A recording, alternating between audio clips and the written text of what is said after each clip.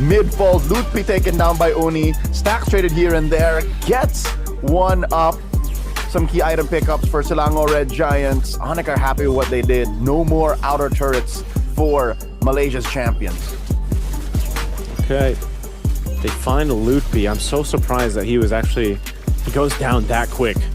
But yeah, they lose some Holy Defense Shield. Now SRG's looking for a potential play here. Kyrie sees them. Oh, massive Requiem finds 3. Comes in for another circling eagle. Serves up Innocent. And now even Yums won't survive.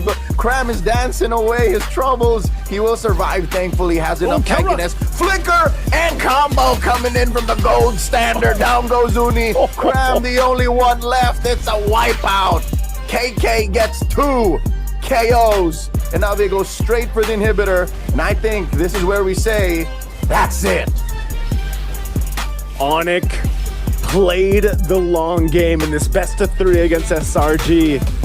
The sustainability, the shields, and the mobility coming in clutch in game 1 to give them the upper hand against SRG. We'll have to see. Some things change here, of course. Mid-range is where SRG plays, so maybe, yeah. Farsa with Flicker. Okay, good read. Again, there's very little that can dive through the bodies that Onyx are dropping, especially with the additional one in the Eternal Guard. Great read. I'm usually skittish when it comes to Vexana's coming through, but for this one, I'm bullish. I'm all in, man. No hodl. Don't go no hodl here? Full send it. Full send it. She's gonna full send the Eternal Guard, man. It's one of the things, though. I remember when it first popped up, the Vexana, a couple times back, even in the wild card of MSC, we were wondering, what is the purpose of this? What is the logic here behind it, especially with the name of the game for Selangor Red Giants is a very small window that they can actually do that. Massive Detona's welcome coming in. Throw him into the wall. Keyboy does survive it even after eating a deadly magics, but Yums ensures that the job is finished. Here it is again. Another one? No way. Detona's welcome after the flicker. Stuns 2 and takes him down as well. Selangor Red Giants are on a roll. And this time throwing it into an opponent to get the stun off. Onyx kind of shell-shocked right now, man. I feel like they don't have much of an answer. Flicker forward, plus an Eternal Guard. Take that, Stormy. Did not get the respond. Athletic Flicker, not found. So I think Onyx is showing them that blocking Lutpi out of his main job, which is to block the Barats. Now in comes Onyx. They pop Yums, and Lutpi did it. Lutpi successfully did it, Joseph. He blocked 3. He was playing man-to-man defense on 3 men. Yeah, this feels bad whenever every single time you see that Uranus in front. 2 turtles going over to SRG. One last could be up for grabs for Onyx. Lutpi again, man-to-man defense on 3 men. Turtle at about half. Yums gets caught out. Eternal Guard and everything but the kitchen sink thrown at him. Kyrie looking to find rage, and he does it! Secures the final turtle, and now Stormy gets popped. Kyrie gets a stack. Onyx not done, pushing Innocent back. This Brody don't want none of this. He picks up the Sky Piercer. Could finish the job, has a couple of stacks on Keyboy. Does not press the farm memory. But Kyrie finds Uni after committing Grand Theft Orange. They're seeing him put on a show on the Sirada. Up top though, Kelra. Kelra gets mounted and hit with a torn apart memory, but off camera, we barely catch a couple of kills on SRG, the punish. Usually when a gold laner dies, it's no bueno, but this time, as they say in Kazakhstan, Rahmet, I'll take that deal any day, twice on Saturdays. First to the Lord pit. Lord at a third of its health. Cram looking for a good target. Lutpi on his tail. They're not allowing him to fight it. But they do get Kelra. Throws him into the wall. Stolen. Eternal Guard turns it around. Down goes the gold standard. Kyrie finds Cram. And Kyrie gets another stack. 404. That's not found. Kyrie looking to dodge around. Lutfi put down to 1/8 of his health. The mount on a Keyboy. Keyboy gets taken down by Innocent. And now they find sweet revenge on a Yums. Kyrie gets another stack. Make it 5. Onyx do stop that Kelra has, and those stacks should be possible, but yeah, they turn over to the Lord. They go for the Lord. Let's see if they delay it. Massive combo from Onyx. They take down 2. Yums and Cram take a nap as Kyrie. Stage it looks like Keyboy. Detona's welcome. Cram throws him Yums. right into the wall. Lutpi, though, happy to take it. Didn't even use the Purify. And Kyrie and the rest of Onyx punish him. Keyboy with the Dryads holds him down, but pays the price. Falls alongside Suns. So, despite Onyx having really good footwork, they have to respect the damage SRG has. 3v4 Yums holding Kyrie and Kelra down, forcing him back. Yeah, Onyx have to like Kyrie. Oh, he doesn't have stacks. No, he doesn't. He goes for Detna's welcome. No one home. He's a tiny little baby dinosaur. No! And he gets popped here. Kyrie. Max stacks making the most of it. Lutpi survives. Double ult. Deadly magic and torn apart memory. SRG are down a man. They can't even contest. I'm not so sure this is a good idea, Joseph. Oh, big stack. Oh, they take down Patrick Stone. He maintains stacks, but as long as he hits the heroes too, it should be fine. But Lord is now down bottom. Keyboy with a conceal. Oh, massive Eternal Guard. Down goes Yums. Cram here, approaching max stacks. Still holding on to Detna's welcome. Turret down bottom has already been cracked, so there's pressure on their base. Lord still standing. Wails away at the mid lane inhibitor a couple times. Sans forcing Uni back. Point blank card trick. Onyx are taking it slow here. Stolen EG. Help him push back, but Kelder takes it down quick. I think they just want to get this turret, so another wave needs to be pushing in here. So right now, SRG does a pretty good job, I'd say. Now that they've dealt with 2 Lords being secured by Onyx, they only lose 1 base turret, so that's not bad. It's just the main thing of, again, not getting caught in this position where it converts to a couple kills to Onyx. They still don't have an answer for this fully stacked Kyrie Hirata. Oh, look at this positioning. Is Uni going to try to make a play? Okay, so Detna's welcome finds one. It's Keyboy, but Kyrie takes out Innocent first. And Kelra gets taken down. Cram finds his man, but Kyrie wants to finish the job. Finds Yum, gets a double, and now Sans survives. Just like that, they're down to 2. Uni needs to go home to defend. Stormy, this is a lost cause. Kyrie finds him. Gets to, I can't believe it, 14 kills. Oh, man. 14 kills on Kyrie right now. And I'm not sure Uni can defend.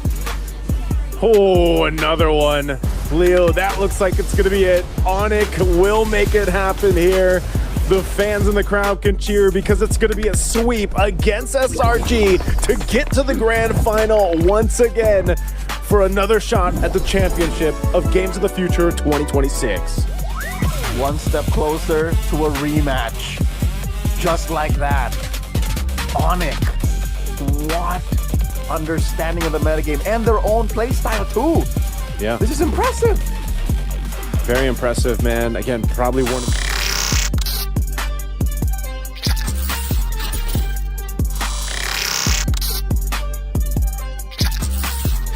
the only one. Makes sense.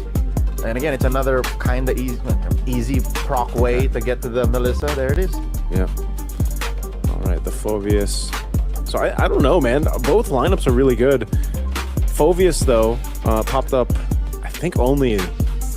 I can only count that on one hand, too. I think it's only 3 times. This might be the 4th time that the Phoveus comes through. Maybe so, a total of like 10 times even getting, games from Paris. So that's how hard the Phoveus fell off. Yeah, he just fell into the dirt, but I don't know. This could work just because, again, what we saw previously. Knock that turtle through. Tienzi gets it. Shogun with the flicker coming in, engages. Whoa. That is a by Rosa. He's in too deep. Bigatron draws first blood. I don't know if a bit, but obviously recalibrate. Whoa. Lunar. Oh, that's the reason why the Phoveus was just such an easy pick. Again, they were winning the side lane all survives. Yeah, he's a tree, you know. Oh! Tienzi knocks out Eamon! Just like that! Well, he's not a tree, so... Finn, Tienzi, laying down the smackdown on the turtle. Here's a real circling eagle from Finn. And now Pagu looking for it. An amazing taunt here via the enchanted ult. And they take down Shogun. Bigatron by... Even though Eamon faced a first death... Oh, hold on. Lunar has 4 on him. Answers with a lime of Finn, and the flicker takes out Finn. Trades out. Again, he knew he was gonna die, but the fact that he took Nanael holding this fence brush. Eamon AOT into that pixel. Finds a couple. Flicker Darkwave once again from Shogun. Turns everything sideways. But Aurora Gaming still find him. the pickoff, and the turtle. The Turkish squad are 3 for 3. I'm trying to set things up with that Wrath of Dryad ultimate because they have to go. Whoa, whoa! Whoa! Hey! Come on! Violence from out of nowhere. Kenzie just clocked him. Stars. Emma's seeing stars right now. Oh, is that? whoa! No, even Moreno. Kenzie finds another, and he might even get Nanael. Triple for TS. Here the waves are pushing in. Lunar looking for a lethal. I'm offended. Jerkling Eagle comes in. Plus a few Infernal Pursuits out of Shogun. They keep themselves up. No one has fallen just yet, but I can't say the same for the inhibitors inside BTR's base. The Lord gets taken care of. Couple of ults still online for Aurora Gaming. They can still find that flicker. Wrath of the Dryads, but they will hold out. Again, the discipline out of the Turkish champions. They might attempt this, though. They have a wave pushing in. Unless they go for an I'm Offended combo. Let's see if they can end it. Arrow thrown out. Flicker, Dark Wave once again from Shogun underneath the base. Pagu takes too many hits, but Eman falls first. 1 for 1 the trade, and they're still up. Shogun falls finally. Sigiboom gets free hits on him. Rosa with the flicker. Reposition, and now the back line. Sigiboom finds a couple, and now the base is exposed. It's just Moreno left, and he doesn't even want to give himself up. Aurora at match point. Aurora Gaming with a dominant game number 1. You can see the smiles on their face and the celebrations because, man, oh man. One more pick here. Again, the hero for Lunar. Mind you, it's not impossible that the Bellaric becomes an XP laner too. We've seen that happen, but instead it's the Esmeralda to answer the clear abundance of shields. Eternal Battle in the XP lane. Yeah. Let me siphon all those shields that Finn gets to ya. Aurora are poised for the sweep. Joseph, I don't know what to tell you. Unless, some way, somehow, Bigatron snowballs out of control. Yeah, this is kind of it's a bit of a weird draft from Bigatron by Vitality. I'm not sold on the Novaria yet, even though we saw her yesterday, and yes, she went through a bit of a buff and everything else, but this lineup that is being brought, even if he has to reposition, they might do it here. And they find one. Pagu, he tried, he really tried. But the first blood honor goes over to Eman. And if you're Aurora Gaming, we've seen Deadly Magics being... Whoa! Moreno did not see that coming. I don't know if it was for a lack of vision or he did not expect Lunar to take that angle, but Lunar just popped him. And Moreno was forced to use a flicker too. He gets a nefarious angle. He's not even going to go for the recall. Oh, Aurora Gaming. Massive! Astral Echoes, but they space it out. He finds Sigiboom, but he trades out. Pagu with a taunt and the takedown. Coming in from Finn. Eman with a shattered attack. The torn apart memory gets another. He clicks in at the right moment, taking down 3. Good trade for BTR.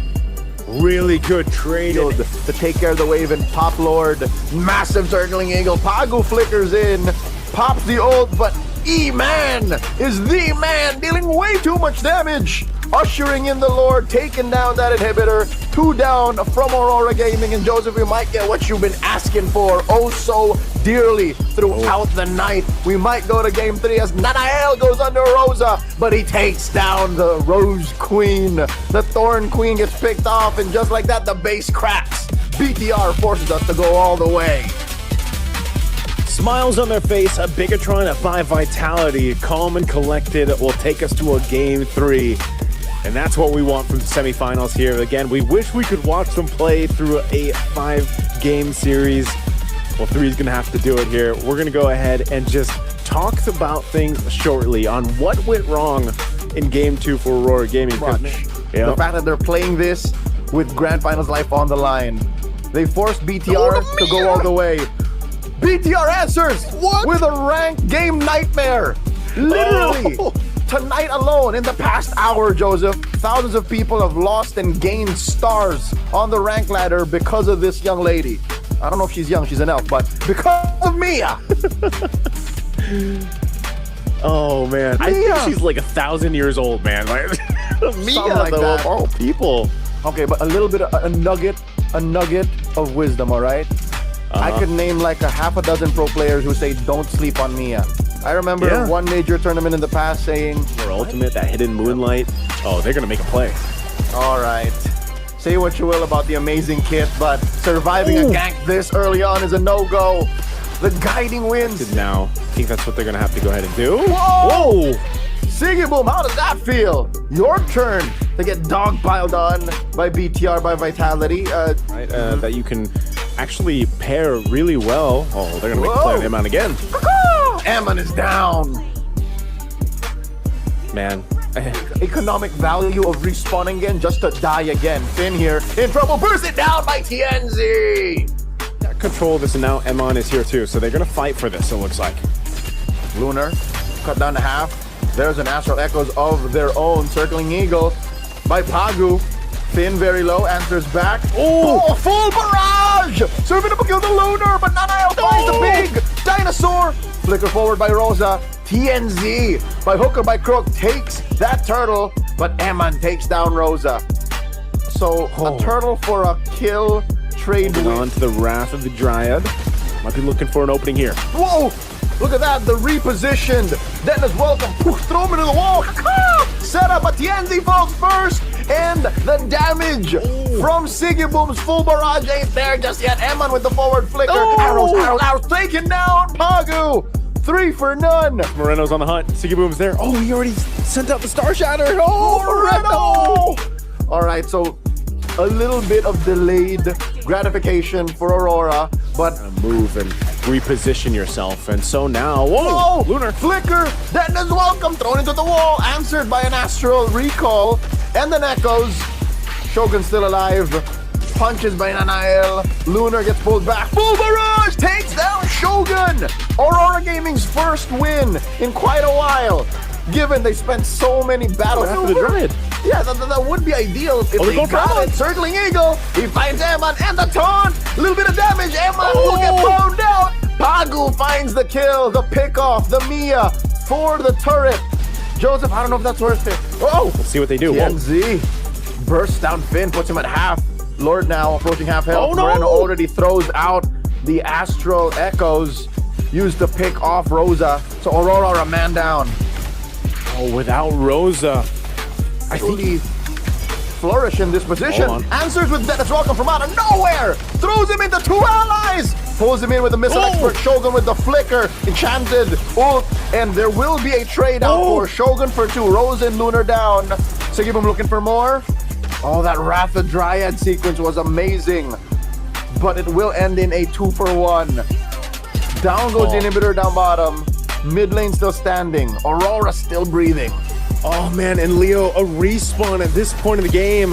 When everyone else has 30-second timers, you just bring them back.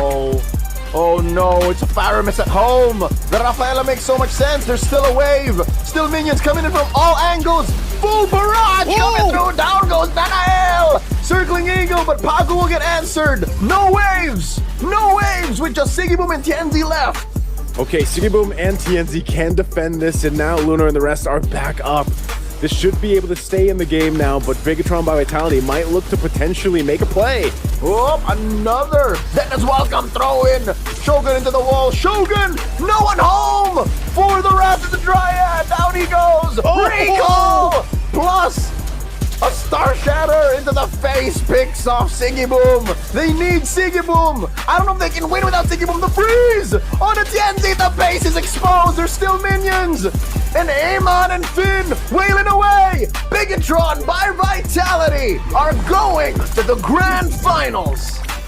It's a brand new day as a Bigatron by Vitality will face off against Onyx. It's a rematch happening in Astana Cosmic.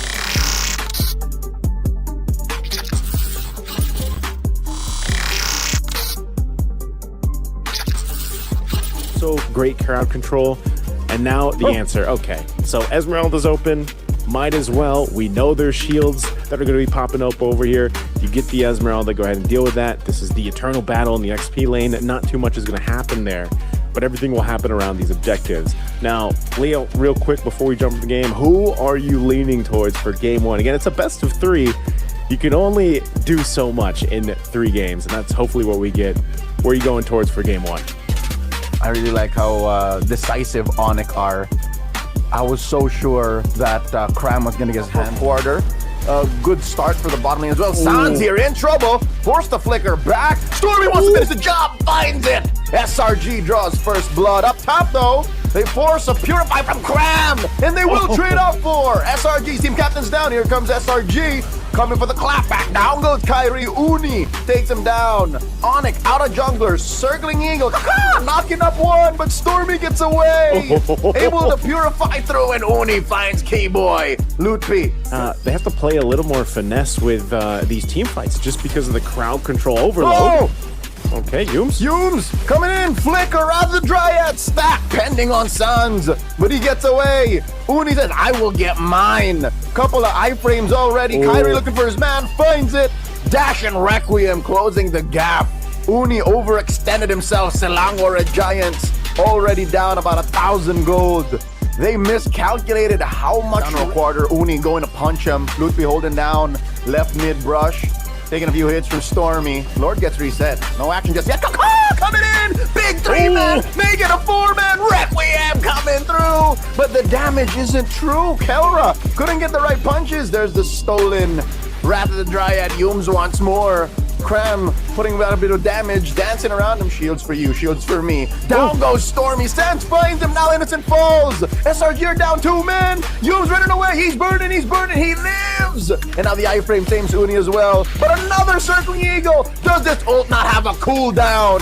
Onyx are happy with what they got. Cram maybe one more, make it 3. They missed a hat trick. Uni iframes through, but Kelra catches him in the chin. And now Cram might fall, but Cram does find Kelra first.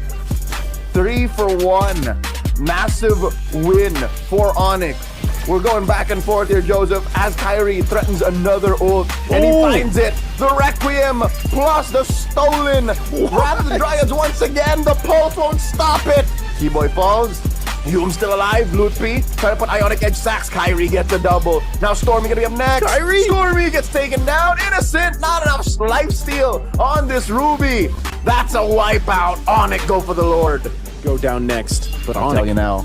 Knocking on the base. It's cooldown and spell vamp. That's what's causing all of this. And they're forcing Purifies. As soon as Onyx finds that, they go for the kill. Threatening that push on the bottom lane inhibitor. Mid falls. Lootby taken down by Uni. Stacks traded here and there. Gets one up. Some key item pickups for Selangor Red Giants. Onyx are happy with what they did. No more outer turrets for Malaysia's champions. Okay.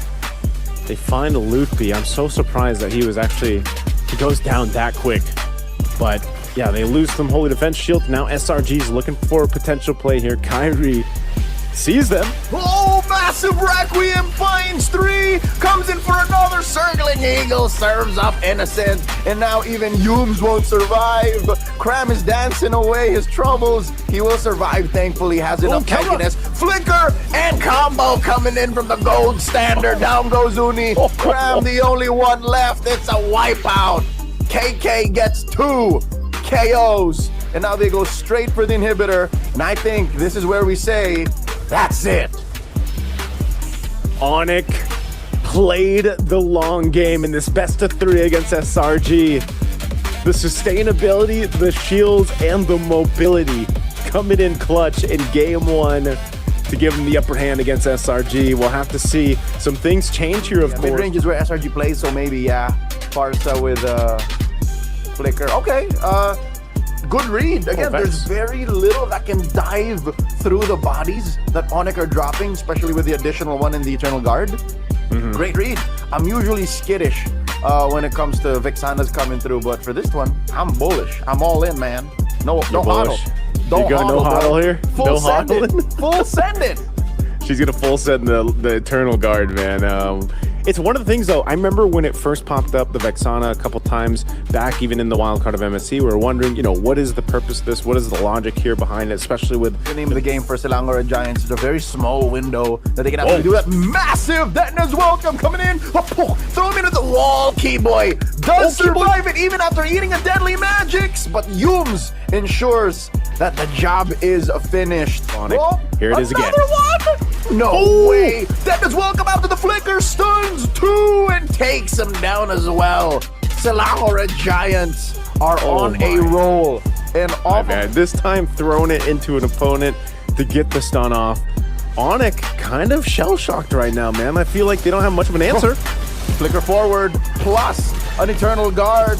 Take that, Stormy. Did not get the respond. Athletic Flicker, not found.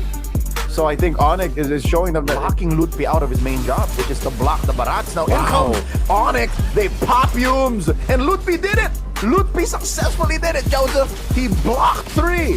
He was playing man-to-man defense on 3 men. Yeah, this feels bad whenever every single time you see that Uranus in front.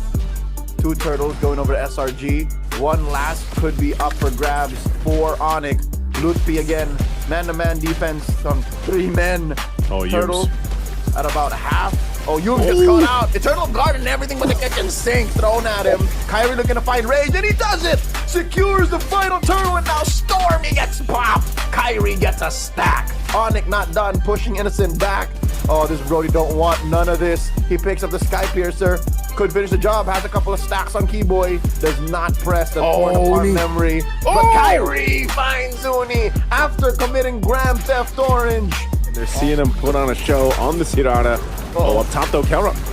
Kelra gets mounted and hit with a torn apart memory, but off camera, we barely catch a couple of kills on SRG, the punish. Usually when a gold laner dies, it's no bueno, but this time, as they say in Kazakhstan, Rahmet, I'll take that deal any day, twice on Saturdays. First to the Lord pit. Lord at a third of its health. Cram looking for a good target. Lutfi on his tail. They're not allowing him to fight it. Oh, but they do get Kelra. Throws him into the wall. Stolen. Eternal Guard turns it around. Down goes the gold standard. Kyrie finds Cram. And Kyrie gets another stack. 404. Death's not found. Kyrie looking to dodge around. Lutfi put down to 1/8 of his health. The mount on a Keyboy. Keyboy gets taken down by Innocent. And now they find sweet revenge on a Yumes. Kyrie gets another stack. Make it 5.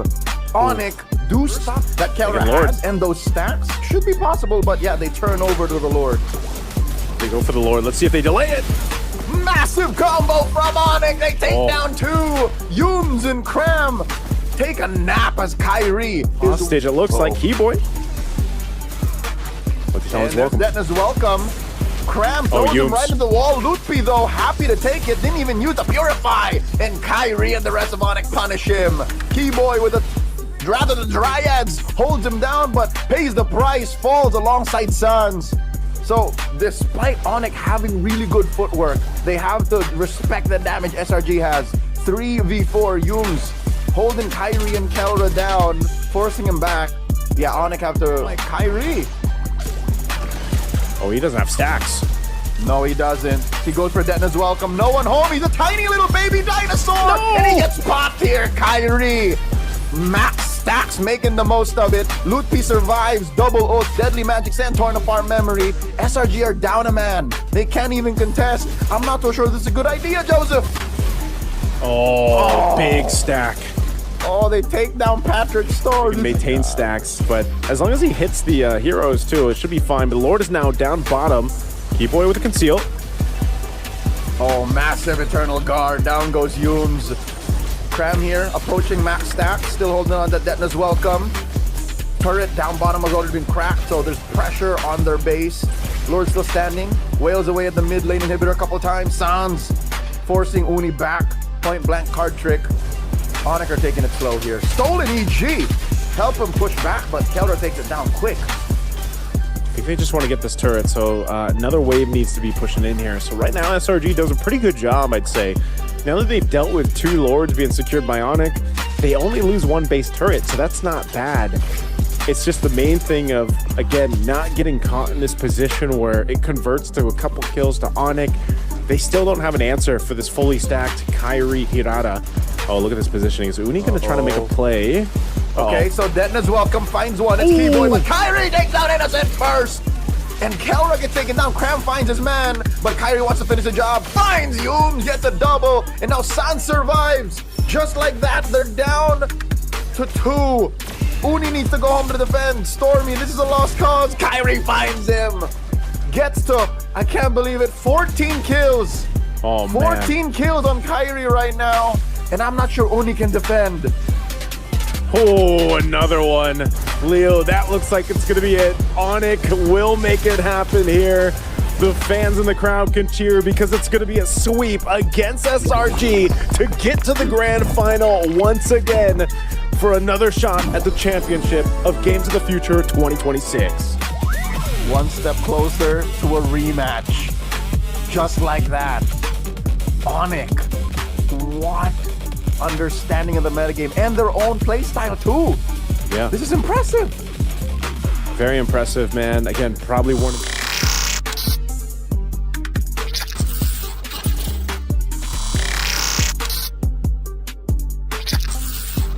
the only one. Makes sense. And again, it's another kind of easy proc way to get to the Melissa. There it is. Yeah. All right, the Phoveus. So I don't know, man. Both lineups are really good. Phoveus, though, popped up, I think only... I can only count that on one hand, too. I think it's only 3 times. This might be the 4th time that the Phoveus comes through. Maybe a total of like 10 times, even getting, games from Paris. So that's how hard the Phoveus fell off. Yeah, he just fell into the dirt, but I don't know. This could work just because, again, what we saw previously. Knock that turtle through. Tienzi gets it. Shogun with the flicker coming in, engages. Whoa. That is a by Rosa. He's in too deep. Bigatron draws first blood. I don't know if they're in a bit, but obviously recalibrate. Whoa. Lunar. Oh, that's the reason why the Phoveus was just such an easy pick. Again, they were winning the side lane all survives. Yeah, he's a tree, you know. Oh! Tienzi knocks out Eman! Just like that! Well, he's not a tree, so... Finn, Tienzi, laying down the smackdown on the turtle. Here's a real circling eagle from Finn. And now Pagu looking for it. An amazing taunt here via the enchanted ult. And they take down Shogun. Bigatron by... Even though Eman faced the first death, Lunar has 4 on him. Answers with a I'm offended, and the flicker takes out Finn. Trades out. Again, he knew he was gonna die, but the fact that he took Nanael holding this fence brush. Eman AOT into that pixel. Finds a couple. Flicker Darkwave once again from Shogun. Turns everything sideways. But Aurora Gaming still find him. The pickoff and the turtle. The Turkish squad are 3 for 3. I'm trying to set things up with that Wrath of Dryad ultimate because they have to go. Whoa! Hey! Eman! Violence from out of nowhere! Tienzi just clocked him! Stars! Eman's seeing stars right now! Oh, was that? No, even Moreno! Tienzi finds another and he might even get Nanael! Triple for TN! Here the waves are pushing in.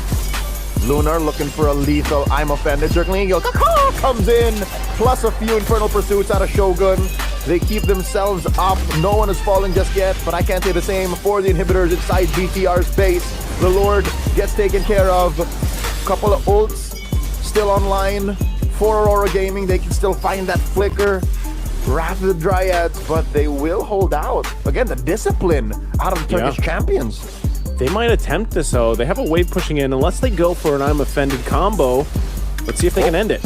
Arrow thrown out. Flicker, Darkwave once again from Shogun underneath the base. Pagu takes too many hits, but Eman falls first. 1 for 1 the trade, and they're still up. Shogun falls finally. Sigiboom gets free hits on him. Rosa with the flicker. Reposition, and now the back line. Sigiboom finds a couple, and now the base is exposed. It's just Moreno left, and he doesn't even want to give himself up. Aurora at match point.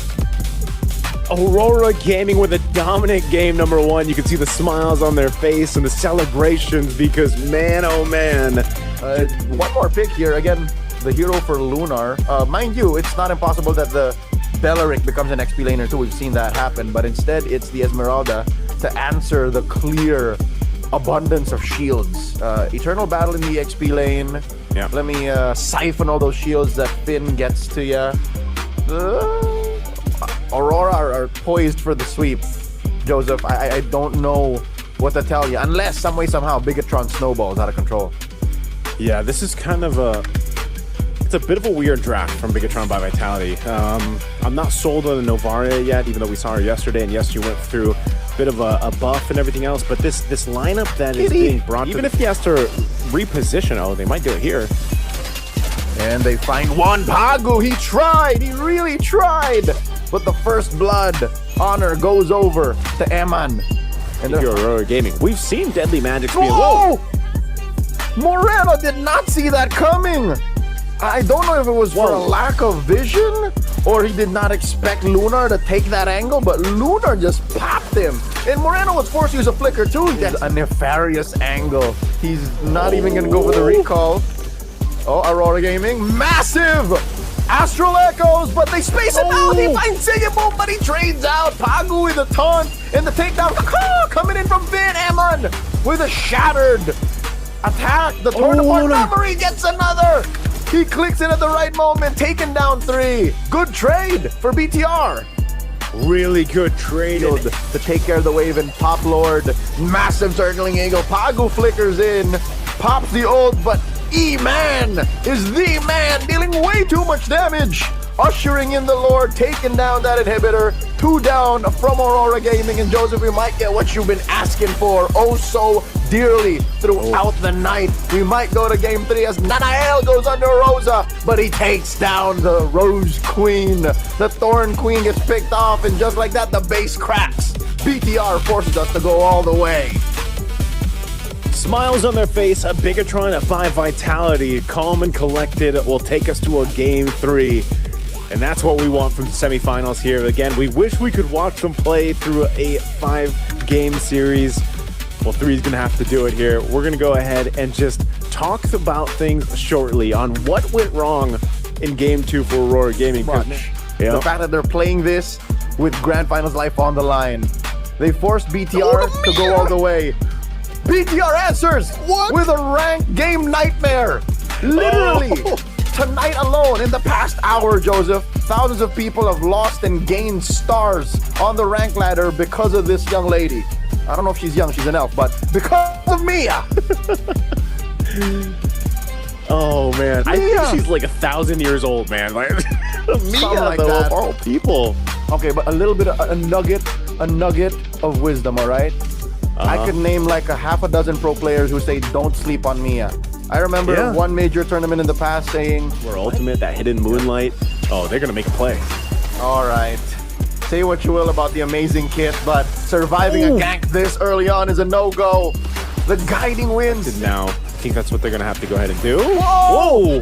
Sigibum, how does that feel? Your turn to get dog piled on by BTR, by Vitality. That you can actually pair really well. Oh, they're going to make a play on him on again.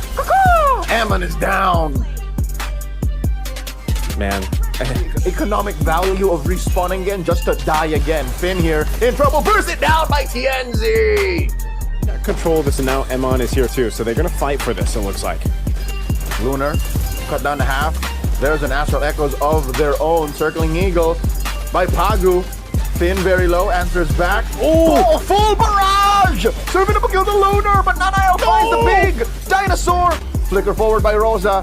TNZ by Hooker by Crook takes that turtle, but Eman takes down Rosa. So a turtle for a kill, trade win. On to the Wrath of the Dryad. Might be looking for an opening here. Whoa! Look at that, the repositioned. Dennis welcome. Throw him into the wall. Set up, but TNZ falls first. And the damage from Sigibum's full barrage ain't there just yet. Eman with the forward flicker. Arrows, taken down. Pagu. 3 for none. Moreno's on the hunt. Sigibum's there. Oh, he already sent out the Star Shatter. Oh, Moreno! All right, so a little bit of delayed gratification for Aurora, but move and reposition yourself. And so now, Lunar flicker. Dennis welcome, thrown into the wall, answered by an Astral recall, and then echoes. Shogun still alive. Punches by Nanael. Lunar gets pulled back. Full barrage takes down Shogun. Aurora Gaming's first win in quite a while. Given they spent so many battles. Yeah, that would be ideal if they got it. Circling Eagle. He finds Eman and the taunt. A little bit of damage. Eman will get blown down. Pagu finds the kill, the pickoff, the Mia for the turret. Joseph, I don't know if that's worth it. We'll see what they do. TNZ bursts down Finn, puts him at half. Lord now approaching half health. Moreno already throws out the Astral Echoes used to pick off Rosa.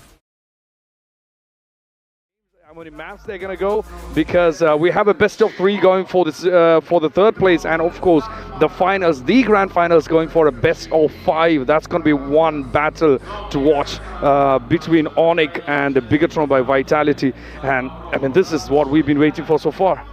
Yeah, and not only about that, we are also going to play 3rd place. Yes. So as in traditional sports, we'll be having on the 3rd place, it is going to be Selangor Red Giants against the Aurora Gaming.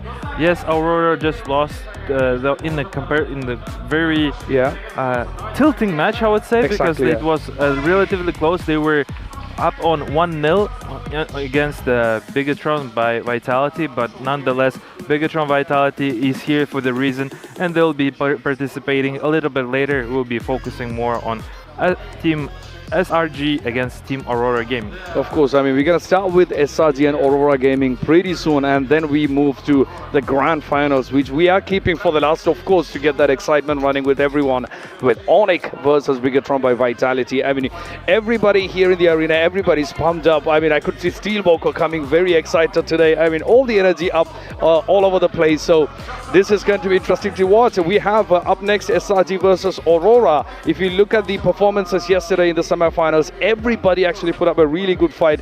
We had SRG facing Onyx yesterday, which they unfortunately had to lose, but they still got a chance for grabbing that 3rd place today. We only went 2 maps yesterday with SRG and Onyx, and I mean, both of the maps, Onyx took it. Unfortunately, that doesn't mean SRG is bad. I mean, they really put up a fight yesterday.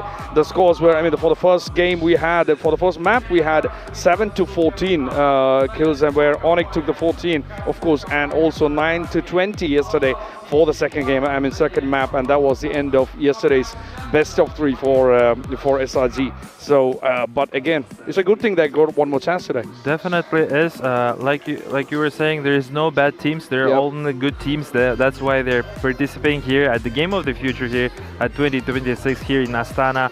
I would like to mention to you guys that Team SRG versus Aurora Gaming, they actually met each other at the group stage, and SRG won them 2-0, actually, surprisingly. And before that, let's get back to our history of the Game of the Future. Let's take a look at the beautiful video. Hello everyone, and welcome to the Games of the Future 2026 here in Astana. For the next several days, Astana will host one of the most exciting sporting events of the year. But this isn't a regular sports tournament. The Games of the Future bring together the best of both worlds, traditional sports and cyber sports, in a unique format called Phygital, which combines physical and digital competition.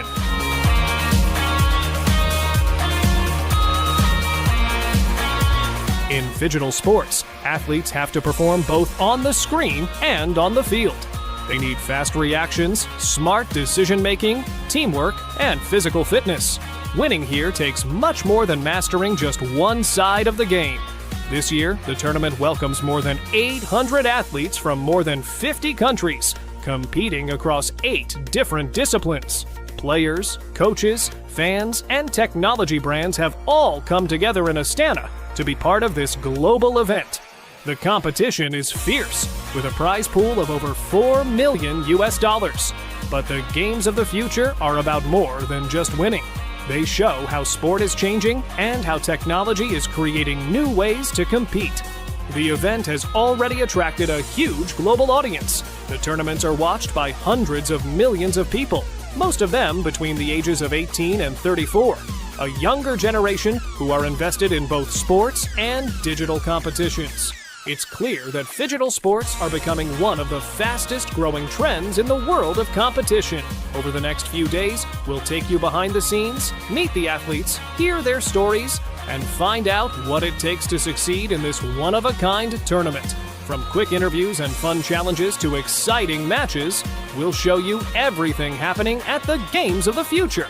So stay with us as we explore the future of sport, right here in Astana.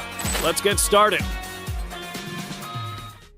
That was a beautiful video about Games of the Future, the history, and of course what's been happening for the Games of the Future this year as well. I mean, something really cool that they mentioned is we got more than 800 athletes, I mean, competing. We are talking about being a part and competing in the tournaments and in all the disciplines, which we got 8 disciplines for Games of the Future this year. Plus, I mean, the athletes are from more than 50 countries. I mean, this is truly huge, right?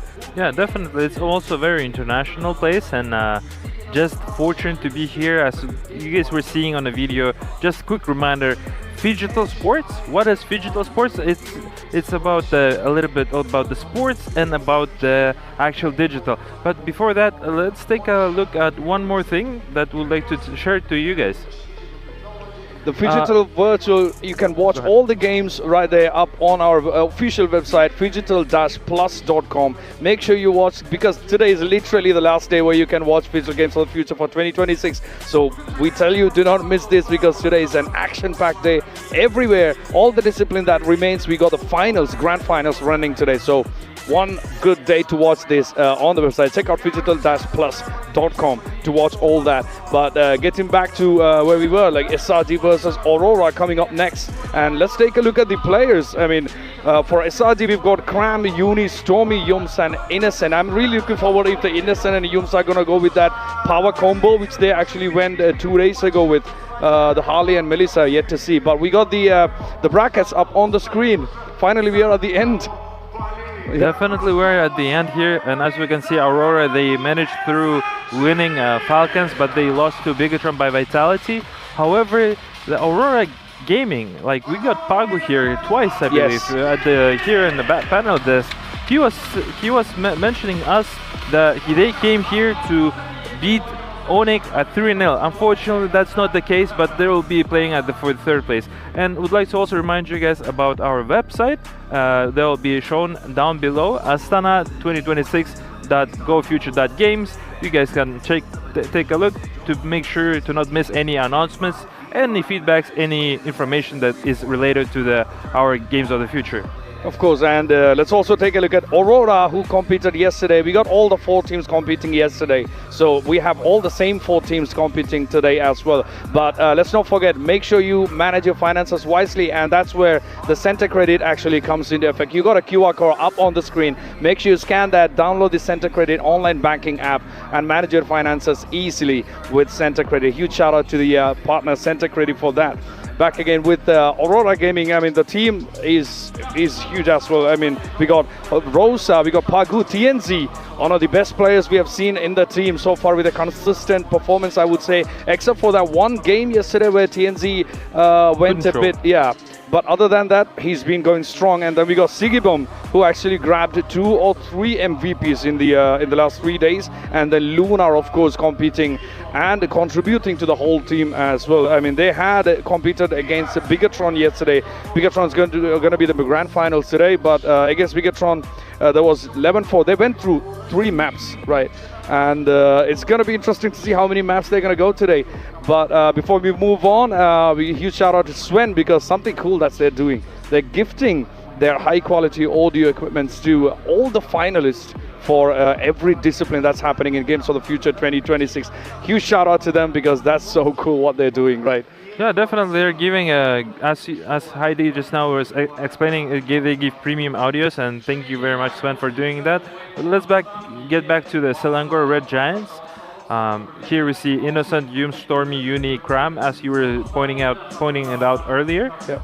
About Aurora Gaming, though. Like Aurora, here we go. Sigibon, Pagu, Rosa, TNZ, and Lunar. The team itself, it's actually doing very well. I mean, playing consistent. It didn't work out for them. They've been losing, and they were having tight games overall, and just overall it was a little bit challenging. Yeah. Hopefully they're not tilted from yesterday's series, and they will be playing for their fullest here at Jack to Jack Arena. We're hearing now teams are getting ready, players are getting ready, the fans are even getting ready, guys.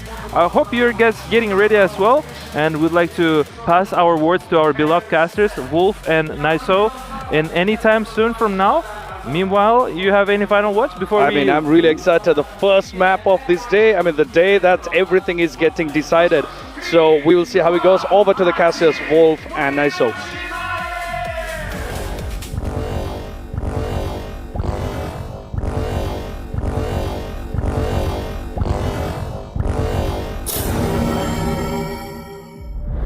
Harmony between worlds rests on a fragile balance. Legends of the Great Step tell of the sun-headed man who helped maintaining the connection between the worlds for centuries. But sometimes, the very nature of existence disrupts the natural order of things. When the ancient power left the sun-headed man, the balance shifted.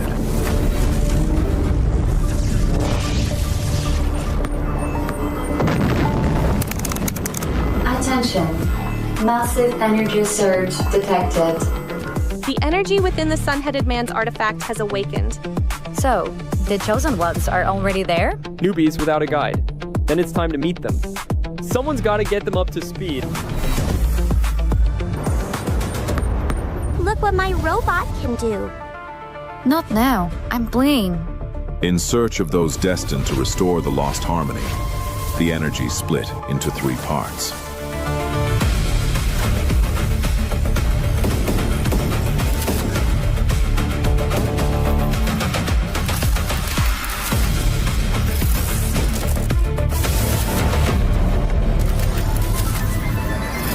Hey, I'm one of the guardians of balance between the worlds. When the ancient power awakened in Kazakhstan, it chose you. You're the ones who can restore the sun-headed man's power and bring the worlds back into harmony. Guess even ancient powers can surprise you. Looks like the squad's finally complete. But until the sun-headed man is fully charged, the 2 worlds will keep drifting apart. So no pressure, but we're counting on you. And so began the story of the new heroes. Ahead of them lay the greatest challenge of all, the games of the future in Astana.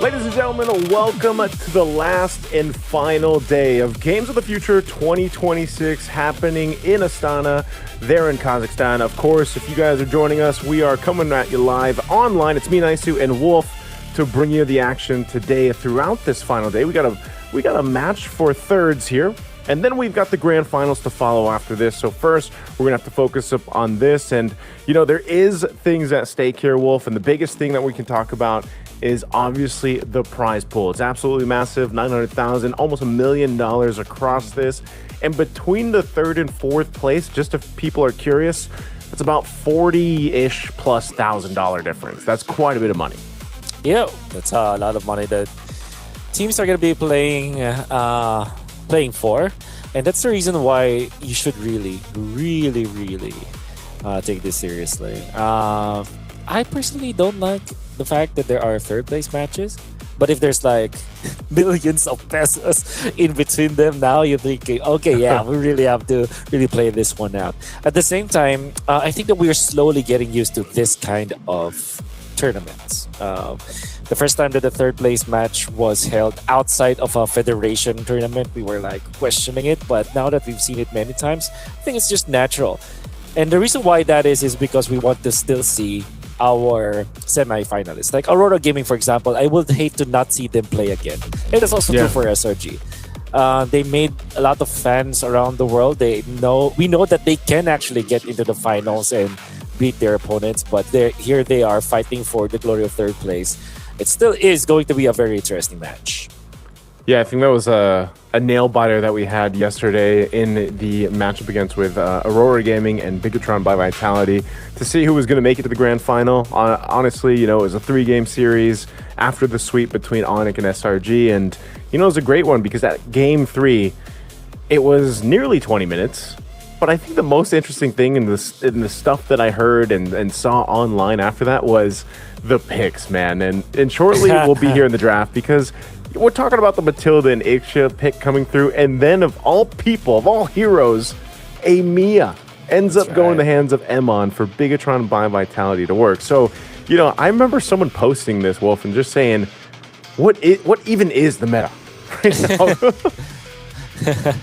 Well, I guess my quick answer to that, and that was proven by the lineup that was brought by Bigatron yesterday, and in combination with what Onyx has been doing, as well as what Team Spirit has been doing as of late, is to win your matchups, right? I think that's, if there's anything that you want to take away from the meta, and if you want to just understand it easier right now, just win your matchups in the laning stage, and you're gonna be fine. And if you can't win, for example, your gold versus gold matchup is not gonna win, what you have to do is just pick a hero in the middle that will win that lane, and then your roamer can now get into the gold lane. It's like you compensate in other parts of the draft. That's what I'm saying. What I'm trying to say. So, I said so many things, but all I'm trying to say is that you just have to win your laning matchups. That's the meta,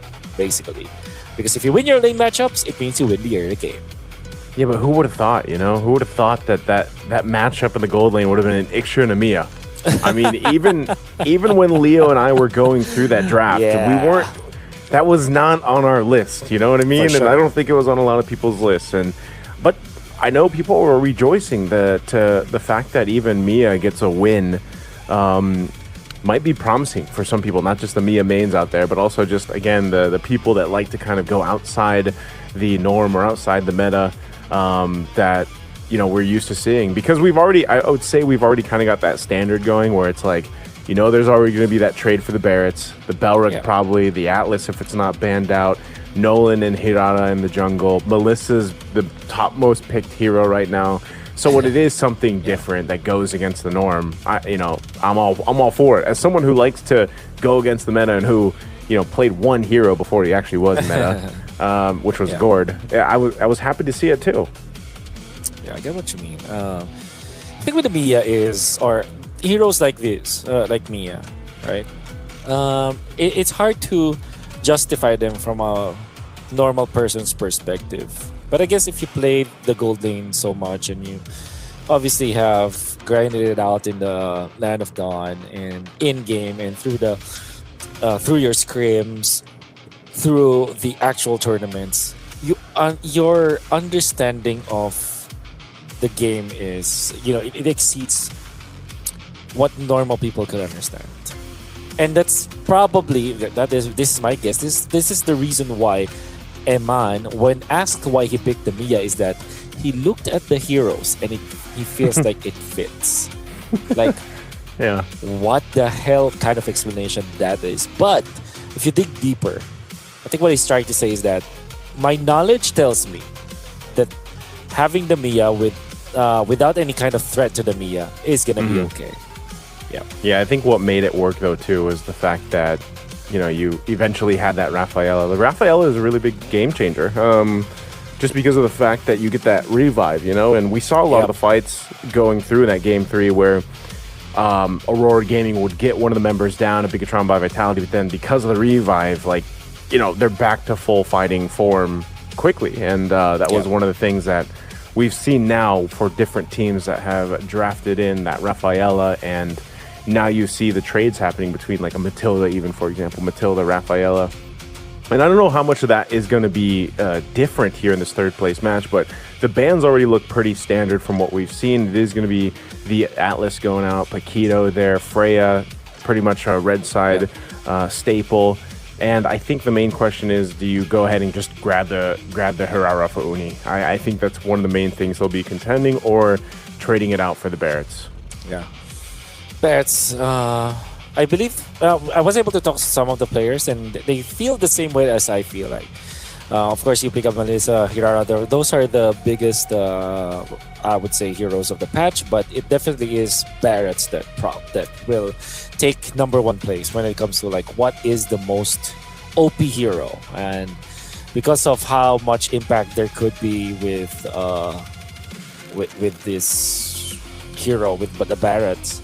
A lot of players feel confident that it is indeed the strongest hero we have in our meta game right now. We're about to see it, if it will be picked up again. Aurora Gaming, they like playing the Eudora, but they also like to play Tienzi's hero, like maybe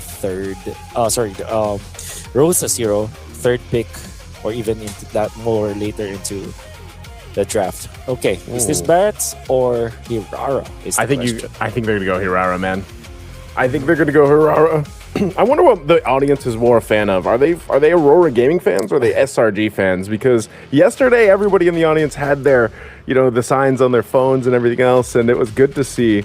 I know there's a lot of Onyx fans waiting to see if Onyx can be a repeat champion here, but as we wait for this next pickup for SRG, that'll tell us what's going to be traded out. Is it the Barretts? Hirara can work. Both are good, and both kind of start your composition off great, especially on blue side, and it's going to be neither, man. It's the Melissa, the other hero that has been rising once again in priority, although it's been picked the most. But is this worth the trade? You give the Barretts over, and probably, I don't know, what, the Belric? Hirara? Belric? Yeah. Both can work. Both are good. But I think they will go Hirara because they want to reach this Melissa. And Tienzi with any kind of hero is already really good. And if you give him an OP hero, he's going to make it work for sure. Especially with the help of the Barretts as well. If you add those two factors, then it's a no-brainer to pick up the Hirara this time for Aurora Gaming. Oh, SRG. I think the next thing you'll do is get maybe Nolan and then get the Uranus, I feel like, is that's the what I was other thinking. option here. Yeah. Just grab the Uranus. I almost half expected. I guess that's why they decided to go ahead and trade. It was like, we'll take the Melissa because there definitely could have been a trade instead where Aurora Gaming picked up Uranus, because that seems to be more of an answer when the Melissa is there. They like to go ahead and build in that, pick up that XP lane for the Uranus pick. But Barretts, like you mentioned, probably the most impactful, I would say, hero right now. Whoa, it's going to be a Fanny instead for Uni. But like you mentioned, instead of the Nolan, it's Fanny, and then the Uranus goes over. It makes sense. But yeah, do you think the Fanny is that a good pick for Uni right now? Yep. all things considered, yes. My brain defaulted into thinking that Fanny was automatically banned, but it isn't. And that meant that this time for SRG, they're gonna get a strong hero in a way that it can make a lot of outplays. It's like it's a strong hero when used properly, is what I'm trying to say, right? So, still not the easiest to pilot. Aurora Gaming, though, a great response is the Matilda. Typically, when you're facing against the Fanny, you would look for any kind of lockdown, right? But some teams have realized that we don't really need a lot of stuns against the Fanny. If we can sustain ourselves, then it also works against the Fanny, because all of a sudden you're not controlling the Fanny, but the Fanny is not taking down anyone. So you're gonna be safe. So yeah, I do understand why this is the solution now for Aurora Gaming. I mean, when the Fanny was popped up one time, we saw the Kufra be the choice to deal with it, but I think the Matilda obviously just works better with this, especially when you have a Barrett's already there and just already a mobile enough hero in the Herrera that, you know, if you have a guiding wind, then that's great. Good ban here, because I expected Rafaela to be picked up by SRG if it was let free, because that seems to be also the typical response, right? There's a Matilda over here, let's go ahead and grab ourselves a Rafaela. We had this whole debate yesterday, or I shouldn't say debate, we had a discussion, man. You know, it was about the utility provided by the Rafaela, like how she can speed up her whole team in comparison to where, like, Matilda, you basically can guiding wind one person, you know what I mean? So it's like, we kind of saw that in action a lot, where now this Rafaela, I think, is going to be the immediate answer to a Matilda. So gold lane ban coming out, that Moskov. Now we have to question what is going the gold lane. We got a whole... Hey, they're going opposite of each other. The sweeps, one for Aurora, one for SRG. Beside each other as well. I think they've been watching ever since, right? I think I kind of recognize that. They probably have watched since day one, so that's pretty cool. For Aurora, you're gonna be looking. Okay, they immediately go Brody. Good answer to the Melissa, and also good answer to the Fanny. So I think this checks both boxes. Another option might be the Moskov, which I would have said. However, it is gonna struggle against the early comp of SRG. So the Brody makes total sense here. You now have to look for your burst from your mage if you're SRG. So I wonder if this is like Novaria plus a stun. Maybe Novaria and Cho, maybe? Novaria Cho. Yeah. Novaria has also just kind of risen ever since her little buff that she's gotten recently. The Cho has been banned out quite a bit, though. So now that it's open, we'll see if that goes in the hands of Yums.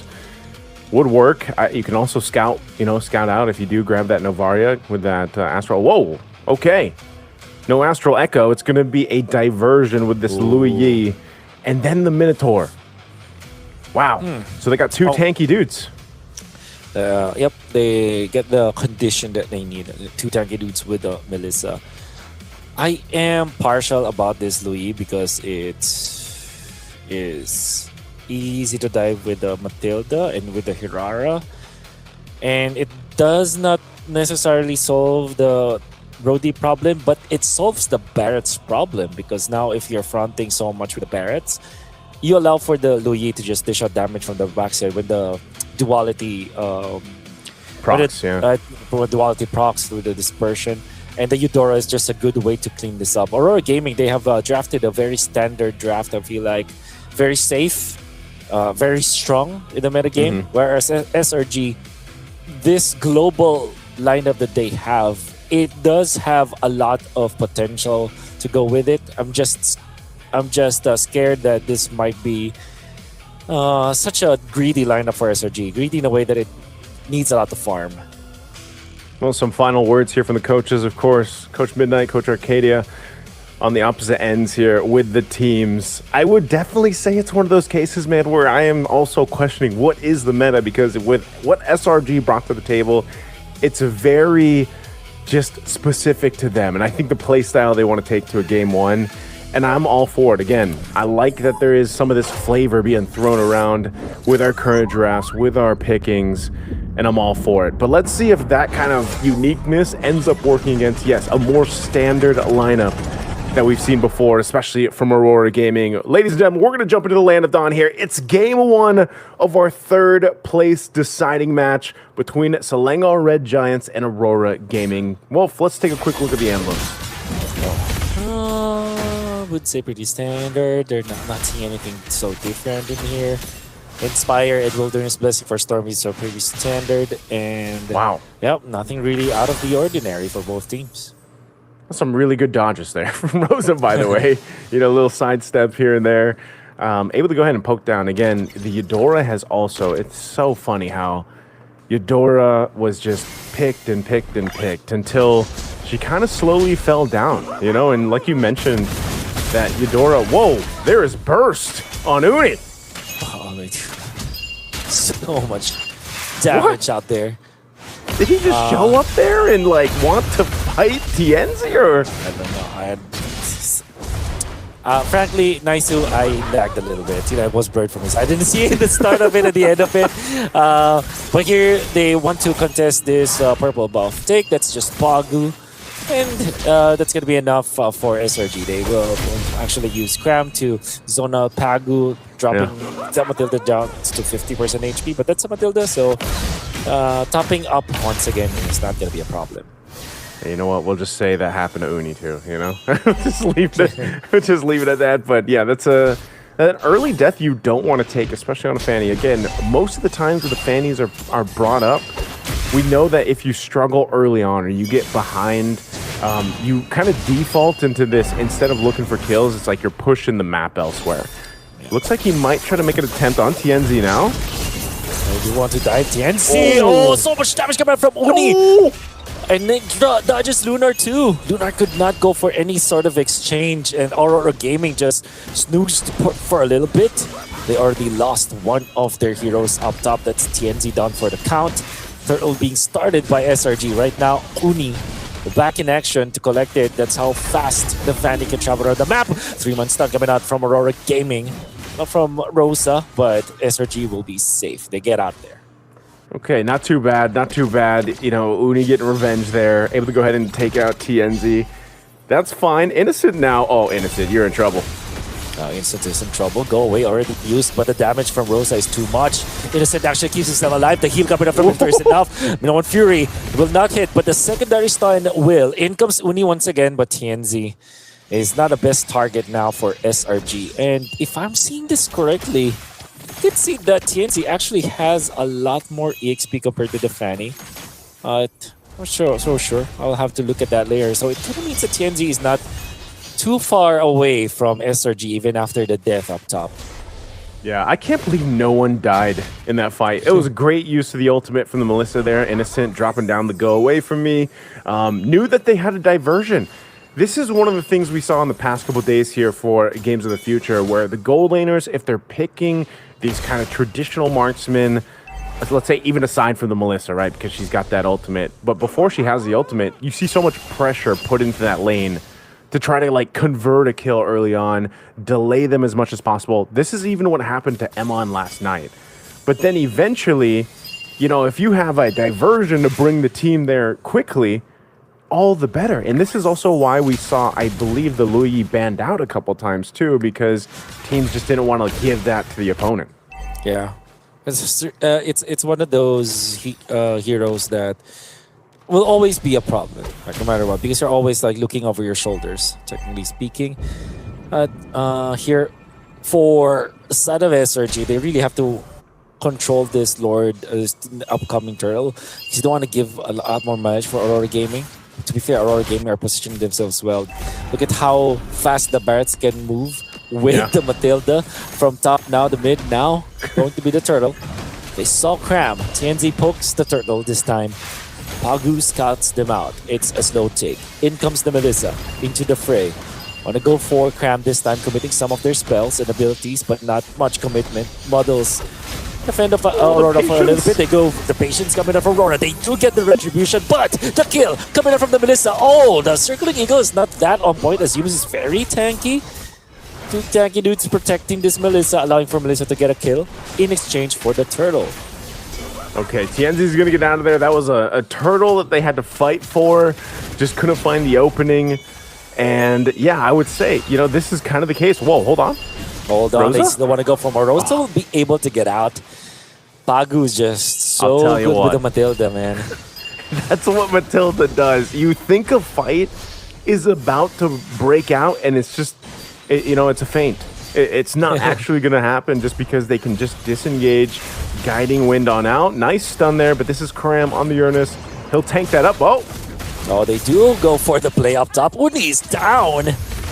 Just like that. Very simple for SRG to be able, for Aurora Gaming to be able to take out the Fanny. And it seems like, yeah, Lunar is enough, and they get more as Yums is taken out.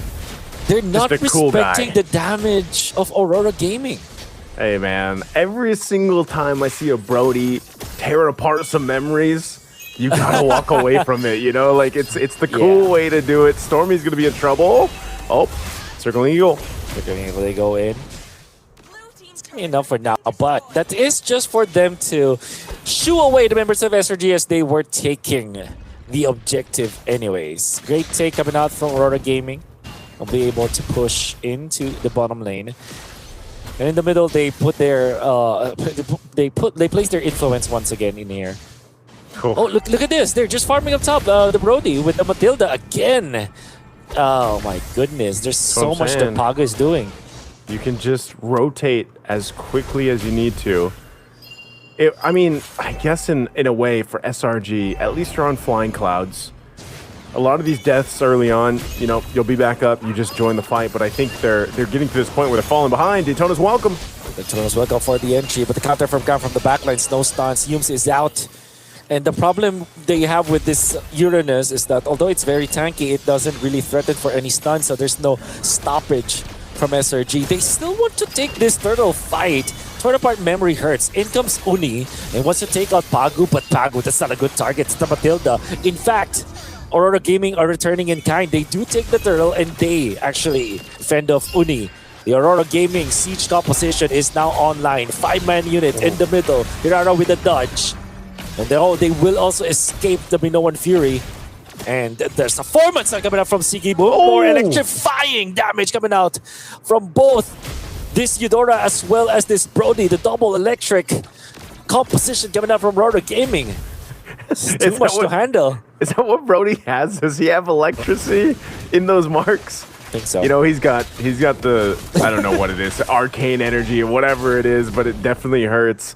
And that's a kill that's easy to get for them. Off the stun, the lightning ball stun.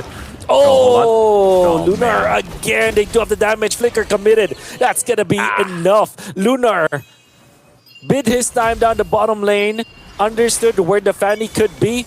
Game sense as well as game IQ from Lunar is top of the line for sure. That's why I said, man, you can't give Lunar the Barretts. Oh, he's going to take some damage here, though, but he's got enough shields and he can just guiding wind out of this, but I think it's a bait. They're going to force the flicker anyway. There's a heal from Yums, but look at this. Lunar just knows. He's so safe to be able to just say, I can play at less than half health. I can just fly. Like, I can evolve whatever this dinosaur is, I can then get wings because I have a Matilda in the hands of Pagu. I just like how Aurora Gaming are so good with it. And most especially the way they're utilizing the Matilda. It allows for the Barretts to get into the fight, the Brody to get into the farm. And whenever they press the attack, you know that they can be aggressive because there will be the Matilda to heal them up anyways. So they're always incentivized to make an aggressive play against SRG. And not only are they doing that, they're also making the right moves. They're reading the map like crazy. And now Uni wants to poke TNZ. Look at that. All the damage that Uni was able to deal, it's the Matilda with just one skill too. And they're topped up. Okay. Topped up. Lord is up. Aurora Gaming's got control of it. As you can see, this is what I was saying with the problem with Fanny, man. If you get behind like this, you default to just being in the opposite lane to get some push, because that's all about you can do.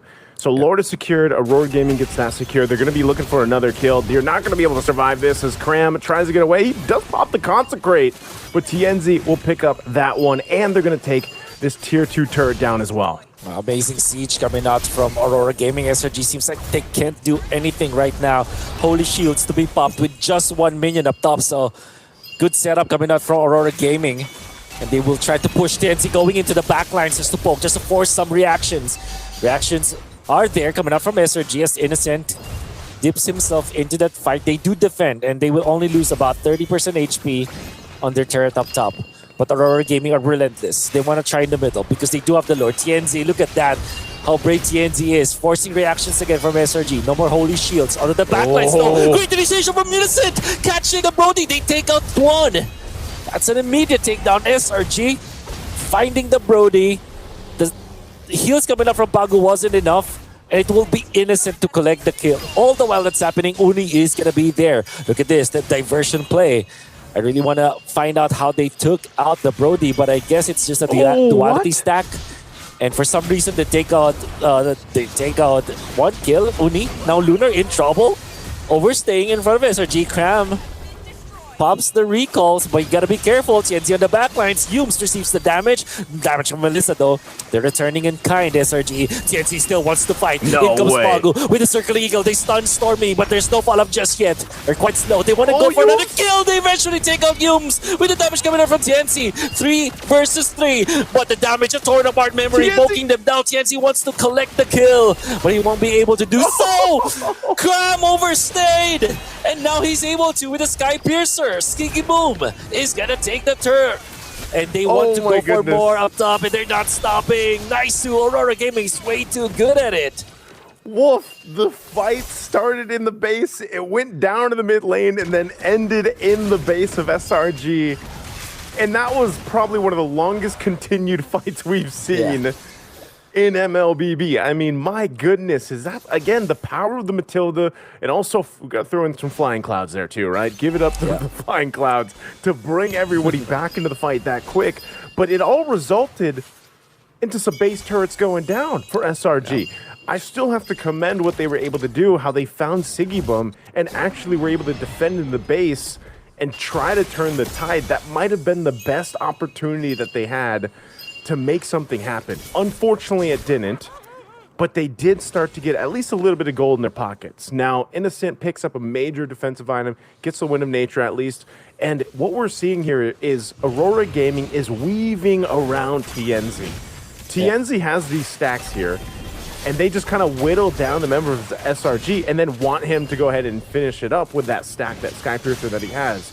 So Sigibum's going to go ahead and start up this Lord. It spawns in. I'm wondering, the Selangor Red Giants actually want to contest this? Well, Stout keep getting taken out by Aurora Gaming quickly.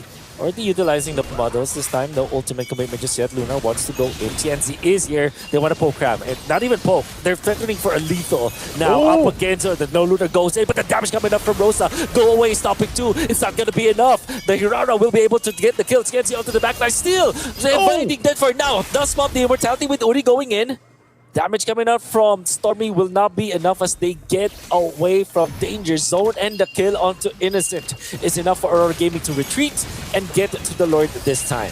So they retreat. That was really good juggling happening there. Uni was able to go ahead and at least get TNZ low enough, but he bought the immortality. That procced. He was able to get out with a guiding wind. Then he picked up a Winter Crown too. He hasn't used the Winter Crown, so he still has that, and he maintains that Sky Piercer that he has. But there is starting to show that it's getting a little bit harder to just kind of force into these fights. They have to rely on Lunar to get the Daytona's welcome or the stuns from Rosa, and that's one of the major things. Now that they've got the Lord though, and there's only one base turret for SRG, this is going to be another case of, can they pull off this defense? Can they make something happen? Whoa, Cram! Whoa! Is not gonna survive. The Sky Piercer from TNZ makes quick work now. They will use the Daytona's welcome for another tank hero. That's Yumes. Will not survive long. Siki Boom feels confident. The Torn Apart memory is gonna be enough because there are no tank heroes anymore for SRG. They're not taking the base, and Innocent with it. They want to go for a clean wipe, but it won't matter. Game 1 goes for Aurora Gaming. What a clinic put on by Aurora Gaming, and especially TNZ here with the Hirana. Again, 10 kills, I think. And it looks like, you know, they're happy about it. Rosa checking the eye there. I think they were celebrating really good about that one because, man, was that a great game one in this best of three. Again, it's a best of three for this third place match. Aurora Gaming gets the first one. We're going to throw it to a break before we go to the studio.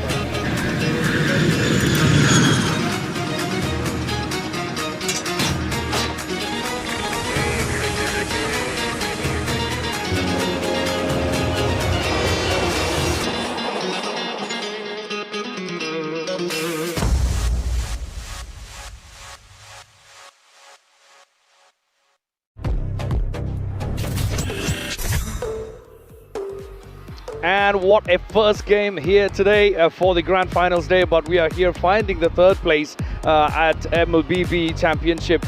But we had just had the game and then Aurora Gaming took it. I mean, what a performance by TNZ and Sigibom. Really nice one. Yeah, I mean, what a game from Aurora Gaming overall in general. I mean, they yesterday I was thinking today that they might be a little bit tilted because they were losing yesterday heavily when they were winning. But you know what? Who's winning? Winning our partner, because Freedom. Thank you very much for making this beautiful tournament happen and sponsoring MLBB tournament here in beautiful Kazakhstan and a beautiful game of the future here in Astana. We'd like to appreciate you so much, so that you're just being nice, and thank you very much for that. Back to the thing. So what I was saying earlier, I was saying that I personally thought that Aurora could be tilted from the factor that they lost to go to the Grand Finals. However, we see completely different result. I mean, they looked strong and they played phenomenally, and I just appreciate Aurora for stepping up today and actually doing their best and showing their, I mean, why they're professionals, you know what I mean? Not being emotional and just giving their best here at beautiful stage of at the Jack Arena. I mean, we got the highlights up on the screen now. This is how the game started. I mean, they had really good picks during the draft phase. I mean, TNZ with Hirara, which actually did great yesterday by Makairi from Onyx. So great performance by TNZ back at it again. He just backed out yesterday for one game, but today he's back again with the performance. I think kind of Aurora kind of had the map for themselves. To be honest, from the start. Great start by Aurora Gaming here, and by 11th minute they already had 6 kills lead, and of course a good difference in the gold as well, around 5k difference advantage when it comes to gold for Aurora Gaming.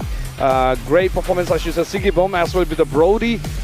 Good play. I mean, towards the end when they took the Uni, that was a good pick right there. I mean, towards the end they just marched right into the base of Selangor Red Giants, took it away. A good play. I mean, this leaves them 1 in lead when it comes to the overall score for the best of 3 now. If Selangor Red Giants really need to come back up, getting that third, they really need to step up for the next game that's coming up right after this one. You will see how the fights went down next to the base, and I think at this point it was pretty much sure that Aurora Gaming was going to get it. It was a pure dominance from Aurora Gaming. Let's put it. Let's be real here. I would like to. You were saying Pigibom and TNZ. Don't get me wrong. The 2 players are phenomenal, but I would like to specify Rosa and Pagu. Pagu with 0 kills, 0 deaths, but 10 assists. In the other hand, with Rosa as well, 1 kill and I believe 9 assists or 7 assists, somewhere there. Also with the 0 deaths. I mean, they just played phenomenally in the game number 1 here. As you can see, TNZ with 10 kills. Yeah, like I said, Rosa with the 10 assists at the end of the game and Pago with 12 assists. I mean, just an incredible performance for everybody from the team of Aurora Gaming. That was clean. That was good. That was by the book, and it was really professional from them, because I personally thought it would be challenging, because Selangor Red Giants, I mean, just to remind you guys, they beat Aurora Gaming before here at the Game of the Future here at the Group A, I believe. Yeah, they did the 2-0. Yeah. So, and Selangor Red Giants look promising in my opinion, but however, this game actually now surprised me personally, and it will be interesting if Selangor Red Giants have their strength through and they can come back in the game number 2 and after the game number 3. However, nonetheless, would like to appreciate Yandex Go for making our lives easier, making the fans' lives easier here at beautiful Astana.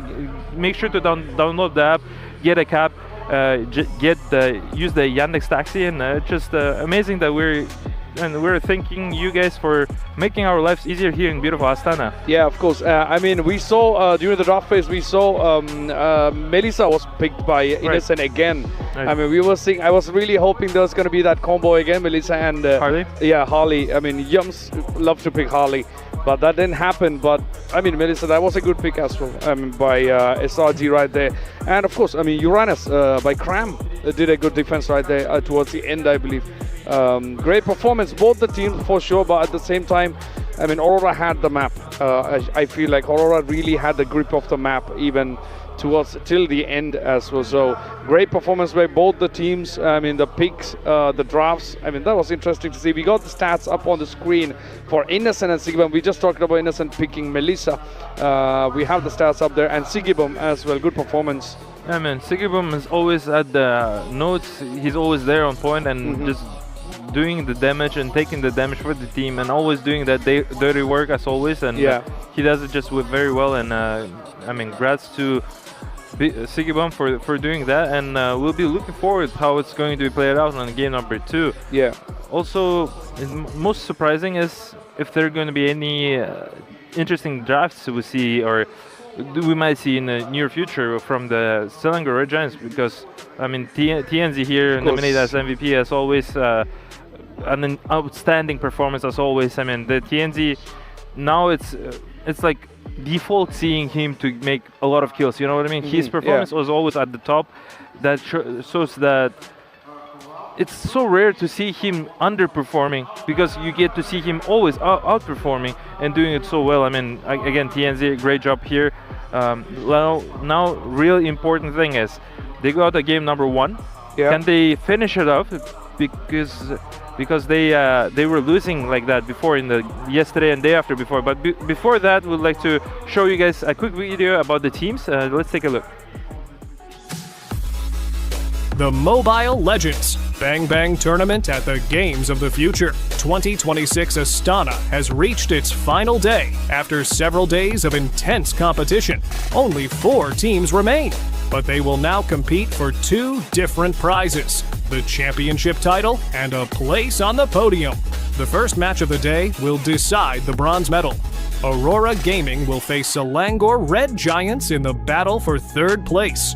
For Aurora Gaming, this match is a chance to complete a remarkable comeback.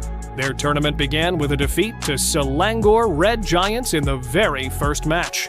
Since then, Aurora have responded with resilience, adapting to their opponents and securing a series of strong victories to reach the final stage. Selangor Red Giants, meanwhile, will look to build on their strong start to the tournament and finish their campaign with a place on the podium.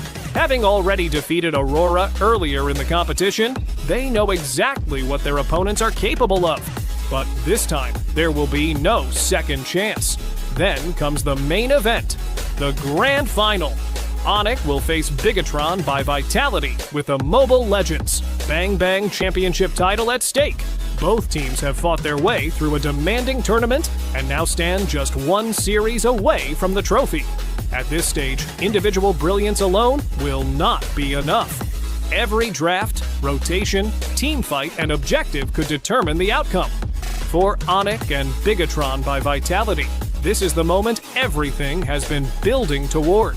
One final battle will decide who leaves Astana as the Mobile Legends, Bang Bang champions of the Games of the Future 2026. 4 teams remain. 2 matches are left. And by the end of the day, the podium will be complete, with a new champion crowned in Astana. Stay with us. That was an interesting video about the finalists for today, which is going to be happening in a bit. But we still have to wait for the grand finals, right? We still got possibly two more maps, or we don't know. If Aurora managed to win the next one, there's only going to be that one single map which decides the third place. Yeah, I mean, it would be very strong and very bold if Aurora closes up with a 2-0 here. Heidi, I do apologize. I said Group A, but it's actually Group C. Yes, they.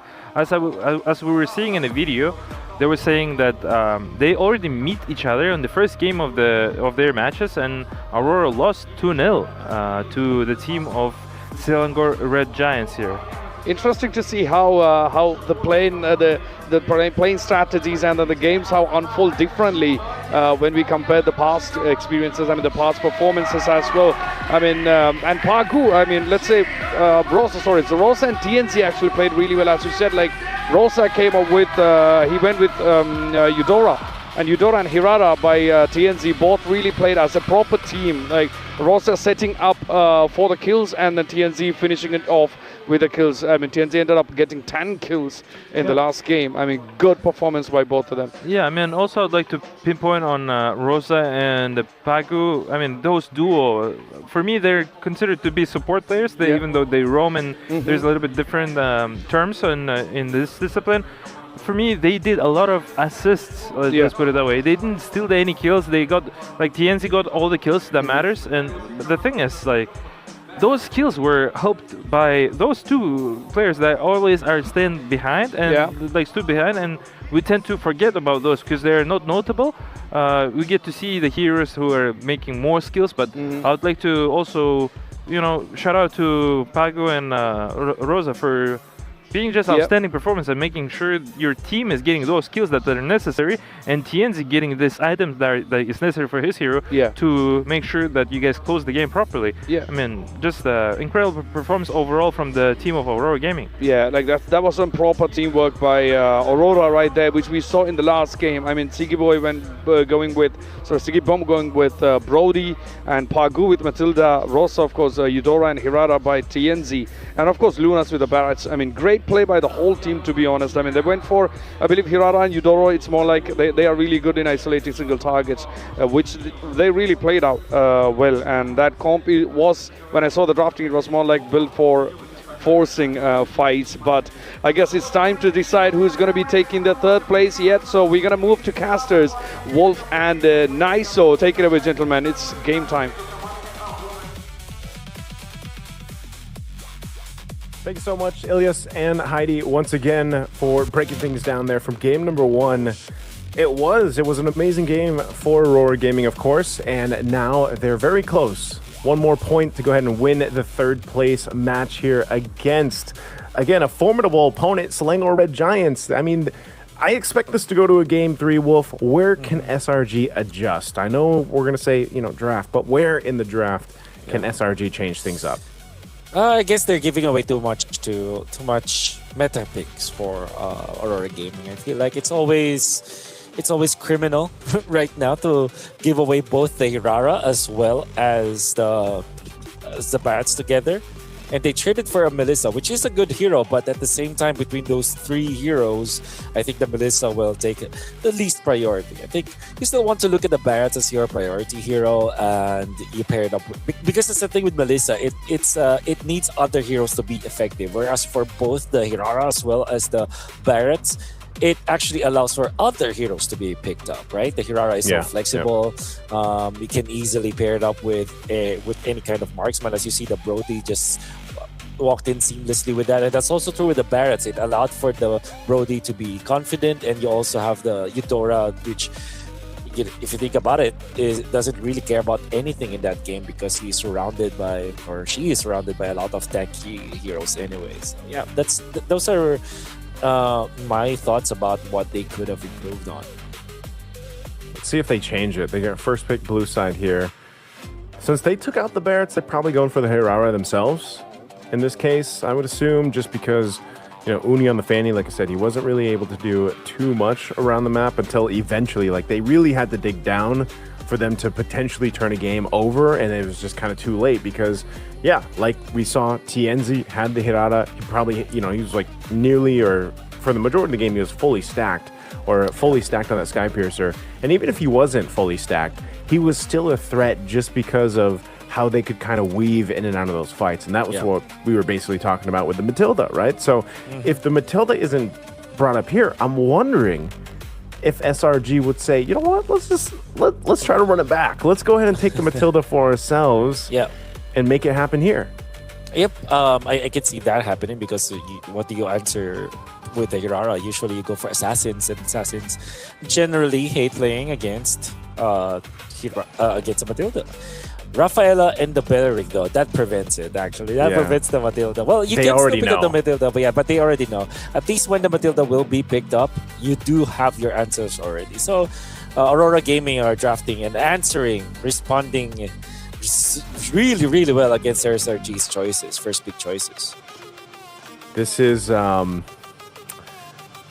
Gaming understanding that potential Matilda can change a lot of things, but they've got an answer for themselves because, again, like the Rafaela yesterday, that was played against them, mind you, by Big Tron by Vitality when they picked up the Matilda. That's the thing they had to keep dealing with, this kind of quick to revive and then get back to the fight. And it just kept going and going and going. And, you've already got a great front line with that Belleric. You need to be able to activate it. So at least things change up. Selangor Red Giants say, you know what? Okay, we see the Rafaela. We're not going to go with that Matilda. We'll grab the Badang here. We get the Melissa. These are still really good 2 power picks, I feel like, in the first phase for SRG. Yooms, he's kind of known, I feel like he's known for this Badang pick, but sometimes it doesn't work out the way you would think, right? But it is still a solid choice just because, again, you can kind of slow down some of that momentum. The fist crack, fist break combo is obviously great, and it should keep who you need to keep safe. Now, you're not going to be, letting people fly around with you like Matilda, but at least, you're that protector, but you can also set things up. Yeah. And with the Badang and the Melissa pick here for SRG, I feel like they want to go aggressively against Aurora Gaming. At the same time, do you really want to? Because this is a Belleric with a Rafaela. And the idea is that you fend off the early game. Rush coming out from SRG, which means that you will have a better mid-game compared to SRG with this composition. So, although I feel like SRG, they do have a good synergy between their 3 heroes with the Badang being picked up. I really like that idea. But Aurora Gaming have set themselves up for a good Claude game. And remember, Claude is not a hero that we favor in the meta right now. But with the Belleric as well as the Rafaela, the Belleric can be flexed to the EXP as well as the roam. Rafaela can be roam or mid, as we've seen before. They're making it so that they will be the ones to decide how can they move forward this Claude. And with this Claude, and I feel like this Claude is going to have a good game nonetheless because of how much supporting there is from both the Belleric as well as the Rafaela. So yeah, really good drafting here seeing from Aurora Gaming. I wonder if TNZ is going to, since it's already the Nolan banned out, the Harley, Paquito as well, these are all junglers that TNZ has played. I wonder if he'll play something new or if this is just, maybe he gives it a go and they just swap junglers, right? What if he ends up with the Fanny here? Or maybe like what we've seen previously where it's like the Leomord has popped up in the jungle now too. So because of choices wise, and you're up against a Hirara, like your common choices are gone. Yeah. Go for the Ruby. They can go like Suyu, for example, maybe if there's no other choice. There are some other heroes that can be picked up, but yeah, I get what you mean. It's like you're gonna be scraping the bottom of the barrel right now if you are Aurora Gaming. At the same time, you know that you can actually make it work. And all due fairness, I think that TNZ can play so many heroes out there. So yeah, I was gonna say his barrel is pretty deep, Wolf. Yeah. Like you gotta have a long arm to scrape the bottom of it. But That's one of the things that made TNZ such a prominent jungler and such a good jungler, was that, you know, he surprised a lot of people. I remember when Harley wasn't even meta, and then he picked it up, right? And then he started playing it, and more people picked that up from there. So these last 2 picks will kind of, I feel like, put TNZ exactly where it needs to go. Oh, wow. The Edith? Edith, and then, of course, the Selena comes through. Oh, man. And then he goes the Balmond. Okay, he's going the Balmond. I wasn't expecting the Balmond, but this serves a purpose, man. You're all setting things up great here for your Claude, for Sigaboom. Oh, that's interesting. Dark System, here we go. But the Edith... Is Edith part of the Dark System? Wait, is she? No. Because she not hasn't anymore. been picked up much. Oh, sorry. It wasn't before, but now it is. Think about it, like, especially... But... It's like you're just temporary in a dark system, maybe dark prison, perhaps, not really, or dark jail, maybe holding cell or something like that. I do understand where it's coming from. I think you tank so much damage from the pokes of Rafaela and all that. I'm just not confident about this overall lineup of the side of SRG when it comes to like dealing with the early game prowess. It's like Rafaela plus the Balmond. It's almost like Angela and Balmond, but this time speedier, and you not only amplify one hero, you amplify so much. How are you peeling through that? How are you going through the skin of Aurora Gaming is what I'm gonna ask. But if they do get to the late game, SRG are scary. Well, let's see. It's again, I have to say this is like the same thing as game 1, where we're like, SRG brings something flavorful to the game, but they're facing match point here for Aurora Gaming. I don't know if that flavor is going to be good enough. Oh, nice flicker. Oh, they get one with return. So Lunar pops his. He's fine. Again, battle spells usually in this first minute or 2 is kind of what we expect to go down. Not too many first bloods unless, you know, there's a crazy setup with an assassin jungler like we saw from the previous game. But with that being said, we know how this can work. Stormy on the arrows, if he's landing them, think about the combination that can come through with that. Either you're landing the arrows and setting it up for your Benang there. Oh. Okay. Yeah, looks like he was just chilling there. He wanted to get that gold card too. Yeah. I think he'll grab that. But okay, going back to that, the arrows that you have to follow through on it, the only thing I don't like about this Selena, because we even saw this happen to the Maestro Moreno yesterday, where it's like, yes, you can land these arrows, but if you're not, eventually in a certain part of the game, it's going to fall off here. Rose up, burns the flicker too. He'll be able to go back, heal back up, but this turtle's coming up. So I think that's one of the main things, is making sure that that damage profile from your magic damage doesn't fall off. But hell, if you get all full stacks, you're good. Yeah. That's what you're trying to look for right now. Fast speed of clearing coming from Aurora Gaming is really good here in the middle.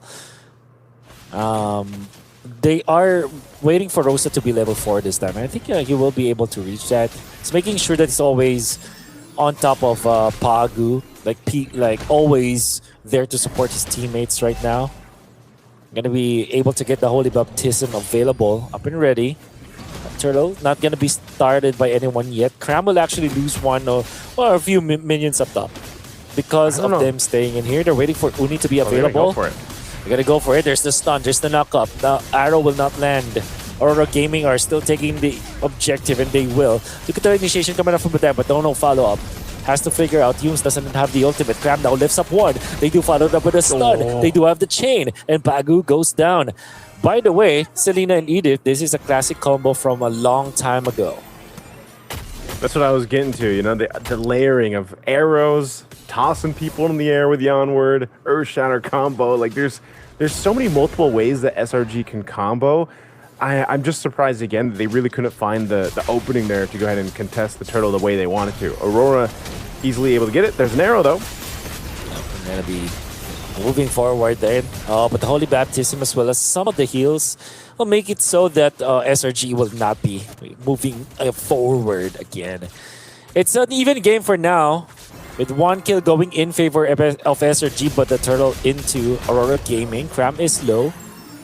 Knockup is there. TNZ wants to chase. They do have the Rafaela soon. They can speed up this Baman. And that's what they're doing. Flicker in, coming out from Lunar. Cram is going to be safe. A flicker for a flicker. Cram will actually lose some of the minions again up top. He's not farming well this Edith. Whereas for Aurora Gaming, they're taking this top lane turret. Just want to take a moment to appreciate this new Ballman skin, by the way. This is part of the new Titan lineup. One of the first times that I've been seeing it. I know it just came out recently, so it's good to see. Ballman's there. Nice flicker burn. There's an arrow. Oh, they go away, and they do have the stun to Yumes. They have so much firepower. 4 people just to invade. And they don't care. They can group up as 4. This is the way that they are going to protect this Claude. Take away the attention from SRG so that it will be a pure 1v1 in the bottom lane where Sigiboom can outplay his opponent. They're going to be very happy about this kind of laning configuration for Aurora Gaming. Because now you're getting so much mileage out of the Rafaela as well as the Balmond. The early game is the meta game right now, Naisu, and it feels like the top teams are showing us why that is the case. And right now, they're just going to trade objective for a buff. It's going to be another turtle. Second one going to the hands of Aurora Gaming. Uni was able to go ahead and take the purple, but you can see a play potentially looking to unfold here. They might pay attention now to this gold lane now that they're going to rotate down here. With that speed, Conceal is going to be used. I want to answer this. This might just be a disengage just because both teams see each other and they're like, nope, we're good. We don't want to overcommit just yet. Aurora Gaming did this in the last one. In game 1, they kept it relatively even across the board until all of a sudden they flipped the switch and then they just took things under control. I feel like that's where things are going, even for game 2 right now. For Selangor Red Giants, this is again why we were wondering, you know, how do you utilize this kind of lineup that you brought to the table? You're playing around arrows and walls right now, essentially. Cram has been pretty much delayed. I mean, he's tried if the flicker is up, if it's available, maybe something can happen, but right now it's just kind of a farming game for them. Oh no. Speaking of... wow. The damage! Of course, that's a lethal counter which will be an execution no matter how tanky you are. The flicker from Cram wasted. And now they still want to go for this buff. Uni stunned up and Uni dead! Look at this. Kill squad coming up from Aurora Gaming. Oh. You can't even Primal Wrath out of that. You just get dunked on with a lethal encounter. Yeah. Cram was gone in an instant, it felt like. And there's a big problem with this Ballman and the rest of Aurora Gaming right now. TNZ, what a difference, you know, of hero from going from the Hirara now to the Ballman, where you're basically spinning to win, shredding down some of that armor. And imagine, Wolf, we haven't even seen Sigiboom utilized yet. He's just been doing his thing. Exactly. Being in the gold lane, having the gold lane experience, sometimes double laning if you can. You know, we know that Claude needs some time to go ahead and build up that power spike, hit the 3 items. Hell, the rest of Aurora Gaming has completely allowed that to happen here. For sure. They do want to get a chain stun onto Pagu, but Pagu just stands there. Very tanky tree. Aurora Gaming will not be contested in this turtle take there. Look, did you see how much damage the lethal counter with the Retribution can do? I saw.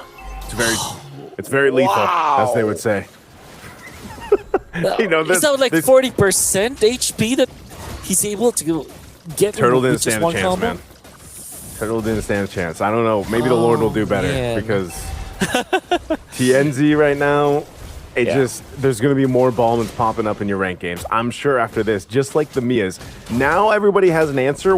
Now that we've seen Hanabi and Mia in games of the future, people are like, it's all viable. Oh, purple buff. Purple buff. Yume's taken again. This purple buff is officially Aurora Gaming's. It's no longer Uni's. It's no longer SRG. SRG right now, 75% of the map is Aurora Gaming's territory, and they're just trespassing. TNZ feels very confident, pops the Retribution, forces some reactions right there. And when Uni puts himself into the purple buff of Aurora Gaming, he's not going to be able to find anything. Like, SRG are now fighting for scraps, essentially. Against what Aurora Gaming is giving them. That's one of the tough things to see. Again, maybe there's a lockdown. Finally, we actually locked down TNZ. They had to stop the Ballman, and they do just that. The Taunt, as well as the Wrath of the Dryad, taking out Stormy, and that will actually result into an Aurora Gaming push in the middle. They do have another stun on Yume's in trouble. Yume's low. Yume's out. Gonna go for a change here from Papago, but now they snag Innocent. Innocent does have Purify. Oh, from the back. Oh, from the back it goes Uni to take out Rosa. Really well done coming out from the Assassin, but all that just to fend off the attack from Aurora Gaming, who's now leading by a 5,000 gold. They got 5,000 gold up. Lord's going to be up here shortly. They are going to take this. Rosa will be up in 10. But here's, I guess, the caveat for SRG and everybody looking to see this go another game. At least you go ahead. Uni gets a couple kills, right? Starts to go ahead. I believe he has a Sky Piercer. If we could take a look. Yeah, he does. He's got one. Oh, they want to force this fight anyway. They want to force this fight. Indeed, Lunar down. Damage from Innocent is enough. Cram is the sacrifice. But if that means that your gold laner will be able to take one and your jungler onto the orange side or the other side of the map, I think that's going to be worth it for Cram. But they do need a lot more like this. Yeah, like I said, it was a little caveat. It was a little opening that SRG is going for. Now Innocent is starting to get locked in. He's got his Trinity. You know, Uni's a bit more of a threat. The difficult part is, again, looking for that either swing from the back, that opening that we've seen from Uni now a couple times. And honestly, the biggest person to do that is, if it's not an arrow, it's got to be Yumes here on the Bedang. And that's why I was saying, you know, this is a hero he loves to play. They got to make it happen here. Yeah, the stun connects out of the backlines. Rosa is low, but that is Rafaela to be able to heal up. As long as there's no elimination from SRG, no quick takedown of a hero, Aurora Gaming will be able to heal up. It's 10 minutes now. And for the longest time, SRG are just struggling. They're looking for the farm, and they're sharing some resources here in the middle. They are famished here, SRG. But if they hang on for a few more minutes, maybe there will be a time where the natural gold gained by their heroes through the defenses, as well as the ambient gold that you get, maybe that's going to be enough for them to get the items that they need to team fight against Aurora Gaming. It's all going to be a matter of, can they get to that point? Let's see. It's Aurora Gaming pushing down here in the bottom lane. They do get it. And they're taking away some green camps from SRG. Yep. It looks like they were happy with that, you know? Like, go grab some tier 2 turrets. They didn't necessarily have the Lord lined up probably the way that they wanted to, just with the way the SRG kind of fought with them, but that's fine. I think Aurora Gaming, again, maintaining a bit of a lead, getting two tier 2 turrets are fine. Now you're 50 seconds away from the next order. You're also going to go ahead and continue to keep them famished for SRG, but SRG, despite this all, Wolf, hasn't done a terrible job, right? I mean, they've kept things relatively, I would say, within a 2,000 to 3,000 gold range. It hasn't gotten out of control. I mean, the last game we saw, at one point it was almost 8,000 gold ahead. And that starts to be in the territory of, okay, this is really difficult for us to turn this fight around. Whereas now, as long as Innocent is protected and Uni is able to weave into these fights, you can actually still win a team fight with this composition that SRG has. That's one of the main things. And now a Wounded Nature is available here for Innocent. So that is going to be crucial to go ahead and deal when Siggy Boom comes in with that blazing duet here, of course. So this is an opportunity now for SRG to make something happen. Yeah, I get what you mean. It's like they're within arm's reach at least. It's a long arm, but at the same time, there is a way for them. It's not impossible. It doesn't look impossible for them to get there. But then comes the zone out coming up from Aurora Gaming. Gonna be very tricky now. They do go for the conceal this time, but there is not much initiation yet. Uni comes in the fight. Already pops one iframe. Pagu is low, but it will be enough to zone out SRG to the point where they will get the Lord. There will be one kill. Jump it from Cap. Damage from Prime. It's not gonna be enough as they get dunked on. In comes the blazing duet. Yumes is compromised. Yumes is down. So is Stormy, and so is Innocent. The triple. 4. Siggy Boom has been quietly farming, now activated, now showing what Uni. he is worth. I don't know what Uni wanted to do, and it looks like Uni's going to go down too. He tries, he does dodge the lethal encounter, but he goes down anyway. Wolf, this might be it. This might be it. This is how they fall. SRG with the triple coming up from Siggy Boom. The placement coming up from Aurora. The early game lineup. The Balmond with the Rafaela. They will take the 3rd place match. And Aurora Gaming does it in a sweep. In a fight I didn't expect to break out, they end up trapping the Giants in the jungle and get a massive team fight in their favor. Of course, they're going to celebrate this win here. Really dominant in this series. Once again, Aurora Gaming 2-0, a sweep for the third place finish here at Games of the Future 2026. That'll set them up well with a $108,000 prize pool too for that one. So again, you know, this battle of thirds, it's some extra money in your pockets here, and it's great to see. Again, hopefully, you know, I wish we got the third game. Unfortunately, we didn't. SRG, of course, it's been a long journey for them going from MSC to this point too. They've got some time to recover, hopefully, as all the teams complete here. We're going to be throwing it over to a quick break, though, before we go back to our panel.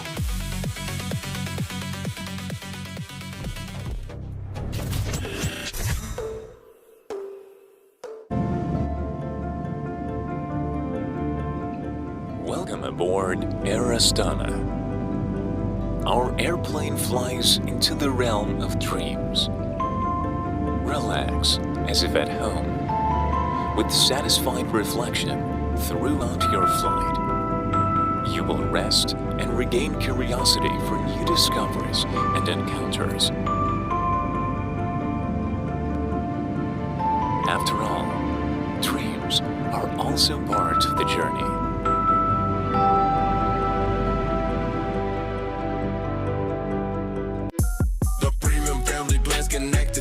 That is ESPORTSTV. Got a smartphone absolutely free. That is ESPORTSTV. Cooked it up and no longer problems with home internet. Get home internet and a smartphone for free with the premium family plan.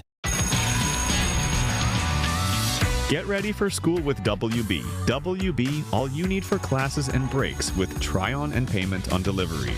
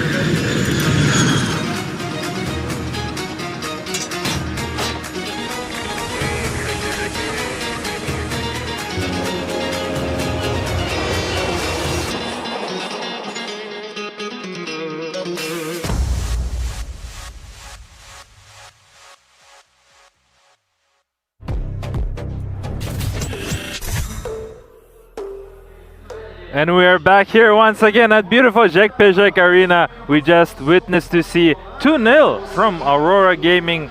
What an incredible performance from Aurora, coming back through toe-to-toe the team that actually beat them in the group stage. Yeah, I mean, they did not give any chance to the SRG today. Yeah, right? And you guys know what? We have a perfect and a great guest here, third time in a row, Pagu from Team Aurora Gaming. Hello once again, Pagu. Congrats again. Hello, how are you? How's everything? Perfect. Perfect? Perfect, 2-0. 2-0. Honestly, very surprising. I personally didn't think that you guys gonna do 2-0 because the team SRG have won you guys in the group stage. Could you tell a little bit more on that? Yeah, so initially after the first loss in the group stage, we kind of locked in a bit, fixed the draft and everything. Now we just 2-0 them, right? That was a payback, I believe. Yeah, revenge. That was definitely a payback. That was an incredible performance. I mean, this is the third place for you guys. First and foremost, congratulations. And secondly, I would like to acknowledge you and all your team of Aurora Gaming for being professionals. Why do I say that? Because, I mean, yesterday was a devastating loss, let's be real, and what was tilting. And I wanted to ask, many people are going to ask the same question. I thought you might be guys tilted because you guys aim for being a champions of the tournament, right? You mentioned you want to do 3-0 against Onyx and to play against Onyx, but that's not the case now. Tell me a little bit more on the yesterday game and how you guys managed to fight against your tilt and be here now at the 2-0. I mean, that was quite easy, let's be real. Yeah, you're right, we were like a bit disappointed at first, but also Bigatron is a very strong team, so the game was really tough. We played well, they played well, so we just acknowledged that they really played good that day. They had a good draft, good gameplay, right? So they won and they kind of deserve it. So we weren't really that tilt. Also, we know them, they are friends, we scream against them a lot. Well, that's good. Unfortunate for us, they won. Yeah, I mean that's how all the time. That's pure professionalism, right? Yeah, I mean, even 100%. After the loss, I mean, you get back up. I mean, get things together, go as a fresh day for another day. But you sweeped it today. I mean, complete 2-0, clean one. And as you spoke about the draft phase, I mean, we were really, I would say, slightly shocked when TNZ went with the Barman for the second game. That was you had it in your pockets, or that was a quick decision that's made for the game too? Yeah, so after loss yesterday, we managed to we change our mindset a little bit. Okay. Like, we don't hold back in draft, we just go all in, right? Okay. If we have an idea, right, we just go for it. So I feel like Balmon's perfect hero here. They cannot focus him, Badank cannot also like jump in him. He gets punished easily, right? So you see that, I mean, TNZ just said, I want to play Balmon, and we just trust him, we just go, right? Yeah, and we win. I mean, that proved right. Even when the Barman showed up, everybody was like, really?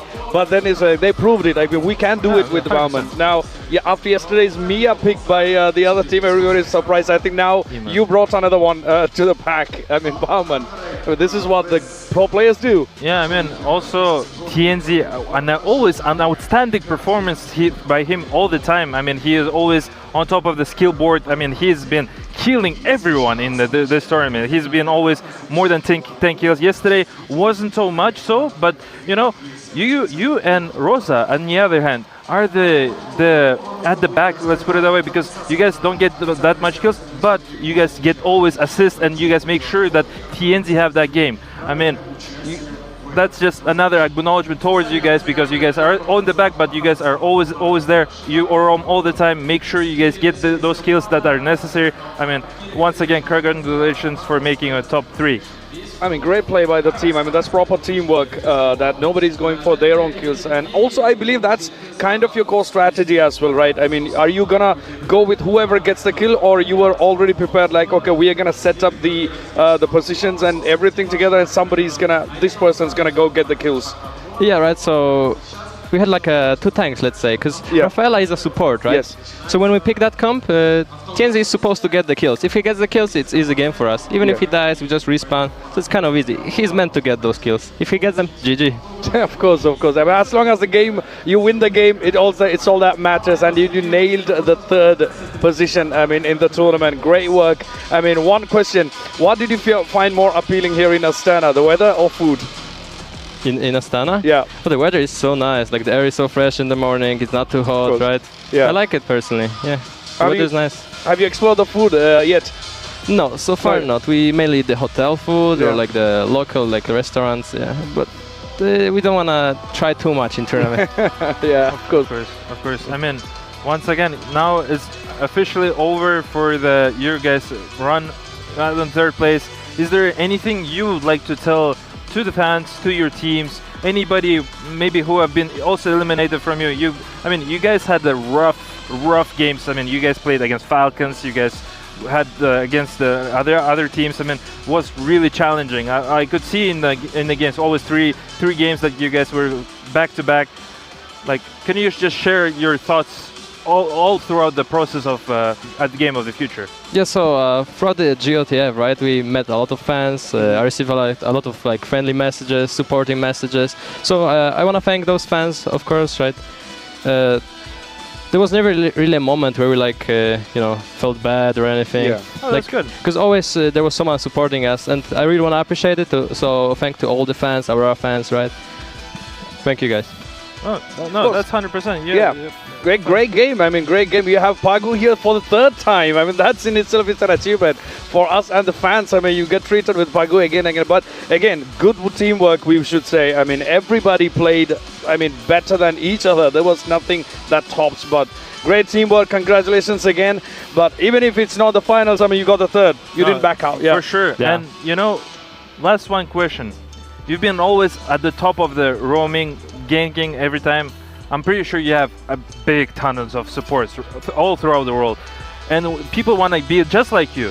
How to be for those younger generation, younger players, just to be like you? How to be Pagu? What could you suggest them to be at the same level as what you are doing right at the moment? So the important factor is you either win or you learn, right? Whenever you lose, you just try to fix the mistake, try to make it better, fix some, let's say, communication, draft. There's always something you can do better, right? As long as you just keep improving over a long time, let's say, then you're gonna be as strong or maybe better than me, who knows? I mean, that's a perfect message. I mean, don't let the emotions get over the strategies. I mean, stay cool, stay calm, and then move on. But again, thank you so much for being with us. Great one. I mean, it's never the last tournament. Thank you once again for your one. time, and we appreciate you so much. And good luck to you guys next tournaments. And thank you very much for coming here and just being nice. I mean, I meant it.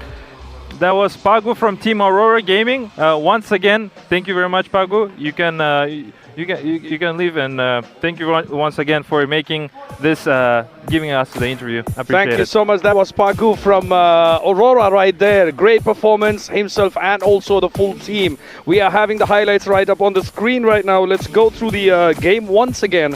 And because this is going to be, this highlight is practically the last thing that we're going to see today for Aurora Gaming, because now we're going to be moving to the finals up next. What do you think about the last game? Let's look at it once more. This is 8th minute. We can see Aurora had a lead with 2 kills, and of course, almost, I would say, 3k difference in the goals, right? Yeah, I could agree with you. Yeah. Like I said to Paco earlier, I personally was surprised seeing 2-0 from the Aurora game to Selangor, because once again, Selangor is the team that they actually lost to, right? Selangor is the team that won 2-0. And I thought it would be a very challenging game for Aurora Gaming, especially after devastating loss from the yesterday. Yeah. But I mean, today they're fresh. Today they're completely different, as he was saying earlier, right? They changed the draft against the Selangor, and also they changed, like, they had whatever idea they had. TNZ asking his hero, and he's getting his hero and making sure the team is getting those kills for TNZ, making sure his game is enabled to make sure that he can do whatever he would like to do on his game. That's true. And one more thing before I give you for a word, it's like Pagu and Rosa again, once again, 10 assists, 8 assists, making sure the team is getting those kills. I mean, Sigibam always also getting this amazing triple kill at the late stage of the game. I mean, just incredible performance overall from the whole Aurora Gaming. I mean, great performance. We got the stats on the screen, just like Steel said, as we can see a lot of assists. I mean, assists are as important as the kills for a team overall. So, great performance. Let's not forget, Selangor also did put up a good fight. But unfortunately, as Steelwork always says, there can be only one winner after a game. So, it is what it is. But a great performance by both the teams. At the end of the day, Aurora Gaming took the third place. We can see Sigibam with 6 kills. Pagu, Rosa, TNZ, and Luna, everyone played their roles really well. And TNZ with 6 assists and 3 kills. Good performances. And look at Rosa, 10 assists. That's good. Yeah, I mean, as always, I take a look at Rosa. I mean, this time Luna as well. But whenever I take a look at the scoreboards, I see Rosa and Pagu are always on top of the assist, whereas the TNZ is like machine, unstoppable machine, with the 10 kills, 17, 18 kills, and sometimes getting less than 5 kills, and surprising. And when we get to see that, it's not that normal, I would say. But what is normal is our general partner, which is Freedom. We'd like to appreciate Freedom very much because you guys are hosting and sponsoring this event. Without you, this all beautiful event would have not been happening, and we just appreciate you so much so that you making this tournament possible. Yeah. I mean, the first map we saw TNZ playing with Hirara, really good performance. And when it came to the second map drafting, I mean, actually SRG grabbed the Hirara. So I was like, TNZ, okay, what they're gonna go for? And TNZ came up with a really big surprise, the Barman. But I mean, they did it. Whatever they got in their hand, they did. They took the third prize. We got the stats of Lunar and Cram up there on the screen. As you can see, I mean, great performance both the teams. I mean, nevertheless, where damage taken has a slight difference, not much, right? Yeah, damage and hero damage and damage taken is not that much difference, but the KDA is a lot of difference. We can see 11-0 to 1-0 for the Karam, and Lunar has 11-0. I mean, he has a enormous amount of assists and he has a little bit of kills, but he's been also helping make sure that Sigibom and that TNZ have their good games and making sure that he will be in the back end along with Rosa and along with with the Pago. Very true, and let's not forget Sven. Big shout out to Sven for being one of the partners. I mean, they're doing something really cool. They're gifting all the finalists of Games of the Future. Today's literally the last day, so we are seeing a lot of finals today, and everybody gets something really good in terms of the audio equipments from Sven. So big shout out to Sven for doing this incredible stuff of gifting the players with something.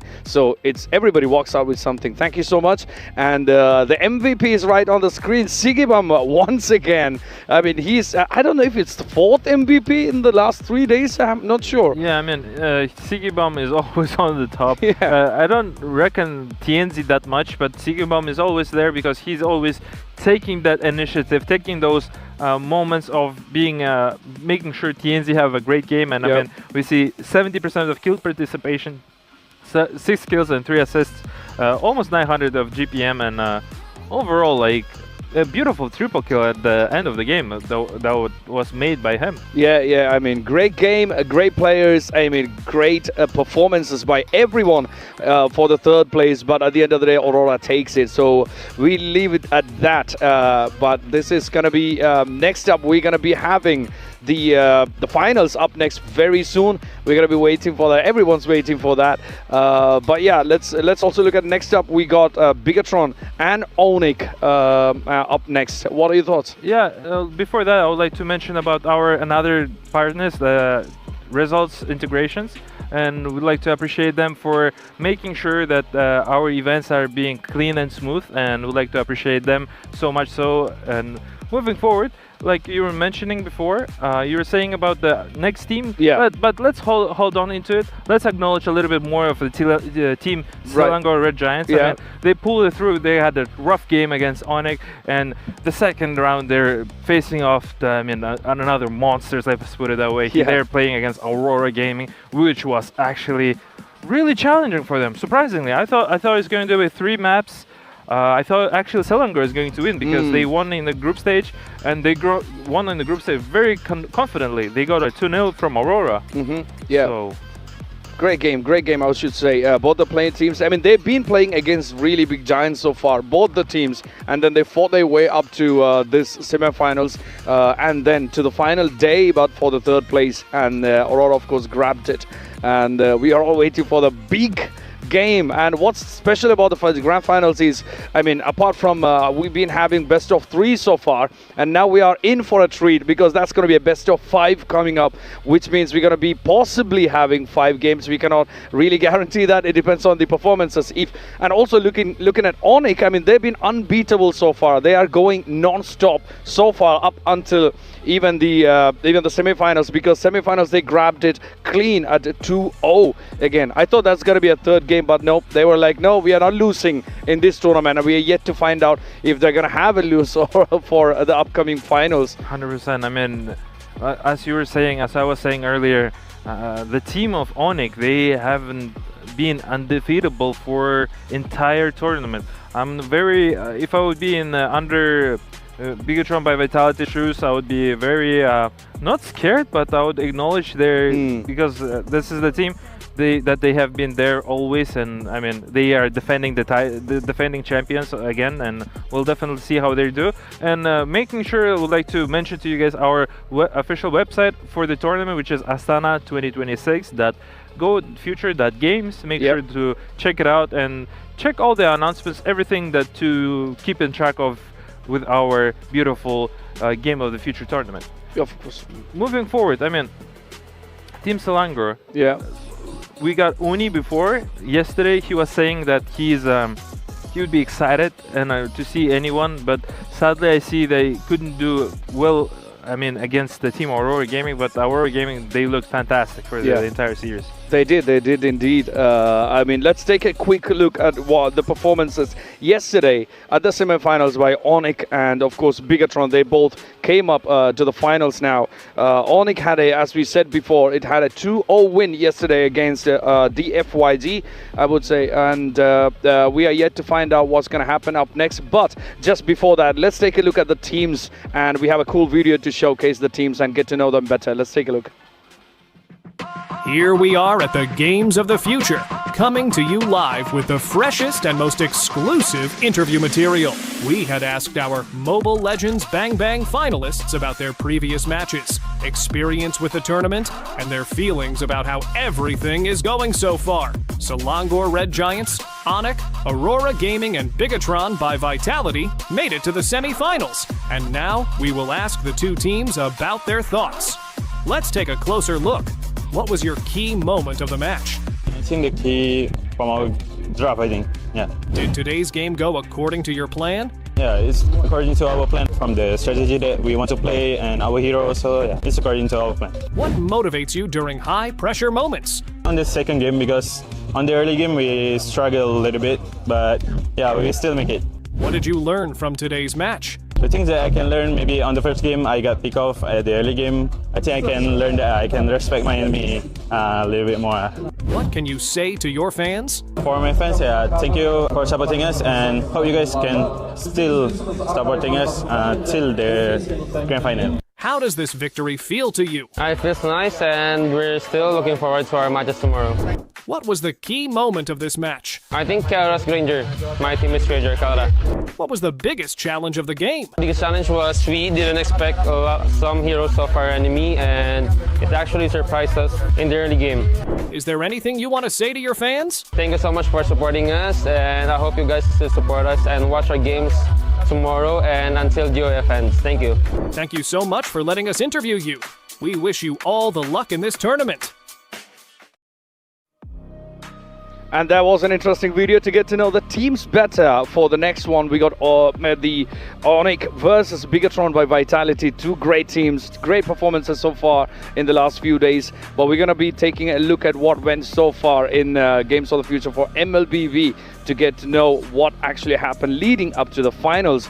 We got the brackets up on the screen right now, and let's take a look what's been happening so far. We had the quarterfinals the other day, and 4 matches, and we have each one of them with the scores as well. We're gonna lead it up to the finals. The first game was SRG versus Foot Esports, and that was again one of those games with only 2-0. We didn't get to the third game for that one. Great performances by SRG again. They managed to all the way to get to the semifinals for sure. And we're gonna take a look at the games, and then we have the quarterfinals. Other than that, Onyx versus DFYG and Falcon versus Aurora. And Bigatron versus Pro Esports. I mean, all of the teams, I should say, put up a great performance. And it's been great to see how these teams been advancing each stage and play them towards their dream trophy of Games of the Future. And after that, we're gonna go the semifinals. We had yesterday's semifinals, great performances. I mean, as usual, I think we've been seeing the pattern as you see the brackets. Yeah. The first 2 games went 2-0. And then it comes to a 2-1, right? Yeah, you were talking about the quarterfinals, right? Yeah, I mean, even when you're looking at semifinals yesterday, the same pattern actually happened. The first game went 2-0, and then we got 2-1. What are your thoughts on the previous games so far? The previous games, I would like to pinpoint on Food Esports. I mean, who actually won who stood out toe-to-toe against Team Spirit. Yeah. Right. And that was first an upset day because the day one, how it started, because the Food Esports, they eliminated the current champions from the previous tournament, which is Team Spirit. And then that was following up the game that we remember. It was DFYJ playing versus Team Vamos. And it was also convincing, interesting match. Two different regions are facing each other, and Team Vamos actually, unfortunately, were eliminated from that game, and they were moving forward. But we're looking at the Team SRG Food Esports, actually 2-0 here. As soon as Food Esports, they eliminated the champions, they couldn't stand against the Team SRG. Let's take a look at the game itself. I mean, what an incredible game from Team Selangor. Red Giants over there, they've been dominating all game, like with the Uni and the combination with Uni and Melissa. Yep. I mean, they had that that combo as we were mentioning before. I mean, Innocent and Yoms with the Melissa and of course Harley. Great performances. We didn't see that coming initially, but then it turned out to be a pattern. As you can see it on the highlights, the previous game versus Foot Esports and Selangor Red Giants at the quarterfinals. It went all the way towards Selangor Red Giants. As you can see, around 12th minute mark, we were still at around 8 kill differences, and also we had, I mean, I wouldn't say much difference in the goal, but we still had around 7k difference for the goal, right? Yeah, for sure. I mean, we saw how they were taking the incredible stomp. Let's be real here, 17-6 for Selangor Red Giants, and they just keep pressuring the map from the Food Esports, and the Food Esports, unfortunately, they couldn't fight into those monsters, Selangor Red Giants. I mean, let's be real, Selangor Red Giants is a team who advanced as the Group 1 winner, like from the Group C actually, and they were the team who actually won the Aurora Gaming at the group stage, so therefore they were favorites for the match, and due to experience, due to the draft, so let's put it that way, they just outmaneuvered and outplayed the Food Esports at the game 1, and now we're seeing game 2 here. Again, kind of same thing. What I see here, minute 6, there's 5 heroes for the team of Red Selangor, and they just keep non-stop pushing them out. Yeah, and Kazoo, I mean, what a performance for Kazoo in those games. I mean, great performance, Kazoo, and also Blobfest actually did a good performance towards the early game for both the games, I should say. So we had Saiki here on the desk. We had a chat with him as well after this game. But this was another sweep by Selangor Red Giants after that first win, and then they went to grab the second one as well, making sure there is no a third chance for Foot Esports to prove them. But we should say, maybe we should acknowledge both the teams for putting up a really good fight for both the games, and that was a clean 2-0 for Selangor Red Giants in the quarterfinals. And then we soon after that we went to the next one, which was Onyx and DFYZ. I mean, we don't have to say much about Onyx, right? I mean, they're the finalists. They've been unstoppable. They've been going on and on with nobody being able to stop them. I mean, everybody's been putting a great fight, challenging them, but most of the games, I think we saw them turning around the game completely. Yeah, 100%. Yeah, I mean, up next we're going to see some highlights from the quarterfinals between DFYZ and Onyx. Again, another 2-0 by Onyx. Yeah, I mean, another 2-0 for Team Onyx. Unfortunately, Dianfeng Yao Guy have left us. I mean, they were incredibly promising after their day number 1 when they played against Team Vamos, and now they're facing off of the current, like the last year's champion, and currently they're the grand finals Team Onyx. It just was so hard for them, even though we see how they're fighting toe-to-toe, and they were like 2k advantage, but it wasn't that far advantage, let's put it that way. It was relatively close to each other. I mean, honestly, Dianfeng Yao Guy extremely fall in love me personally for their gameplay and the way how they draft accordingly and very, how to say, very confidently on those heroes. And unfortunately, yes, they have been eliminated by the previous champions currently that they're standing and defending their title for the reason. And yeah, it was another 2-0 as you were saying earlier. Yeah, I mean, this was around 11th minute. We had a 6-kill lead, and of course a almost 5k of gold advantage for Onyx right there. And great performance by Kelra as well. I mean, Kelra and Kyrie's been smashing that game up. leading to the second one. I think this was more of a one-sided game for Onyx, but the second one, DFYG did put up a fight initially. And I think around the late stages, there was this load steal. I think this was the point, yeah. The load steal by Kyrie, this was really smart. And after that, the game actually shifted onto the other side. As you can see, it was a almost 7-kill difference lead for DFYG, which Onyx then came back and then turned the whole streak around the other way around. I mean, that was just overall such a hard game for Team Onyx. First time that we've seen here at this tournament. However, they even pulled that through.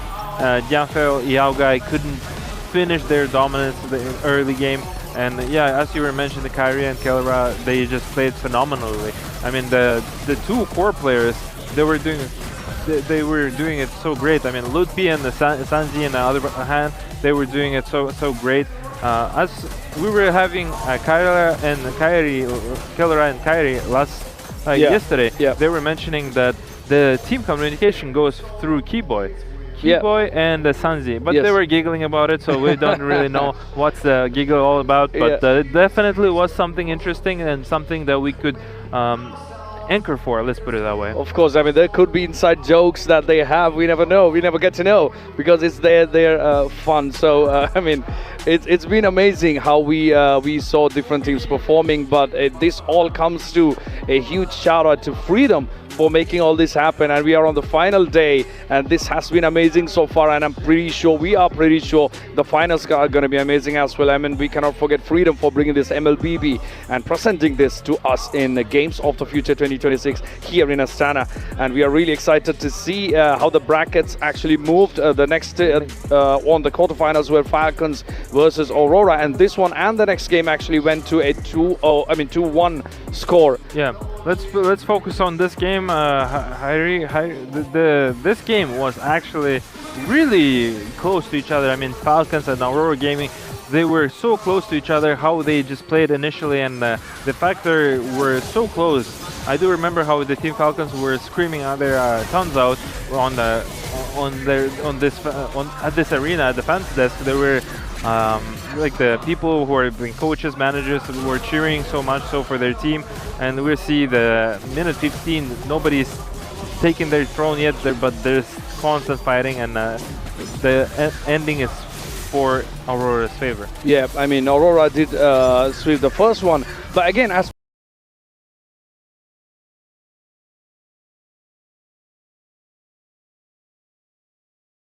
Pagu just said, when he came up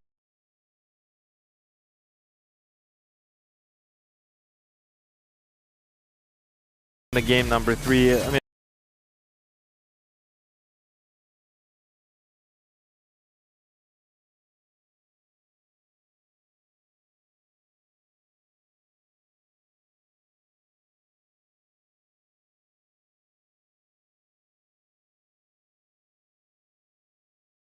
they early, but they managed to come back here.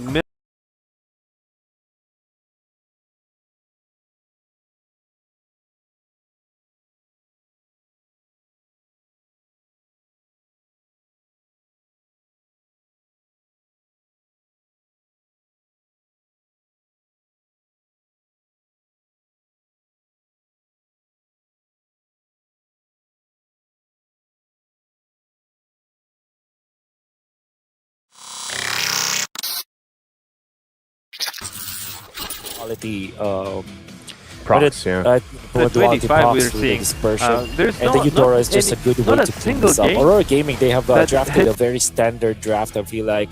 Very safe, very strong in the metagame. Whereas SRG, this global lineup that they have, it does have a lot of potential to go with it. I'm just scared that this might be such a greedy lineup for SRG. Greedy in a way that it needs a lot to farm. Well, some final words here from the coaches, of course. You know, and like you mentioned, that Eudora, whoa, there is burst on Uni. So might try to make an attempt on TNZ now. You want to dive TNZ? Oh, so much damage coming from Uni. And Nick dodges Lunar too. Lunar did not go for any by far the longest map into for the the entire On a go for Cram this time, committing some of their spells and abilities, but not much commitment. Models defend of Aurora for a little bit. They go the patience coming up from Aurora. They do get the retribution, but the kill coming up from the Melissa. Oh, the circling eagle is not that on point as Yumis is very tanky. Two tanky dudes protecting this Melissa, allowing They from can just disengage, guiding wind on out. Nice stun there, but this is Cram on the Uranus.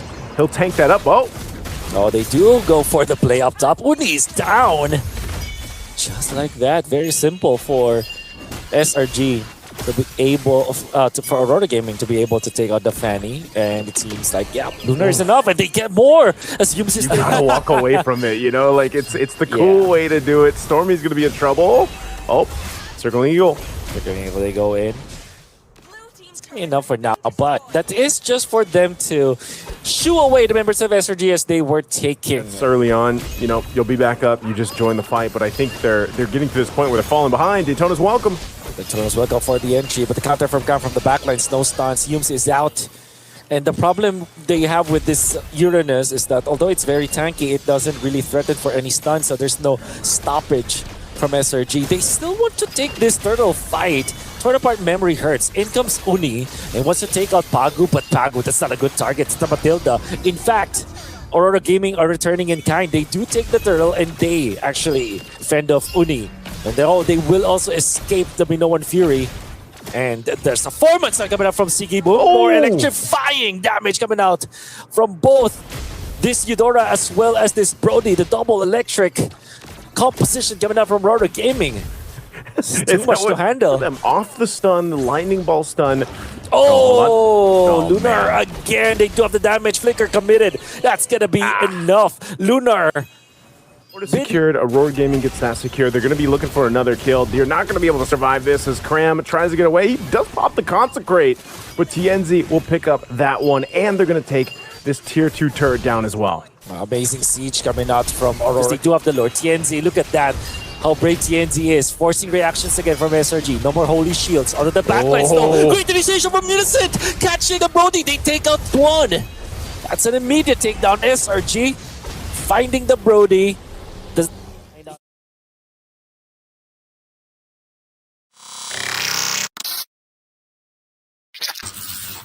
Quality procs, duality procs through the dispersion, and the Eudora is just a good way to clean this up. Aurora Gaming, they have drafted a very standard draft. I feel like very safe, very strong in the metagame. Whereas SRG, this global lineup that they have, it does have a lot of potential to go with it. I'm just scared that this might be such a greedy lineup for SRG. Greedy in a way that it needs a lot to farm. Well, some final words here from the coaches, of course. You know, and like you mentioned, that Eudora, whoa, there is burst on Uni. So might try to make an attempt on TNZ now. I do want to dive TNZ. Oh, so much damage coming from Uni. And then dodges Lunar too. Lunar could not go for any slow take. In comes the Melissa into the fray. On a go for Cram this time, committing some of their spells and abilities, but not much commitment. Models defend of Aurora for a little bit. They go the patience coming up from Aurora. They do get the retribution, but the kill coming up from the Melissa. Oh, the circling eagle is not that on point as Yumis is very tanky. Two tanky dudes protecting this Melissa, allowing they can just disengage, guiding wind on out. Nice stun there, but this is Cram on the Uranus. He'll tank that up. Oh, they do go for the play up top. Uni is down. Just like that. Very simple for SRG to be able for Aurora Gaming to be able to take out the Fanny, and it seems like Lunar is enough, and they get more as Yumis is gotta walk away from it, you know, like it's the cool way to do it. Stormy's gonna be in trouble. Oh, circling eagle. Circling eagle, they go in. Enough for now, but that is just for them to shoo away the members of SRG as they were taking. It's early on, you know, you'll be back up. You just join the fight, but I think they're getting to this point where they're falling behind. Daytona's welcome. Daytona's welcome for the entry, but the counter from the backline, Snow Stance, Yumes is out. And the problem they have with this Uranus is that although it's very tanky, it doesn't really threaten for any stun, so there's no stoppage from SRG. They still want to take this turtle fight. Torn apart memory hurts. In comes Uni and wants to take out Pagu, but Pagu, that's not a good target. It's the Matilda. In fact, Aurora Gaming are returning in kind. They do take the turtle and they actually fend off Uni. And they will also escape the Minoan Fury. Well, electric composition coming out from Aurora Gaming. It's too much to handle. Them off the stun, the lightning ball stun. Lunar man. Again. They do have the damage. Flicker committed. That's gonna be enough. Lunar. Secured. Aurora Gaming gets that secured. They're going to be looking for another kill. You're not going to be able to survive this as Cram tries to get away. He does pop the Consecrate, but TNZ will pick up that one, and they're going to take this tier 2 turret down as well. Amazing siege coming out from Aurora. They do have the lore. TNZ, look at that. How brave TNZ is. Forcing reactions again from SRG. No more Holy Shields. Out of the backlines though. Great initiation from Innocent. Catching a Boding Stormy, but there's no follow-up just yet. They're quite slow. They want to go for another kill. They eventually take out Yumes with the damage coming in from TNC. 3 versus 3. But the damage of torn apart memory, poking them down. TNC wants to collect the kill, but he won't be able to do so. Cram overstayed. And now he's able to with the Sky Piercer. Skinky Boom is gonna take the turn. And they want to go for more up top, and they're not stopping. Nice to Aurora Gaming's waiting. Commitment just yet. Luna wants to go in. TNZ is here. They want to poke Cram. And not even poke. They're threatening for a lethal. Go away, stopping 2. It's not going to be enough. The Hirara will be able to get the kill. TNZ onto the backline still. They're fighting dead for now. Does pop the immortality with Uri going in. Damage coming out from Stormy will not pull off this defense. Can they make something happen? Whoa, Cram. Whoa! Is not gonna survive. The Sky Piercer from TNZ makes quick work now. They will use the Daytona's welcome for another tank hero. That's Yumes. Will not survive long. Sneaky Boom feels confident. The turn apart memory is gonna be enough because there are no tank heroes anymore for SRG. They're not taking the base and Innocent with it. They want to go for a clean wipe, but it won't matter. Game 1 goes for Aurora Gaming. What a clinic put on by Aurora Gaming, and especially TNZ here with the Hirara. Again, 10 kills, I think. And it looks like, you know, they're happy about it. Rosa checking the eye there. You know, I think they were celebrating really good about that one because, man, was that a... Look at that. This was another long game that we had for 18th, 19th minute, and still they were at just one kill lead, which is actually interesting to see. But they had a really good, slight difference in the gold advantage as well. So that was, again, another 2-1 favoring the Bigatron.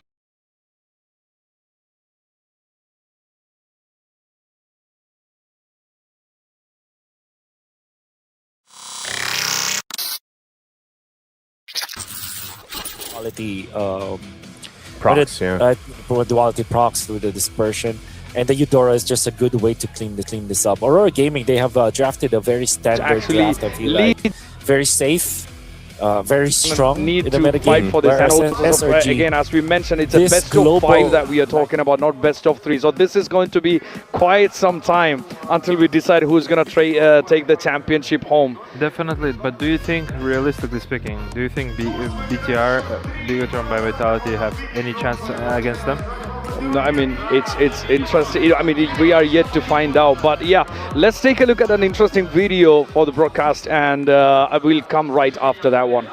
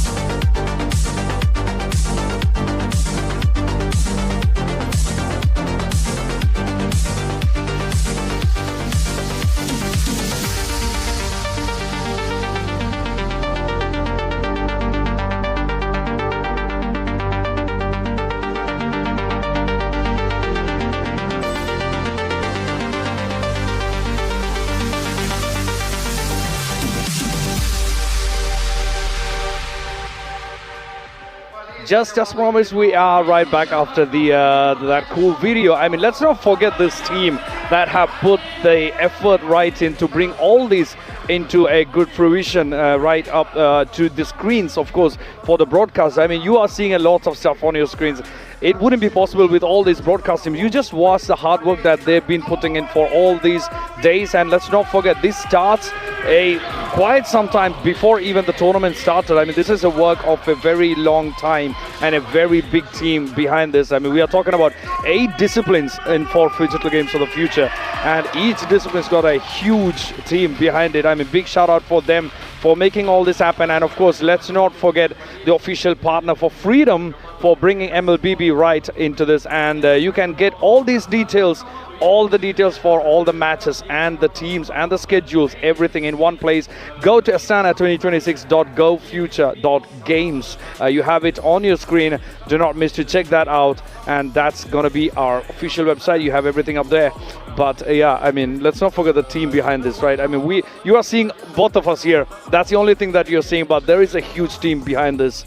And we have seen the hard work, right? Yeah, definitely. Thank you very much, Heidi, for letting us know about this. But yeah, I'd like to acknowledge the background team, the broadcast team, that they're all doing this hard work. Without them, you guys couldn't see us, couldn't hear us. And just a shout out for the great videos, the great interviews, making sure everything runs out smooth and everything goes well. And meanwhile, we're seeing here beautiful people all around are coming into Jacques Pijac Arena here in beautiful Astana to prepare for the grand final of Onyx versus Team Bigatron by Vitality. People are coming more and more. Now we expect to get the full arena here in beautiful city of Astana, and anytime soon the game will be started quite soon. Of course, as Steelborko said, I mean, the venue is packed. I mean, we haven't seen this crowd so far. But of course, I mean, it makes sense. It's the final match. It's the grand finals. And we all been waiting to see what's going to happen up next in the best of 5 that's about to start in a few minutes. We have the teams coming out right behind us. You're going to be seeing that any second from now. The energy is high here in the arena. Here is the Onyx team. Here are the finalists, and possibly 50% chance for them to get the trophy. I mean, let's be real, everybody's got equal chances. We have Ludwig, Kyrie, Sands, Keyboy, and of course, Bel Kelra. I mean, we are seeing the finalists for this year, and Shogun, Nenail, Morino, Finn, and Iman for there. We are a few seconds away from starting, Steelborko. Yeah, like we got Shogun, we got Iman here at the podcast, and they were saying that they would like to fight anybody, and they actually made it to the grand finals. So people were expecting it's going to be Aurora versus team of Onyx, but no, it isn't. There's no copy paste. It's a different grand final, and we got to experience a great game. And people are getting slowly ready now, and we're actually getting ready to see our grand finals here in beautiful Jacques Pijac Arena. And we'd like to give our awards to our casters. Take it away, gentlemen.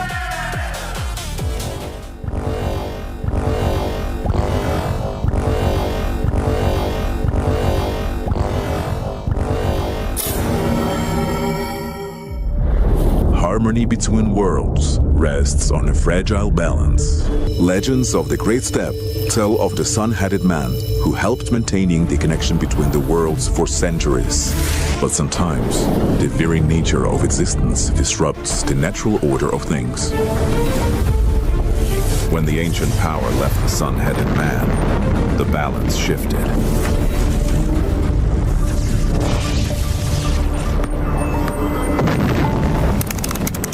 Attention. Massive energy surge detected. The energy within the sun-headed man's artifact has awakened. So, the chosen ones are already there? Newbies without a guide. Then it's time to meet them. Someone's got to get them up to speed. Look what my robot can do. Not now. I'm playing.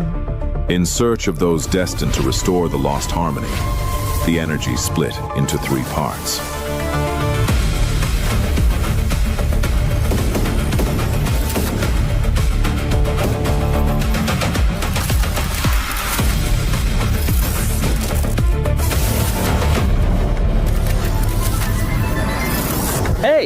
I'm one of the guardians of balance between the worlds. When the ancient power awakened in Kazakhstan, it chose you. You're the ones who can restore the sun-headed man's power and bring the worlds back into harmony. Guess even ancient powers can surprise you. Looks like the squad's finally complete. But until the sun-headed man is fully charged, the two worlds will keep drifting apart. So no pressure, but we're counting on you. And so began the story of the new heroes.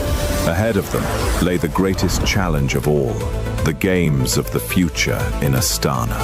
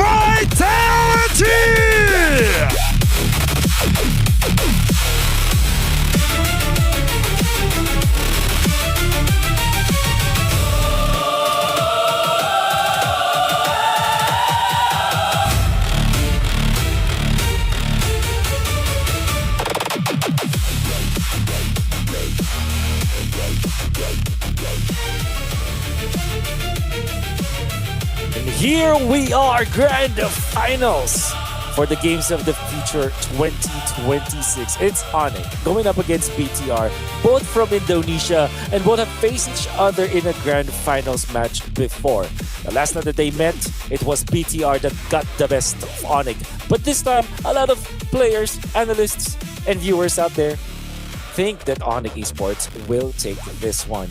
Your casters, Wolf and Naisu, who do you think has the upper hand in this Grand Final? Oh man, the upper hand, that's a tough one. Luckily, it's a best of 5. Man, I wish it was a best of 7. You know, that's kind of what we're used to seeing for these Grand Finals. But hey, we can't all get what we want. So we're going to get a best of 5. I hope we get 5 games for this. I do have to go ahead and say that Onyx has really... I feel like, adjusted really well to the current meta. Again, we talk about the meta that's developed over the past couple months. It's kind of changed here and there. There's been some crazy picks, the Mias, the Hanabis, the Ballmans, everything else. But I will say that Onyx, I feel like, could get the upper hand in this. But BTR has showed us, man. Like, BTR has showed us some amazing things.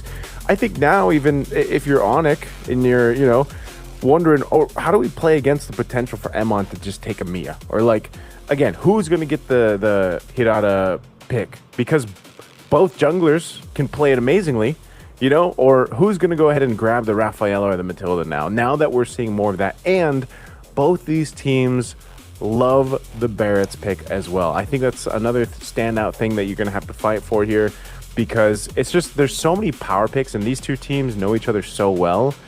And now they know the meta so well because they've all everybody's been going through all these international runs, right? And now it comes down to this. So if I had to absolutely choose, Wolf, I think I would lean a little bit more now for Onyx. Okay. And there's a lot of science, a lot of mathematics that can prove that that's the case. And I'm already just convinced that Onyx has built themselves or trained in the past few days in a way that they have allowed their players to have so many options in actually getting into the metagame, right? Because we saw how good they were with assassins, with fighters in the gold lane. They can now use, apparently, the supporting heroes for Keyboy once again, when Keyboy was known to be a player that likes to play around the catch type heroes, but now you can actually see him pick up the Matilda in specific scenarios. So a lot of good stuff that we can expect from the teams right now, but of course Onyx has really figured it out. I think I think if I had to say, like, again, answering it of who I think has the upper hand in the meta, it would be Onyx. But if I had to, like, be a little maybe biased towards someone, I love seeing Emon shine on Bigatron by Vitality, man. Again, for the lore back out there, Emon at one point was a Raider, right? He was an RSG Raider. It was my favorite team back then. Of course, they have Coach Panda there behind them, working kind of with them too. And I just think that, I would like to see also a different champion for games of the future, because if Onyx gets it again, they got it in a sweep last time against Aurora Gaming, but now I don't think we see the sweep here. I think this is at least, I hope at least we get the 4 games come through. Maybe we get the full 5-game series. If we don't, just please not a sweep. But Bigatron by Vitality gonna be on that blue side, man. I think this is where we start to see the standard stuff, more of the standard stuff and the kind of traditional trades going on. I think we might even see a contest for Selena come through, where they might give one game to Moreno, honestly, to get the Selena, because I think some teams are starting to really figure that out too. Yeah, and I guess the thing that you have to consider here for BTR is, what is their priority? Are they more focused on the Eman hero? Because there was a time where they do prioritize Eman's hero, but it felt like yesterday they can actually put it, lower priority with Mia, especially in a matchup where Kelra and Eman is going to be at the same stage. It's the gold standard versus the gold standard stopper, so that will be an interesting match to say the least. When you said that Eman used to be a Raider, one of his rivals back then was Kelra when he was playing for Omega like that. So there's a long history between these two. So do you prioritize Eman, or do you deprioritize Eman now so that you make sure that the gold lane to gold lane matchup is in your favor? So that's a question that I would love to see BTR navigate around. I guess I'll answer that right now. I think you don't have to really prioritize either of the gold laners unless the Melissa's open. And if the Melissa's open, it's most likely going to go to the hands of Emon. That's kind of what we've seen in the draft patterns, but at the same time, both gold laners, Kelra and Emon, who know each other very well, like, again, they're the ones who have been bringing up these more unique picks too, these more unique heroes that can work. So I think you just kind of let that be there, let that be the case. You prioritize elsewhere. And I think the biggest priority with these two teams, obviously between Kyrie and Nile, you want to go ahead and lock in your jungler, of course, which is the Hirata trade. That's where we're going to go here, unless it's, of course, banned in this last red side ban, because you could just grab it for Nile. Same thing, man. Fanny. Both of them like to play the Fanny. So I think this might be, again, one of those things where maybe a Fanny comes up. I mean, by the way, again, over the course of days, every single time we've seen Onyx play, there has been a ton of Onyx fans out there.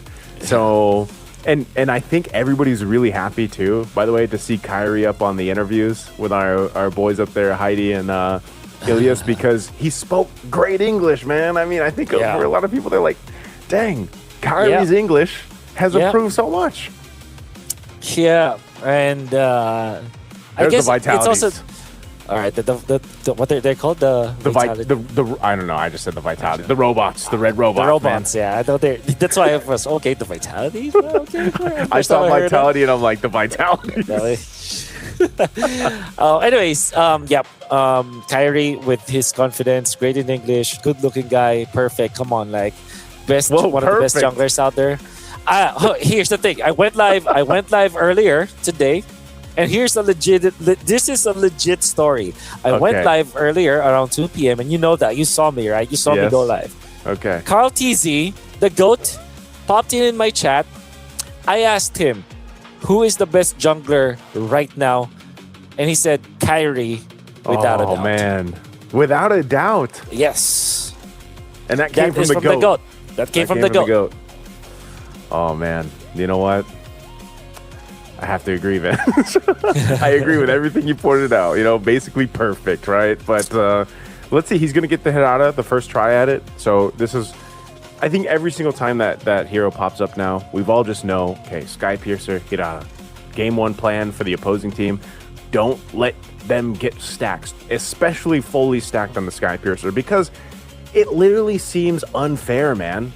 If a Hirata is fully stacked, I don't know. It just feels unfair the way that happens, you know? So the answer seems to be the Fanny. Grab a Fanny. You get a power pick over here too for Shogun. You grab yourself the Barretts. You have some decent Paquito damage. I didn't know if they were going to flex that, by the way, until the Fanny came through, because I was thinking, okay, is Paquito possibly going to the jungle like we've seen him, you know, or is he going to go in the gold lane possibly? But now we know. Okay, I was actually surprised that Onyx let go of the Barretts, but at the same time, the Beric is also a good hero, and they pair it up with this Uranus. So there's not much lockdown for Onyx. Whereas for BTR, you already have the Paquito Barretts. So this is like two schools of just meta picks. Yeah. You see the Paquito and the Barretts combined together. Now it's with a Fanny, which has been a development in the meta game here in Games of the Future, where the Fanny now answers the Hirara. Well, this was also evident in MSC in the last day of MSC, I would say, last 2 days, where the Fanny is now being picked against the Hirara. And that's also true for this time, Onyx picking up 2 tanky dudes with the Hirara. So this is like meta versus meta, and we're gonna be slammed by the best heroes that we have in available in the meta game. Hey, get slammed, you know? So, but basically, at this point too, they're gonna go ahead and hone in on these mid lane options for the Maestro himself, Moreno. I think, you know, so far from what we've seen between, of course, in the mid lane, there's some variety there. Whether it's Sans, whether it's Moreno, the way they want to go ahead and approach this is, how do you supplement your assassin junglers the best to your ability? Selena was one of them that most people would think for Moreno. That's why it's banned out. On the flip side, the Ruby is banned out mainly for the potential that Kelra picks it up to put it in the gold lane. You know, because again, if you go and just supplement this Hirara to do her thing, maneuver around everyone. We just saw this in the hands of TNZ, by the way, right? Where you get fully stacked and you have these multiple ways of kind of moving around your tanky dudes, but also your crowd control. And then your own kind of iframes. That's why it feels so unfair. So take out a Ruby. I wonder if they'll take out one more. Both of those roam options too, the Matilda and the Rafaela, will be banned out though. So that is not going to be available for Finn. And Finn has been one of the better performing Matildas so far throughout Games of the Future. Oh, yeah. Okay, so it's going to be the Ruby as the ban. Probably another, I guess, another catch or another gold lane. In fact, maybe Harith or Moskov, the ban here for BTR. And although Ruby is typically played in the roam role before, it's now getting played in the EXP as well as the gold lane, more so in the gold lane now, which is also a good hero to pair up with the Hirara. So that's probably why the Ruby has been banned by BTR. So instead of doubling down on the Kelra bans, they just banned the Vexana, which is a hero that Sans showed us that they can actually play.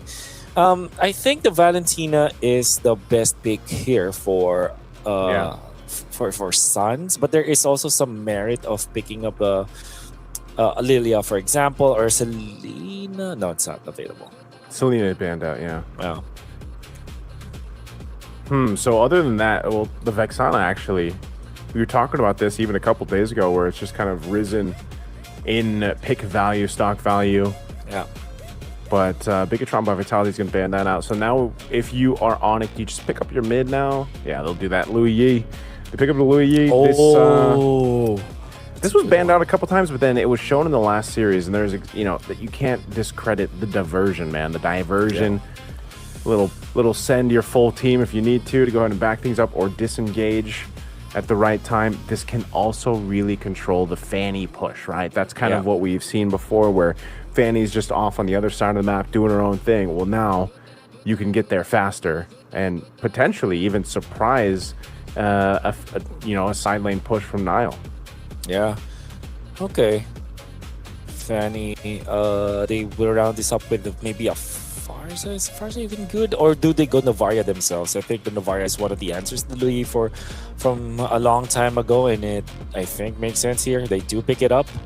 So they put in the Gatatkacha afterwards. So I like how Bigatron has responded, and then they already have 3 good meta hero picks. They close it out with a Gatatkacha, which is more of a stabilizer for their lane. It's a reliable response to the Louis, because you have a lot of distance that you can cover. In case there will be a diversion, an Avatar of the Guardian can be there to save them. So that's a really good way to approach this draft against Onyx. I really like the 5 heroes that they built now. Onyx, how will they close this out? They need some sort of reach and some sort of burst. There's the reach, the burst. I was gonna say, is this the reach though? She's got like the shortest range in the game, but I mean, you're shredding. You're shredding through at least the Barretts and the Gattacacha, you know? And I think in this way too, you're at least kind of protected. You're kind of covered here. If you need help in that lane, again, that's why that Louis is picked up. It's really strong to just go ahead and, ultimate down to that gold lane if you need to. Yeah. And the reason why I say there is, well, all right, the burst, there is no question about that when it comes to like the carry. The carry, you just output so much damage in a short period of time. So they got that covered already. When I say that they needed that they can get reach out of the carry, is that you're looking at the heroes that are melee from the side of BTR. So it's not like you have to reach too far when you're playing this carry up against the heroes of BTR. When you pick up the Malefic Gun, then you're already okay. The only problem, though, that I'm gonna say about Onyx, and this also pertains to reach, is that there is no legitimate threat to the Novaria. That's why I felt like the Novaria was a good last pick for BTR. I also predicted that it will be the case. If you're looking at this Moreno Novaria, this guy is gonna have the easiest game out of all of the people in the lobby right now, because there's not much reach. Well, let's find out. We're jumping into it. It's game 1 here in this best of 5 grand final. Games of the Future 2026. Will Onyx end up being champions once again? Or will Bigatron by Vitality make something happen here? Already in the mid lane, a little bit of action. Of course, poking back and forth. There's only so much that can be done. I feel like early game with the Novaria, but still, no battle spells actually going to be expended just yet. Yeah, pretty chill about it. It'll be curious how Onyx will, how BTR will utilize this lineup that is really front-facing against Onyx. Apart from the Novaria, everybody wants to dive in front of Onyx. And Onyx, they do have 2 tanky dudes, but they only have 1 tool to really hold down BTR, and that is this Wrath of the Dryad, which means that Sans will have a lot of responsibilities with a duality being procced. Granted, the Wrath of the Dryad is a good tool to allow the Sans to continuously proc the duality passive, but it is going to be a difficult task for Sans for sure. See if he's able to do it. This first turtle's up. Both gold laners going to go ahead and chill in the gold lane while this is just going to be a 4v4. Niall's going to go ahead and grab his buff, but they might just go for this. A little bit of a taunt. Unbreakable on Keyboy. He's got to go ahead and back off, disengage. Alutbi has got the Consecrate. They've got control of this first turtle, so Onyx might be able to secure this. Let's see if they make it happen. Kyrie able to get the Retribution off, but they're going to go for the fight anyway. And Lutfi trying to get away. He's going to get chased down, and they will take him with the Daytona's welcome. Oh, good duality, but here comes Niall to the back line. He's got people lined up, but it's just not enough. And now the diversion going to be used. Already a couple kills for Onyx. They're looking for Niall. And Sands will get him with the double. No way Suns just did just that. I mean, 2-0-1 for this Louis. Granted, BTR, I think that was a mistake coming out from Shogun, utilizing the Daytona's welcome and then spitting out the Uranus towards the members of Onyx. I think he wanted to maximize the stun that you get out of it, or maybe he just outright misplaced his spit afterwards. But that allowed Onyx to refresh with Loot P. And of course, the Barats staying in front for a long time means that the duality, dispersion, the damage output of Suns will be just really high because you're just constantly throwing away your orbs, and the rotation that you get with the second skill of the Louis. Combine that together, your backlines are getting ricocheted so much that they end up just being blown away by Suns, which is literally what happened in there. And then the teleport afterwards, my God, Louis coming on from Suns, that guy's scary. I think the Louis is going to just be a pickup that we see more and more, maybe even unless some major changes happen between now and the next tournaments, of course, but it's working out really well, especially when you have the Wrath of the Dryad from the Belric. It just makes things happen. Look at this. They're going for the purple buff. They want to put pressure on Niall's buff, and they'll do just that. Notice to Kyrie on the Hirata, he locked in his Fury Hammer. Then he's starting to just go with the Sky Piercer because he wants to start building stacks early on, I believe. And that's all possible. You know, you got an early kill on, you've got momentum in your favor. You're 3,000 gold ahead at this point. And now the second turtle is up. Kyrie, go ahead and start this one up. Emon is here though, so now gold laners will be a part of this fight. Everybody rotating down for this objective. Half health on the turtle, unbreakable. Oh, Daytona's welcome. Going to be charged in. Shogun taking quite a bit of damage. Is it the Avatar of the Guardian? Actually, that's quite a bit of damage too as Shogun falls. Niall gets the turtle. He's going to be able to go ahead and do a bit of damage before he gets out. But Bigatron by Vitality might have got the turtle, but they lost two. I see the vision now for BTR. They will go for the aggressive move on Shogun with the Daytona's welcome that was going to be quickly followed up by the Avatar of the Guardian. Not literally quickly, but it will be layered properly wherein after the Daytona's welcome, you already have that Avatar of the Guardian with extra knockup and taunt afterwards. So it's a chain stun between the Barats as well as they cannot catch as they go in bottom lane. Okay, Keyboy unfortunately going to die there, but it made sense what Onyx wanted to do.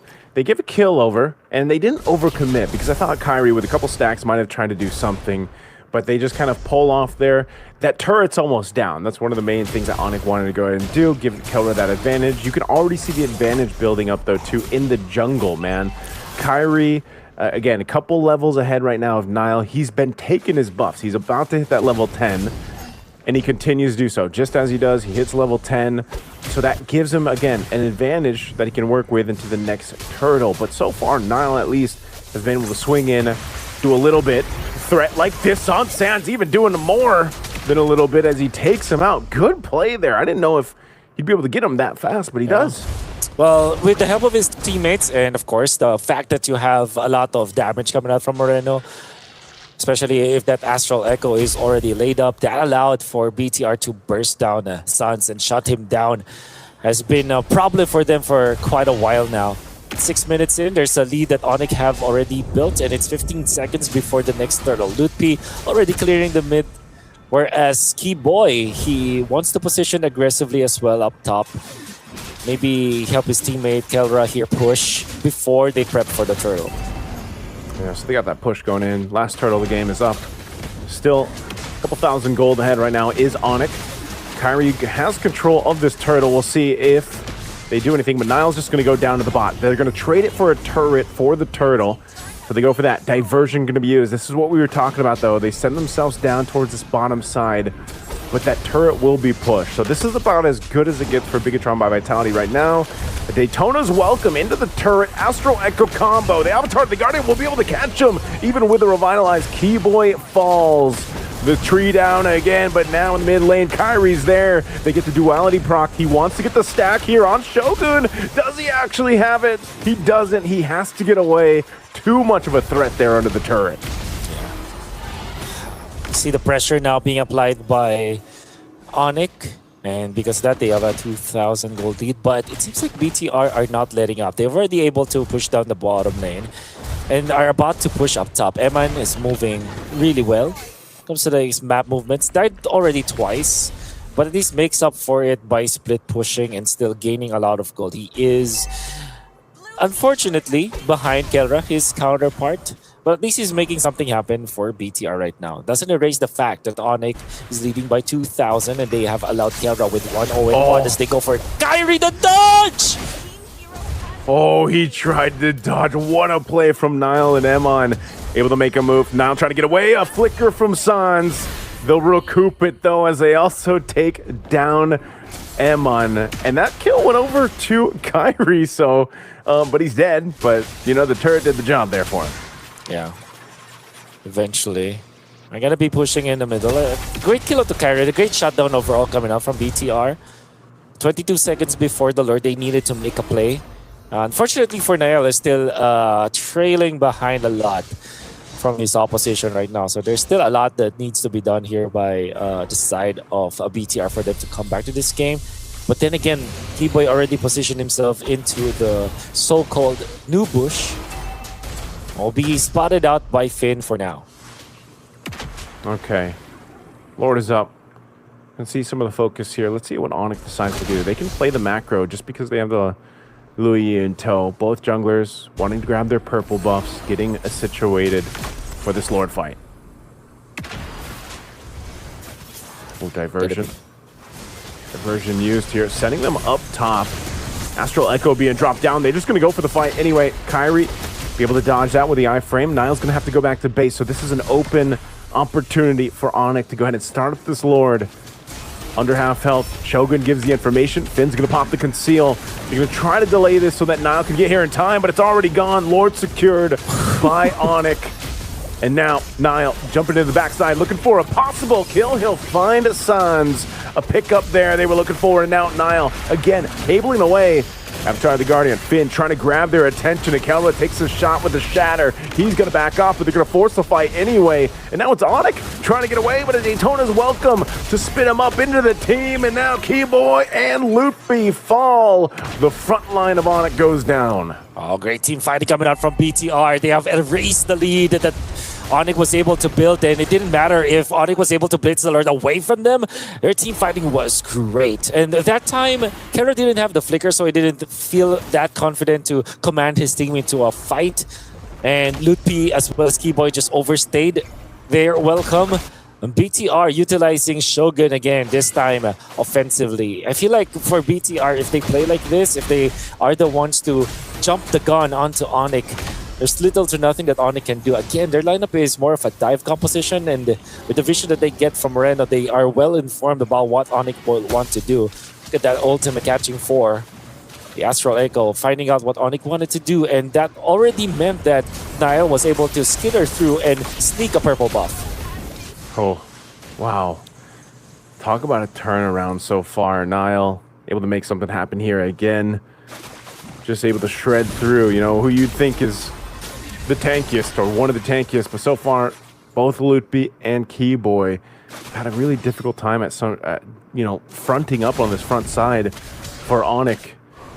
Might have to be in one of those cases where now you lean towards Kelra here if you're Onyx to go ahead, and he should have his power spike. I mean, that Kelra's carry should be online, but it's more so of these fights, the way they're unfolding.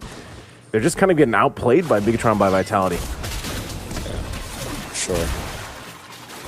This makes it really difficult now for Onyx. With the composition that Vitality has, this is very oppressive. You really have to find a way to get to the Navaria, which we said that we'll have a free game, essentially. in this game, and it has been so. Moreno is 2-0-4. There's not much that can contest him. And then eventually Shogun will be so tanky that he is no longer threatened by the damage of Onyx. Well, Kelra is always going to be a threat, but you are tanky enough that you expose Kelra for far too long. So there has to be a creative way of Onyx finding an angle to eventually take out BTR. Otherwise, it's going to be easier for BTR to maneuver into the fights. They're already going for the diversion play, but they're not going to find anyone. Well, they'll find Kyrie's buff anyway. So he's not going to have that. The Lord comes up. Emman will make his way slowly down here. The rest of the team already set up, but you can see in this, man, the Star Shatters, even on Loopy, already do a decent chunk of damage to the health bars. Moreno dropping down the Astral Echo. Extra hitboxes being extended here too. Now Keyboy, he's got to be careful because we've already seen him shredded down so quickly on this Belric, especially with a Fanny flying around. Emon spotting the Loopy here. They might try to make a play instead of the Lord. We're in now Onyx on the back front. They got to go ahead. Keyboy, oh man, a quarter of the health. Yeah. Whew, Niall's already working on the Lord this time. He's low. But be careful. Kyrie forced to pop one of the iframes. You can see how menacing Emman is right now with this Paquito. He's going to be able to burst down the members of Onyx. And then if you pair that up with Moreno's damage output and the constant Astral Echo in the face of Onyx, it's going to be more difficult. Avatar the Guardian on the defense already used. Onyx comes in with a diversion. And after that push up top by Niall, that wave's going to be managed now. They're going to fight for this Lord. Half health on it. Finn charging up the Unbreakable. Goes in with a taunt. They're going to come down for Keyboy. They get him out. Kyrie, he's down 2. Make it another as Sans is able to pick up Shogun. So far, a big trade across the board. But now Iman and Moreno trying to keep things together while Niall's also on the hunt here. He's quite low, but he'll be able to secure the Lord. Bigatron by Vitality comes out with a win.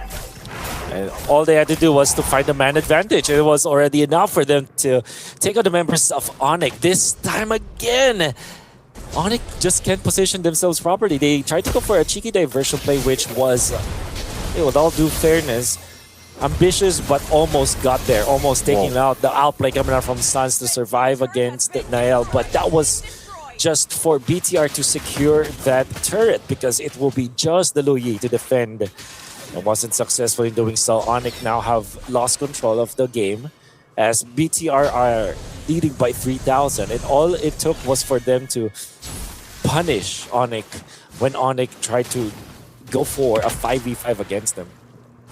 Let's see if they can do it here. Lord slowly making its way. Good push in the mid and top as well.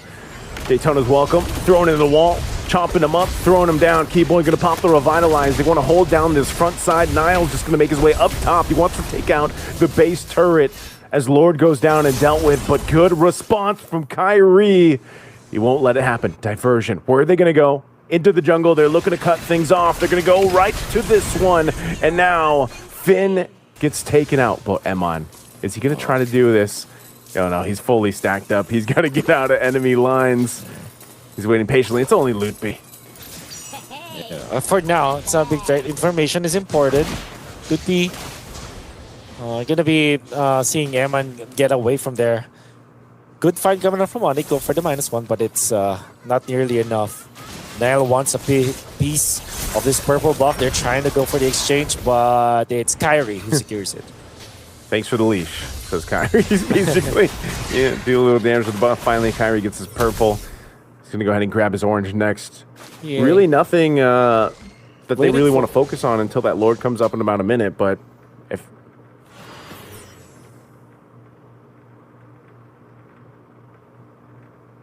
Maybe if they can get a kill here. Maybe if they can get a kill, make something happen. Again, Lord's not going to be up for 40. Yeah. It's going to be a long time for both teams to recover this one. Kyrie going in for the Blade of Despair as his 5th full item in this game. Lutpi actually went for the Sky Guardian helmet, which I wanted to talk about earlier, which is interesting because you generally want resistance rather than raw HP as well as regeneration because you have plenty of that anyways. But I guess because of the so because of the amount of poke that BTR is throwing at him, it feels like, okay, maybe during long team fights, during Lord dances, maybe I can get out of the fight region up by myself. Yeah. Then try to fight another day. But now in comes the Lord, spawned at 17 minutes. Onyx will defend their bottom lane. A little bit of long lane setup out there coming out from Loot B. Diversion gonna be used. And BTR just... They would go for Shogun. They're gonna go right for Shogun. He didn't have the stacks. And now he's taken out. They're gonna go and dissipate. Kelra's got the room to work with here, but oh! Nile goes in! Moreno will cap out the kill even with a Wind of Nature. So BTR turns it around to fall. They're gonna be looking for more. They're chasing down Kyrie. Moreno might be able to get a shot. Nile's gonna go ahead and join in. Cable's not gonna connect on that one. That's not where he wanted, but he gets Loot B anyway. BTR will win that fight. And it was one that Onyx started for Shogun. Nile jumping in. He takes out Keyboy like cutting down a tree. And now it's only Kyrie to watch the base turret down. He's got to try to dodge, but he can't. They get wiped out. And BTR will take game one. Both teams getting what they want when it comes to the draft, but eventually Vitality. When we said that their draft looks so complete with that last pick that catch out with that Novaria, it looked very cohesive and they look really good. For the first few minutes, it was Onyx controlling it, but when the power spike happened for side of BTR, they just can't be stopped. That's just game number 1, however, of this best of 5 series. Plenty of MLBB to be played all throughout the day. We're gonna be talking about that match pretty soon, but for now, gonna be hopping into a break.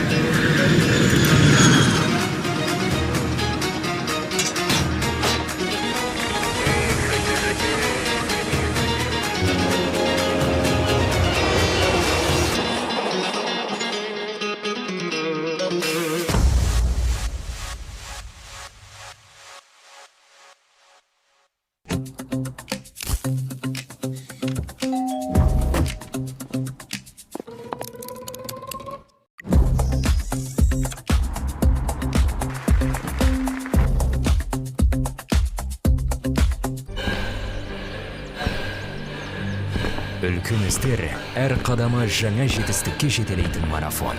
Біз осы жолды сіздермен бірге 10 жылдан бері жүріп келеміз. Тимур Құлыбаевтың халық қайырымдылық қоры. Центр кредит банкымен сіз қарапайым және заманауи шешімдердің ортасындасыз. Нық сеніммен жаңа мүмкіндіктер ашып, тексерілген сапаға сеніңіз. BCCKZ мүмкіндіктерді кеңейтіңіз.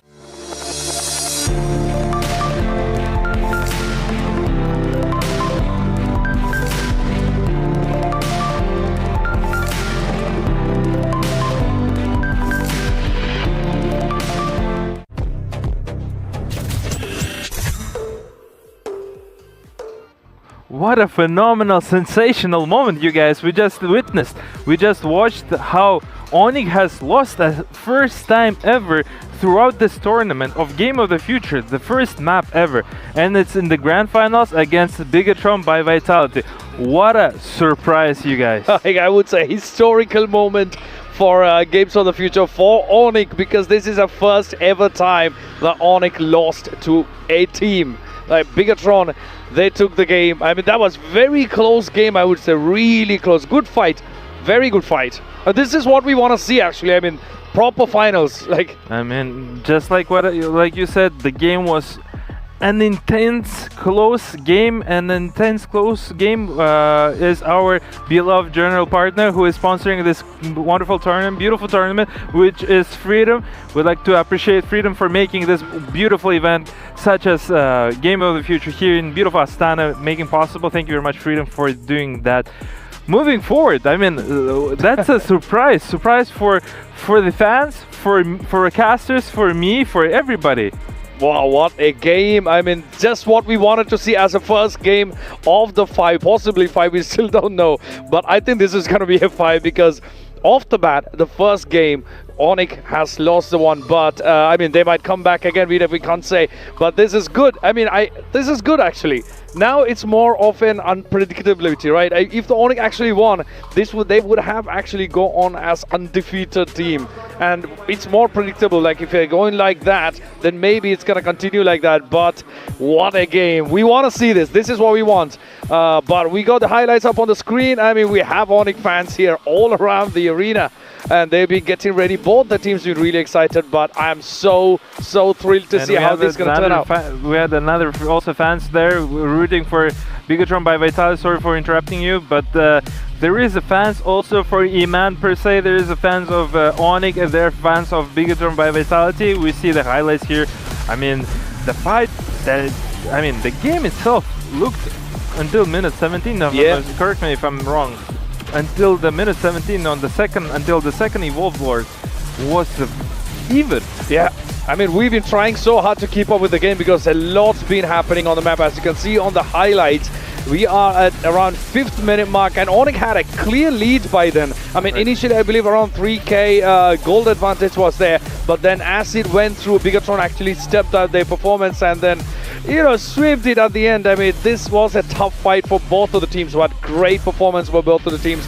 As you can see, it went towards the 10th minute, and Onyx has still had a 3-kill lead and a bit of gold, but not much, to be honest.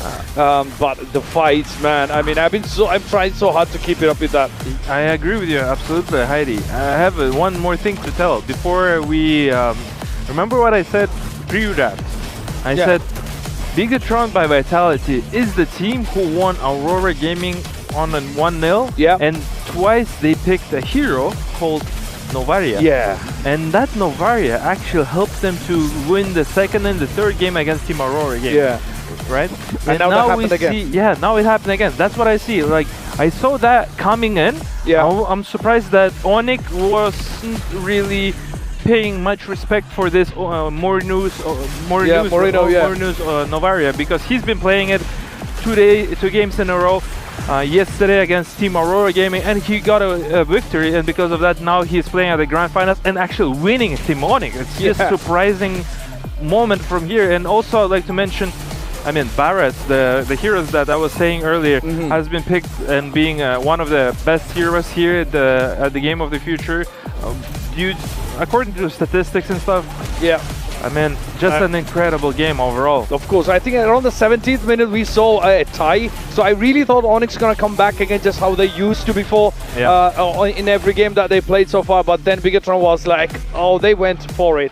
They really went for it. I mean, this is gonna be a tough grand finals that we're gonna be having here at the arena. We got the stats up on the screen. 4 kills in lead by Bigatron against Onyx, and this is only the first game now. This is going to be interesting to see how this goes. I mean, I would be very surprised if Bigatron by Vitality keep the momentum and keep it going, and then maybe get the second game again. I mean, that would be very horrendous if they're going to do that. We see the scoreboard here. Meanwhile, I mean, Keyboy and Lutby couldn't do much against the pressure of the team Bigatron by Vitality over there. We see Morinu was 408 on the Novaria. As I was saying earlier, the Novaria draft pick, the hero, has made the problems for Team Aurora Gaming, and now it's making a problem for the team of Onyx. Now we are yet to see if they're going to come back with the same pick for the next game as well. We don't know yet. The next draft and bans. Possibly they're gonna ban the Novara overall. We never know. But before that, before we talk about the next one, I mean, make sure you go check out Yandex Go. You got the QR up on the screen. Scan it, download the app, because that's gonna make your daily life a lot easier. You got everything in one app. Make sure you check that out. Thanks for Yandex Go for being a partner for this one, because we are having a great time here. First game, I'm so thrilled to see how this is going to unfold. We got more stats coming up on the screen pretty soon. But if you initially, when it started, I mean, Kyrie started with the first blood, and then Sans went with a double kill soon after that. But yeah, we got the stats up. We got Kelra versus Iman on the screen now. How does that look, Steel? For me, it does look exactly identical. from all of our perspective, the gold a little bit more towards the E-man and a little bit damage more to the E-man, yes, but the same thing. Kill participation identical, damage taken, well, a bit of swing, but KDA is the same as Kelra. And for you guys to understand, Kelra is playing from the behind. They've been losing the game, whereas E-man was winning the game. So there's a little bit differences. But for me, the most notable player is definitely the guy who played on Novaria, which is Moreno. That was an outstanding performance for me. And there we go. So the way as I think the broadcast people think, and this is I think 75% of the kill participation over there, 600 GPM. I mean, 408, the guy is a GOAT, the guy is here to win a champion. And, you know, I'm so excited to see the team who are not scared of other team. And respect is another thing, but in terms of when it's a competition day, you gotta be a killer, right? Like the other people were saying. And now Bigatron by Vitality is making a surprise and sensation here, because this is the first time the map has been taking off of the team Onyx. And Onyx, if you guys are listening to me, you guys need to step up. I mean, you guys are here to defend your title and champions, and you guys were saying that you guys are here to make another run and you guys want to be a champions. All right, go for it. Yes, I think we get to see how that's gonna turn out. But there was this moment initially when the Kyrie, I mean during the drafts phase, Kyrie went for Hirara, which he's good with. And also when Lutpi went to Uranus, which he was, I mean, he's used to playing that. We saw that in the last few days. He went for a couple of games with the Uranus. So I was more like, okay, this is going to be good. But then Novara came up with Moreno. So, I mean, this was a very tough game, I would say. I cannot really deny the fact that for both the teams, they fought really hard. And I think by the almost 5.5 minutes, I mean, Bigatron's turrets were almost down, I would say. But the way they pulled it off at the end, that was great. And then a few more things. I mean, there was around 8 minutes mark, they had a 3k gold advantage for Onyx, which is good. And of course, and then the whole game went in a different way. And 9:50, we had Kyrie taking the loadout, and then around 14th minute, I'd say Onyx, pretty much all the outer turrets were gone except for one on the upper lane, which was almost down, I would say. We can consider everything as gone, but by that point, I believe Onyx was pretty much, I mean, we were pretty much sure where the game was going unless they make a comeback. And I think after 14th minutes, Bigatron actually made an attempt to get to the base, but Kyrie somehow responded and took it back in control. But at the end of the day, I mean, they went for it. Bigatron went for it. I mean, let's be real here. Nobody could have taken a single map from the team of Onyx, and Bigatron making a pull off from the Pro Esports. Then they're facing Aurora Gaming. They're losing 1-0 from both of the teams. They're coming back through on the second and third map, against both of the teams, and now they're playing at the grand finals here at beautiful Astana and taking a game off. First one from the Onyx. It's really sensational. I'm so hyped up, and I'd be happy to see them actually doing what's going to be happening forward. And my tongue is twisting now. It's just like I have so much emotion to express you guys how big is this win is for the team of Bigatron by Vitality. And we'll be happy to see what's going to happen in the second game. Of course, I mean, when it neared, I think the last few seconds just before the crystal was taken down, we saw Onyx going down like crazy. I mean, at the end, I think a few seconds just before the crystal was taken down, 3 of the players were gone. And then in a moment, that was only Kyrie left at the end. And by that time, we could see the cameras here in the arena looking at Onyx teammates, where they were like, we are done. They were almost sure that this is done. I mean, it was clear. And they took out all of them, and then the crystal was gone in no time. But again, I mean, I believe that the moment that they got the turrets down, they realized the turrets are down. I mean, that was pretty clear. And also that was a big push for Bigatron to approach the crystal and get that done. But huge save with Kyrie. I mean, once he did save that crystal, but they couldn't hold up. Towards the end, Bigatron took the Onyx teammates, everybody down, and the last one was Kyrie, and once he's gone, I mean, that was a clear shot. I mean, everybody's hyping up Kyrie. Kyrie is the GOAT. Kyrie div, Kyrie everything. We've seen the fans all over here in beautiful Astana, at Jack Arena, hyping up Kyrie. people were saying that Kyrie is the one player who actually can switch the swing of the game and make sure that Onyx will get the wins get a win out of the team, out of the really tough situation. But this time is different.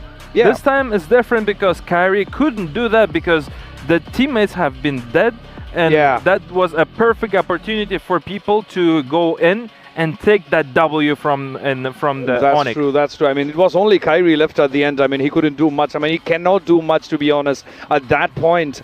But again, I mean, great play by Bigatron. I mean, Moreno's Novara pick, and also Iman went with Paquito. I mean, great play by him as well. We cannot disregard anyone. But it is time for the next game. We are yet to find out what's going to happen. Let's move it to the gentlemen, Wolf and Niso. Take it away, gentlemen. It's game time.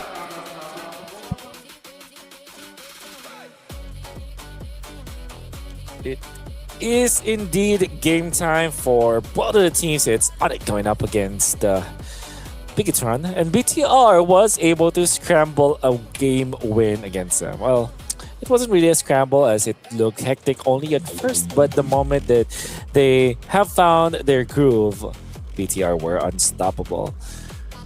Naisu, Game 1 went heavily in favor of BTR afterwards. What do you think are some changes here that needs to be done by Onyx for them to get back into their winning ways? That's a great question. I think give something to Keyboy that, you know, maybe I don't want to say it's not Belric, right? Like Belric can work. He's been meta for a while, but maybe give something different to Keyboy. I think he dealt with too many early deaths just because there wasn't too much that they could do in Game 1. Lootby as well, maybe draft for the Barretts for him instead of the Uranus. It looks like we might be going for the Hirara trade, of course, here again. But I don't know. I have to say that I think for Bigatron by Vitality, they just did an amazing job at getting themselves back into that game because Onyx did control the early game. Like they were even into the mid game. You got to remember they were up like 2,000-3,000 gold. So it was one of those moments where Onyx was actually doing the right things, you know, like they were doing the right things until eventually. I think you also just have to put respect on what Moreno can do with these long range heroes, man, whether it's the Selena, whether it's now the Novaria, which is, it's been like his hero. I mean, there hasn't been many other people that have brought up the Novaria the way he has. And it's one of those things where he's star shattering people. And if he's not star shattering and hitting those long shots like he does with the Abyssal Arrow, he's just providing enough information with the Astral Echo, you know? So I think it just got to a point where for Onyx, it was really hard to actually fight Bigatron by Vitality because they were never fully healthy, you know? Like someone had already taken some damage somewhere. Yeah. And to be fair, it's the draft as well that made it work for Moreno. I feel like it's not just what BTR were able to achieve with Moreno himself, but of course this is a massive team effort, including the drafting that allowed for BTR to win that. Now, what will be their first pick? There still is the Barretts. I feel like the Barretts is a good hero to first pick, but this is Uranus that they first pick with. Well, there's no Paquito, there is Barretts available, there was the Hirara, but on top of it all, it will be the Uranus apparently. Interesting first pick here from BTR. Are they just going to trade the Barretts and the Belric going to Onyx now? Or because I almost expected, at least over here, for Bigatron by Vitality to take something else. But again, Shogun did play if I recall correctly, there was one match where he just played the Uranus like 3 games in a row. I'm trying to remember. Oh, it was the Pro Esports match that they had. They went 3 games with, and Shogun only played the Uranus. So, you know, this is a very comfort pick that they can build up off and gives them a lot to do. It is going to be a trade, though. So you've got the Matilda and the Hirara going over. Once again, this time Kyrie will be on the Hirara, and I think this Matilda does help activate Keyboy a little more, right? He's going to be able to go ahead and do a lot more than what he felt like he could do on a Belric, who your main job literally is to just post up that Wrath of Dryad with a flicker or not. You know, now with the Matilda, there's so much more you can take on.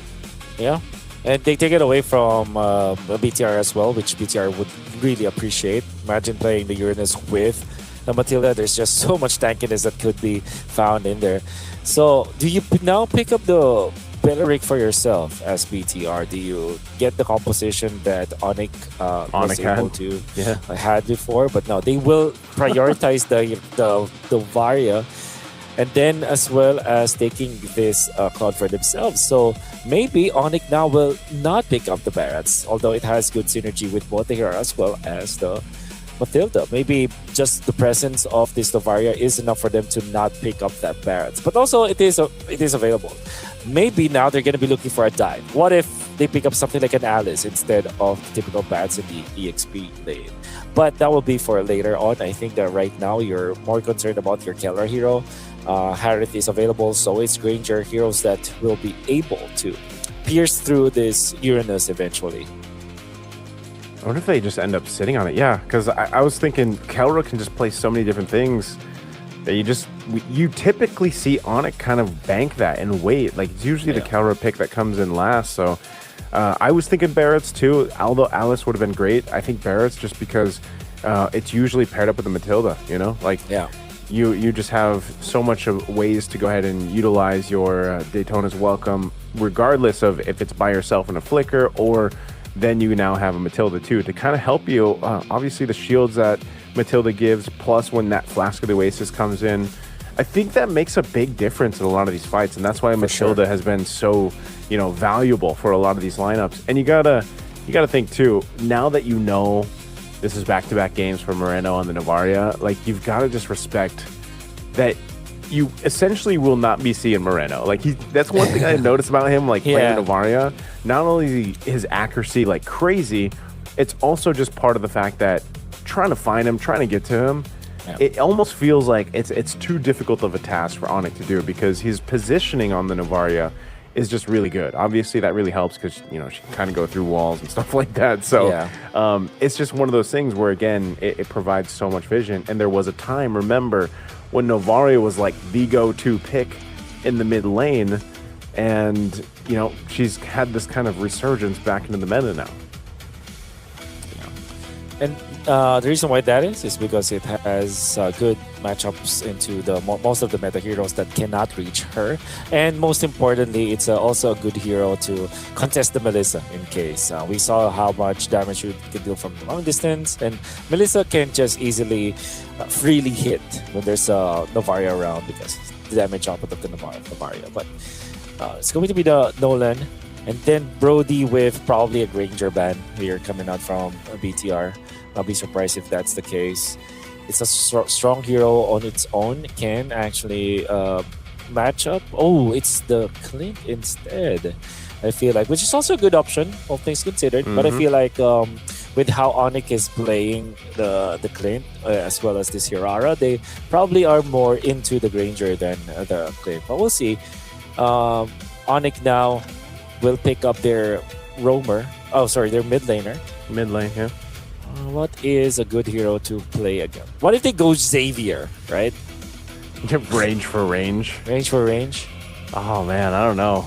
I don't know for that crazy. Maybe... what? Does he just go... There's no ultimate you want to take here. You don't take Valentina here, right? If you're Sans. I mean, other than... Okay, now I guess you do. No, the Astral Echo is actually a good ultimate to copy, all things considered. Which one? The Astral Echo. Astral Echo, I guess so, yeah. At least you have your own. But you gotta get to him, you know? Yeah, exactly. You gotta reach him. That's why I was kind of second guessing it. Like, you gotta get to Moreno, you know? And the whole point is that's so difficult to get to him. Yeah. Let's see. Last two picks. What are you thinking now? Where are you thinking now, BTR? All right, they still need their jungler and then their roam. So I think at this point, you're against the Hirana, maybe just the Harley. That's probably the only other option we've really seen other than the Fanny come through. So they might get Rafaela Harley. Unless they do something different. So this is Rafaela. Rafaela with the Hayabusa. Usually not paired up together, but this is more of Rafaela plus this Uranus. This is Rome Rafaela, by the way. So yeah.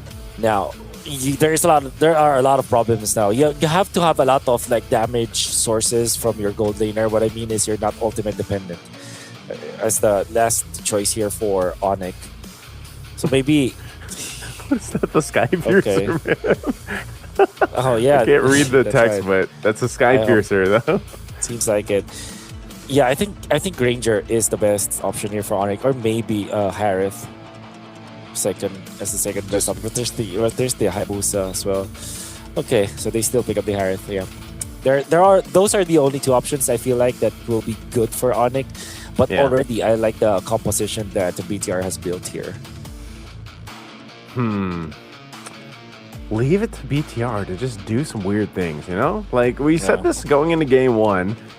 It got them game one, and then now, I think this is interesting. Again, because you've got great tankiness up front in that front line. You've got a great ability to go ahead and revive, get yourself back into this game. We'll see if we are on Flying Clouds or not, or which map we're in once we get to this game. But I like what BTR is doing, man. And again, the Rafaela helps you even more because you can rotate very quickly.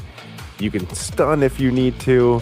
The Hayabusa is really squishy, right? But now that you kind of have some ground to cover with your sustainability with the Rafaela, I think that's really great here. So I don't know, man. I like what BTR has. I think I'm going to have to go ahead and lean towards BTR for this game too, Wolf. I think we might potentially see a 2-0 right now. But you guys, of course, if you guys are watching around the globe with us, you guys can let us know who you think has the upper hand in this. Let's jump into the game. It's game at 2 in this best of 5.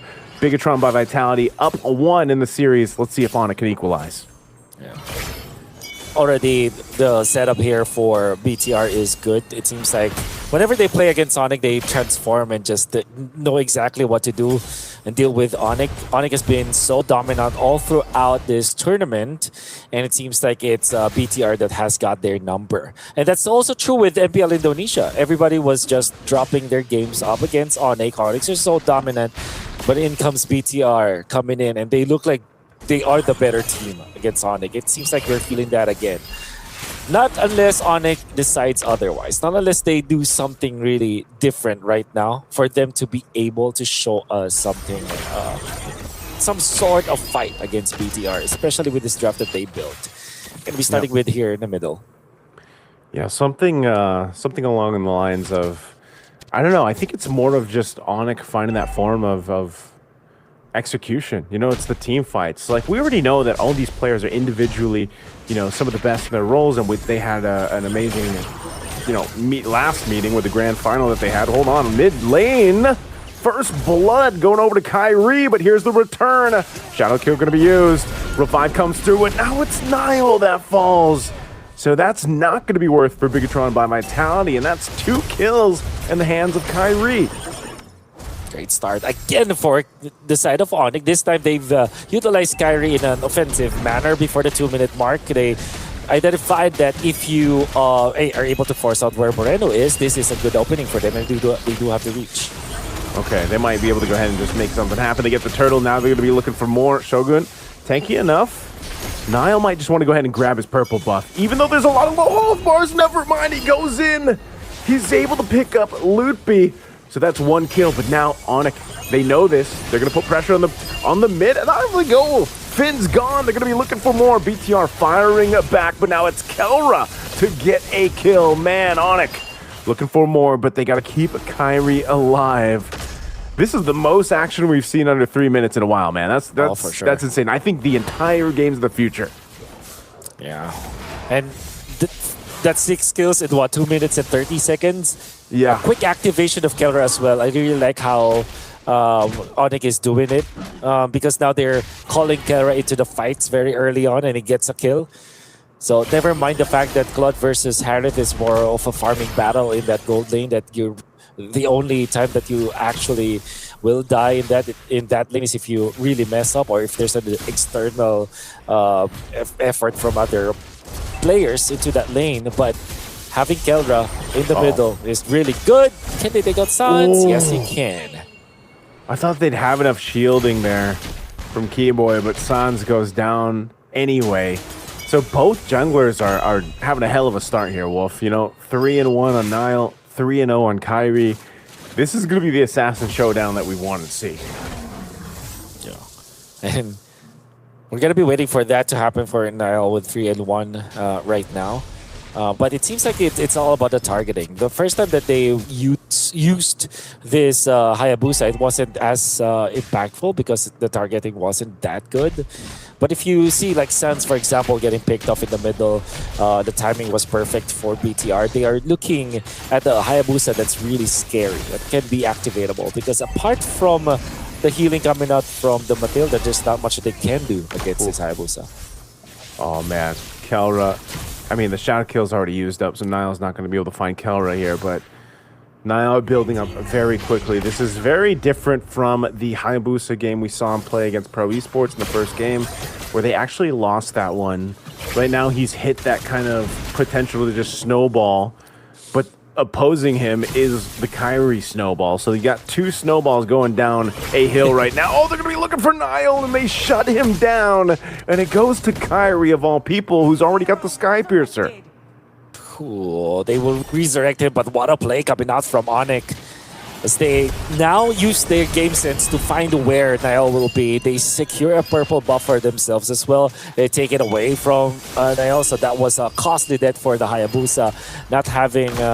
oh, does have the purple buff, but yeah, they're trying to invade as much as possible. Kyrie has lived in his jungle. Yep, for sure. And they're doing it again.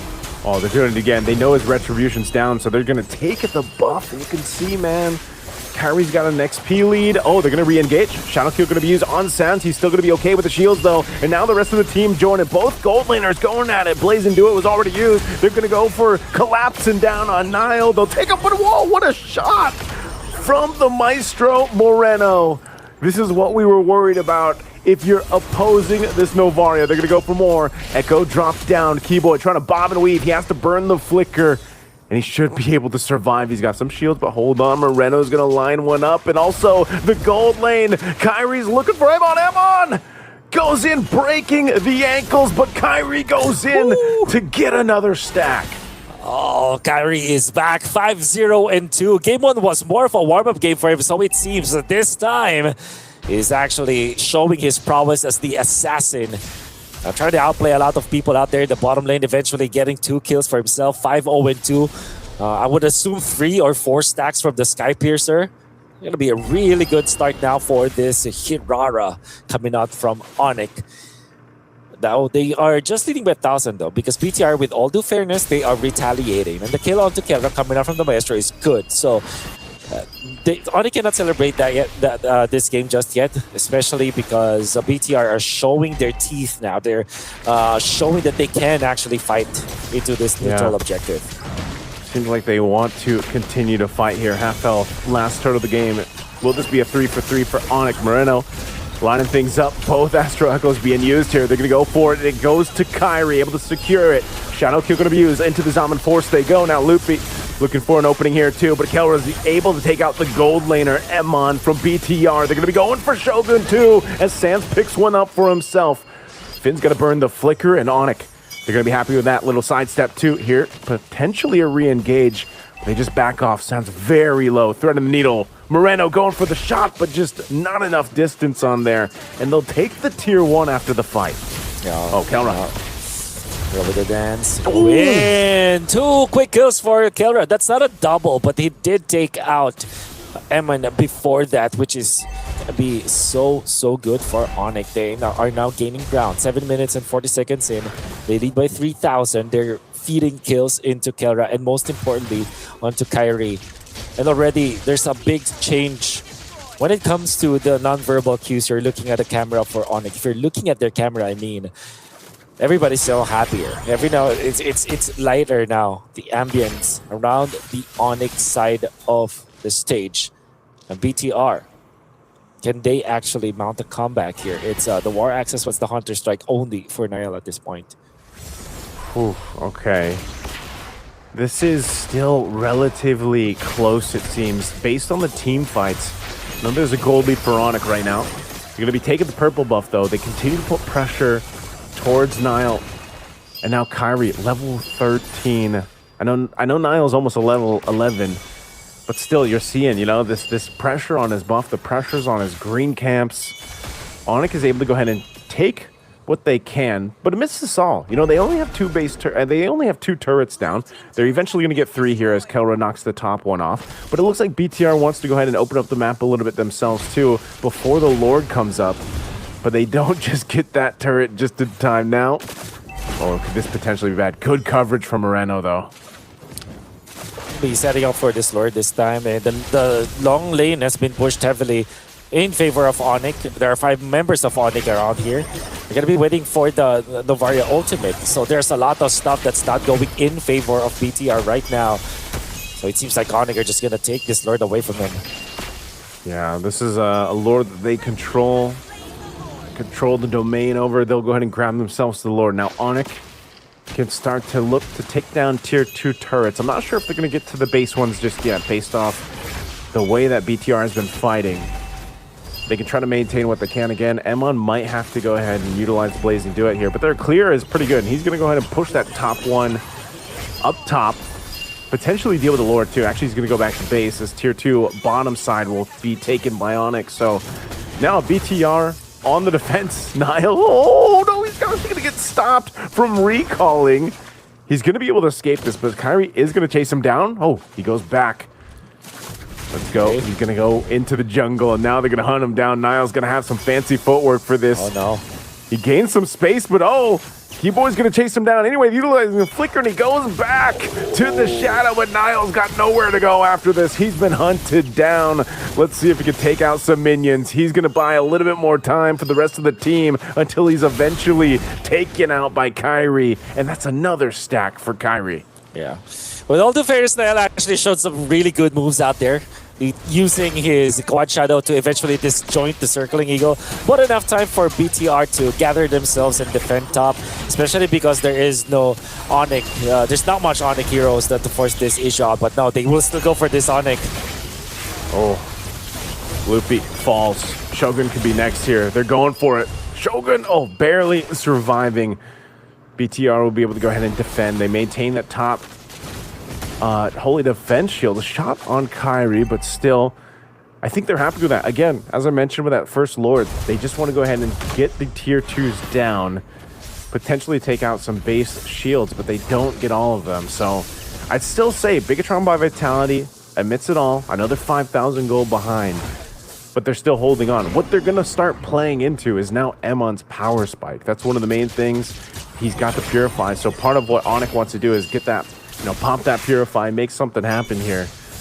But even Niall's got to look for that window, right? That opening to go ahead and use that shadow kill to either follow through after the damage of the Blaze and do it maybe, or maybe vice versa on how they want to approach that. But let's see if BTR can still fight into this. They still have 30 seconds before that Lord comes up. Yeah. I mean, using the ultimate again, the Astral Echo to find 2 and maybe just poke Keyboy. Niall is, you know, utilizing his ultimate, a very ambitious one at that, although you can see the progress. Okay, the defense coming out from Onyx.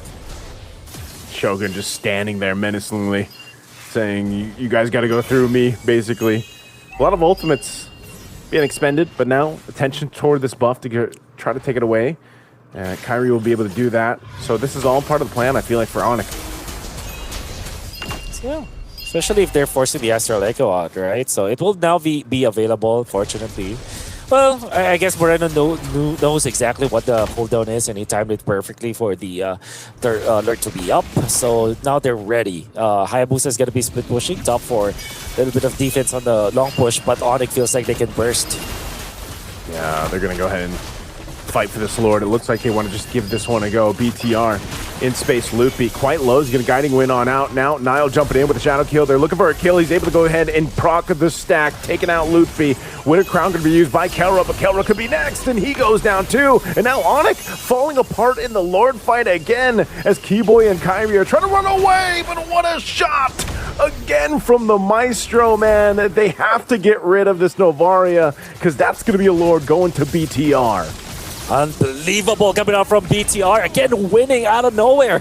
They were down by so much. They've erased the lead by Onyx. They're now pushing. They're about to take the lead for themselves because only Kyrie is left. And with the Rafaela, it means that longer team fights means that you will be topped up. It's going to be a difficult defense now for Onyx. And even if you eliminate one, the resurrection will be there. So Vitality, they are just taking everything away from Onyx right now. So quick to turn that around, Wolf. Again, playing on the back foot. They dealt with the First Lord pushing it in their base, and then all of a sudden, Bigatron by Vitality now has control in this game. They took out one of the base turrets of Onyx. It's their turn to go ahead and take some green camps and resources from them. And they still have this Lord making its way down bot, looking to go in, crash into this bottom base turret while the wave up top works on the tier 2. They're going to force a fight anyway. Shadow Kill going to be used to get them low enough to get them to back off the turret as the turret falls. Now Onyx, they got to deal with this Lord. Half health on it. Wave's going to go ahead and push up top. Can they get more? Sans has to be careful. Half health. These procs and these star shatters are so deadly if you're Onyx. Right now, BTR might potentially make another go on that last base turret, lining it up with the Astral Echo. They're going to throw it down again. A Shadow Kill going to be used. They have to get enough space. Keyboy in trouble. Loopy going to go use the Daytona's Welcome, but a shot from Moreno is going to bring him low, and it's Loopy that falls. But they have to disengage. A BTR is happy with the base turrets down. Oh, Kyrie jumping in. Holy Baptism going to be used, but he's able to avoid it. And now it's just 5 full force for BTR. They've got a cannon minion and another wave pushing up top. They might want to end it here to get to a 2-0 lead right now in the series, but the waves are going to be cleared out as Onyx stays in it. Kelra dropping down the Zaman Force. They get a nice stun out with the Circling Eagle, but Kelra is gone. He's blasted down. Moreno lines up a shot on Sans. He has to go heal back up, but they're still going. Kyrie gets shut down, and this mid-wave should be enough. Loopy, he's got no stacks here. They're going to go for it anyway. An Echo drop down. A double for Iman, the man. And they're going to work on the Crystal to take game 2. The masters of the poke strategy, and with this sustain coming out from the Rafaela, and a lot of good stuff that you see from Nael as well as Moreno. And Eman eventually in the end, Bigatron by Vitality are able to take game number 2. We're going to be discussing how the sustain coming out from BTR was able to outgun Onyx in a snap of a finger. One Lord fight was all it took. That will be after this break. We'll see you guys after this.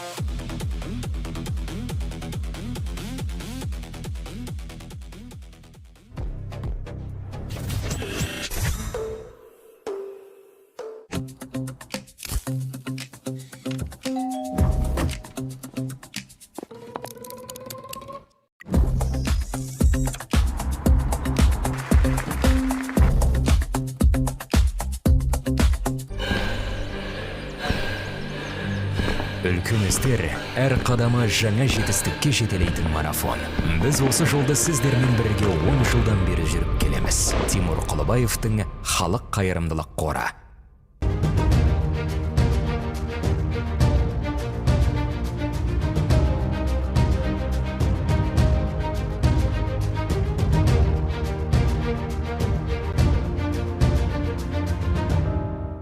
Центр кредит банкымен сіз қарапайым және заманауи шешімдердің ортасындасыз. Нық сеніммен жаңа мүмкіндіктер ашып, тексерілген сапаға сеніңіз. BCCKZ мүмкіндіктерді кеңейтіңіз.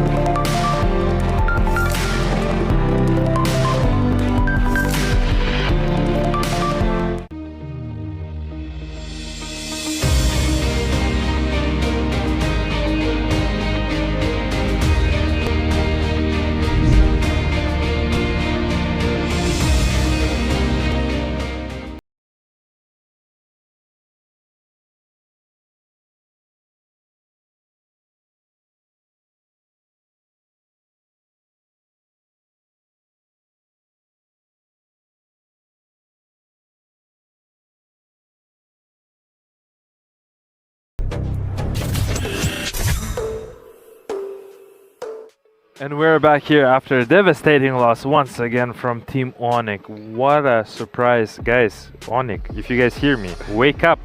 Wake up.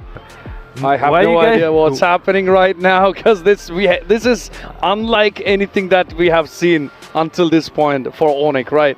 It's the first time they lost to Bigatron by Vitality. This is the second time now they're losing actual BO3, let's put it that way, to the Bigatron Vitality. I mean, guys, they won 2 games against Team Aurora yesterday, right? With a pick of Novaria.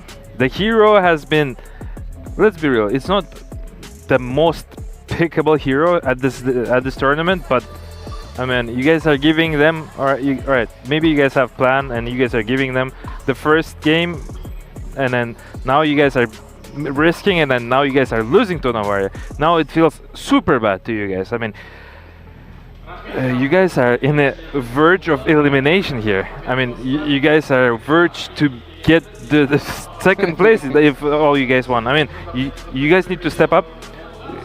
We'll be talking about this more. Let me appreciate one more thing. It's a Freedom. Thank you very much for sponsoring this event, and we can see how Bigatron is actually winning the Onyx here because of you guys. I appreciate you so much. Thank you very much, Freedom, for making this event and everything possible. Moving forward, now 2-0. Like, you guys are not banning. Like, you saw how Aurora lost to them when they were doing 1-0. Now they're 2-1. Aurora lost to them. All right. The first game you guys are giving Novaria. Okay, they lose. You guys lose. Second game is the same thing. I mean, they are racing ahead, right? I mean, Bigatron's on a roll so far. I mean, we are yet to see. By any chance, if the next map goes to Bigatron again, I mean, we are done. We are pretty much done with the grand finals. We don't know yet. But great performance, I would say, by Moreno with Novaria. And, of course, Nanel also had put up some great fight right there. We got the highlights up on the screen. As you can see, this was a tough fight for both of them. But I don't know what went wrong with Onyx. Just as last one, I mean, the first blood went to Kyrie again this time, and starting with a double kill, to be honest. And then I think it went pretty much head to head when the game went on. It was like they were catching up on each other as the game went on. But we are seeing the early games, as they said, it's 2-2, and at some point, I mean, Onyx had a lead of 5k gold, but that didn't help at the end, right? Yeah. Also, I'd like to shout out for Shogun for playing a phenomenal game on Uranus. It's been clearly like really good play from actually for the whole team of the Bigatron by Vitality here. I mean, we saw the team fights were even all the time, and you couldn't tell exactly who's winning, who's not. It's been always close back and forth game. I'll give a respect to Onyx. They've been playing phenomenal as well. I mean, just to be fair, it's like 2 games in a row we see very tight games, but the end of the game, who's winning is Team Vitality. You guys are taking one bad fight, and then it takes your towers down, your turrets down. Yeah. Completely, it just aberrates your all the turrets are down, and it's just so hard to do anything when when all your buildings are getting exposed within milliseconds. Yeah, of course. I mean, every time Onyx, as you can see on the highlights, every time Onyx grabs a kill, Bigatron has been chasing them down, and at this point, around 15 minutes there you go. I mean, Bigatron actually crossed the kill points right there, and of course the Lord Swain helped as well. But there we go. I mean, as you can see now, 15 minutes, they did not have any turrets at all. No outer turrets, no base turrets. Everything's gone at this point. There's nothing. There's just naked throne, and it's been being harassed right now by the team of Bigatron Vitality. I mean, the guys look humble. They look at their face. They're very serious and stuff. And now, I mean, team of Onyx as well. So we have the stats up on the screen now. 17 kills against 12 kills. I mean, we had some in the middle around 5k lead as for the gold for Onyx, but that didn't help at the end. And as you can see, where is Moreno? There he is. 12 assists, man. Like crazy 12 assists. And just like, look at the Finn. He has a 17 assists. My man has participated in all team kills. And whereas in Kyrie, on the other hand, 6 kills, 1 death, and 4 assists there. I mean, what an awesome performance from Kyrie, but you can't really fight. What I wanted to say in the first game 1, when you were mentioning about the Kyrie. I mean, we say you can't fight.